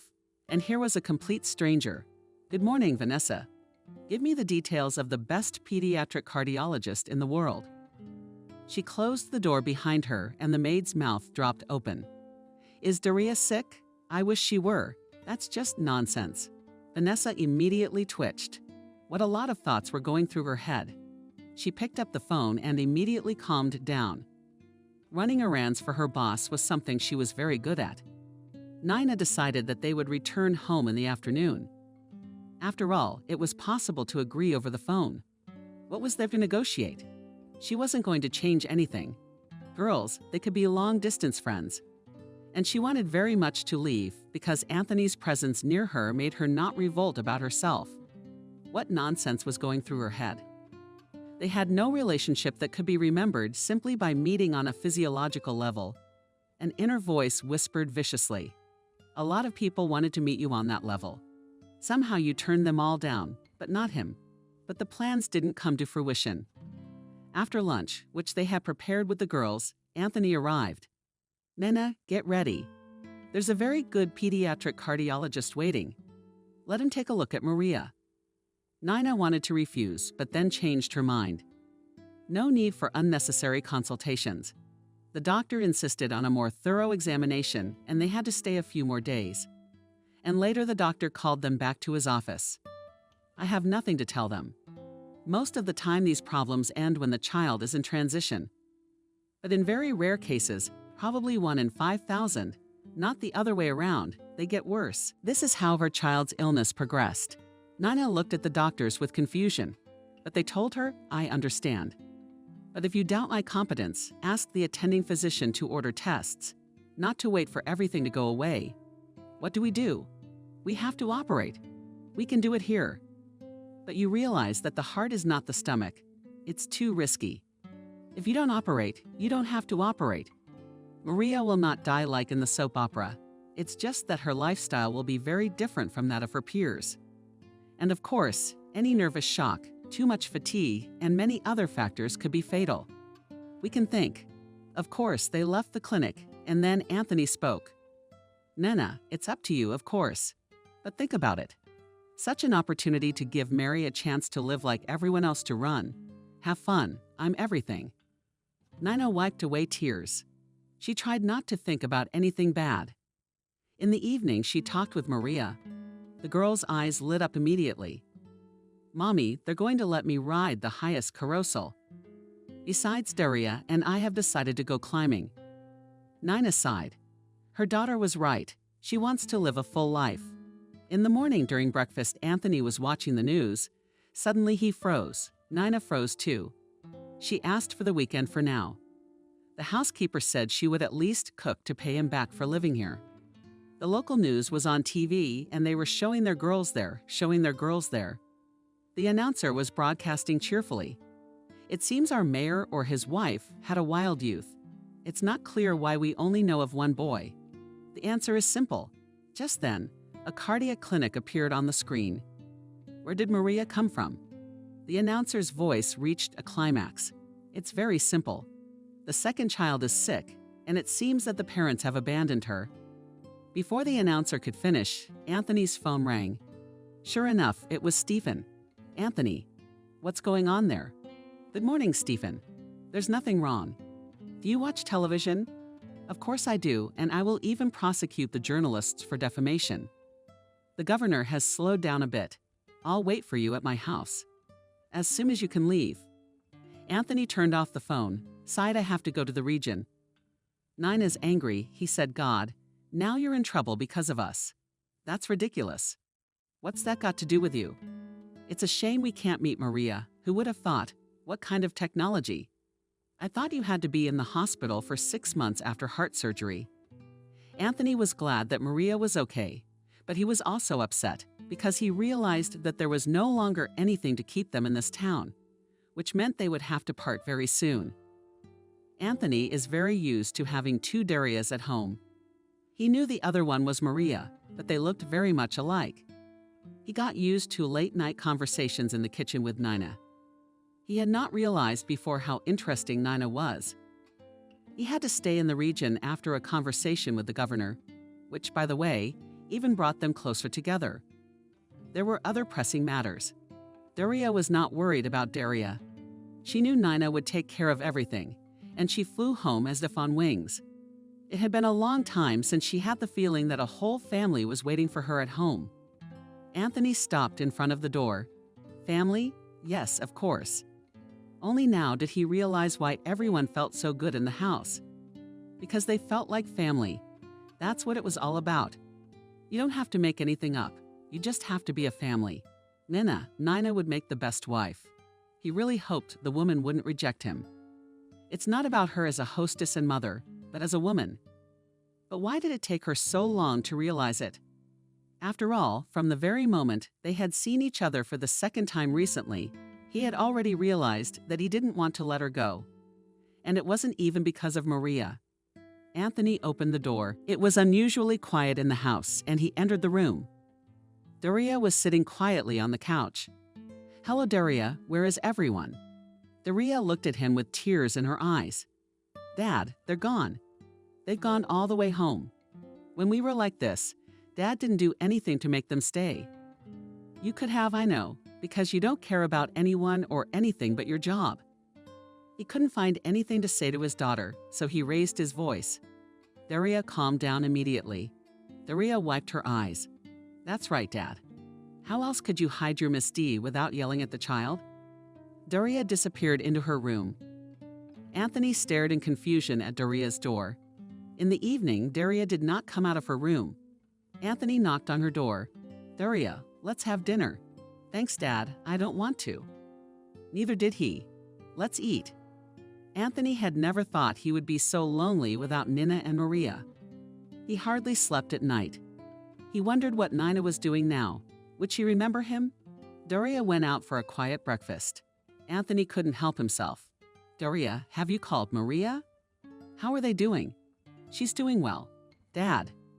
Daria, yes, she had tea and got up before nightfall. Daria, Dad. The daughter's gone. Anthony felt like he was to blame for her. And not just her, but everyone. He pounded his fist on the table. After all, I'm a grown man and I can afford to do whatever I want. He caught up with Daria already at the school gate, stopping beside her. His daughter looked at him in surprise. Something happened at Dad's house. Are you okay? Yes, but not today. It in the car. Why? Where are we going? We're going to Nina and Maria's. Daria stared at him for a few seconds, then got into the car and hugged her father. Dad, this is the right thing to do. Nina prepared the tea, put the cookies on the table. Maria, the tea is ready. The daughter went into the kitchen and sat down on the sofa. Mom, I really don't want tea. Maria, you have to eat well, and now you don't eat anything. Maria picked up the cup and took a sip. Mom, when do you think Daria and I will see each other again? Nina was confused. She wasn't ready to answer those questions now because her soul was bleeding. I don't know, my child. There are some circumstances. These circumstances are you and Anthony. Nina was embarrassed. No, of course not. It's just that life is a very complicated thing. Mom, life is complicated, of course. But I think adults like to complicate things even when they're simple. We saw that something was going on between you, and you pretended it wasn't so. Nina stroked Maria's head. Daughter, when you grow up, you will understand. Anthony is the mayor. He's in the public eye. He's a different kind of person, if you can call him that. His family is on TV a lot. You and I are so different. Such different people, anyway. There can't be anything in common. Mom, that's not right. It's people that matter, not where they work. Nina didn't have time to answer because the doorbell rang. Mom, I'll get it. Nina nodded. She got up and looked out the window. How strange. They had the same car as Anthony's in their yard. She hadn't seen it before. Maybe it's not our head. Oh, those chimeras. Hello, Nina. The woman shuddered. Slowly, she turned around. Anthony was standing next to her. Nina, I couldn't follow you. Marry me. We'll have 2 daughters and the happiest life in the world. Nina couldn't say anything. She looked at Anthony and tears ran down her cheeks. Then he held her tightly against him. That's it. Say no more. 2 hours to pack. We'll figure out the rest later. Vanessa dialed Anthony's number for the umpteenth time. She hated it when the mayor was out of sight. Of course, she had no right to control him, but every time he disappeared for even an hour, she thought it was from another woman who could pose a danger to her Vanessa. Finally, Anthony picked up the phone. For a few seconds, Vanessa heard rustling sounds. Then Anthony finally said hello. Vanessa, is something wrong? No, but I need to know where you are. What if something is wrong? Vanessa listened clearly to every sound coming through the phone. I'm in the city, Vanessa. I'm at the door of the registry office. Apparently, Vanessa's voice changed because Anthony was quick to say, Vanessa, of course, you'll be the guest of honor at my wedding. Vanessa threw the phone on the floor. She was on the verge of tears. She had been preparing for many years for Anthony to take her to the registry office. 2 months later, the governor himself visited her town. The occasion was important. The mayor of the city was getting married. The occasion was grand. And when Anthony told Stephen that he and Nina didn't want a lavish celebration, Stephen was outraged. And there's more. It's not every day a mayor gets married, much less a good mayor. Nina was. Anthony looked at her with a kind of mute astonishment. He had seen before that Nina was beautiful. But now he realized that he had never met a prettier woman. Next to them were Maria and Daria. They wore the same lush dresses, and people whispered. No one could understand how people who were about to get married could have girls who looked like 2 peas in a pod. I now pronounce you man and wife. The words sounded so solemn that even Vanessa could barely hold back tears and immediately held out a handkerchief. Deputy Mayor Vanessa looked at him in surprise. She had only recently come to work for them. And if Vanessa wasn't mistaken, he was single. She smiled. Thank you so much. You are so kind. You have to be so happy for strangers. Vanessa smiled in satisfaction. It can't be. Can strangers be strangers working together? The man reached out for her elbow, and Vanessa didn't hesitate to put her hand on his. There must have been so much happiness in Anthony's new family that there was enough for everyone around them.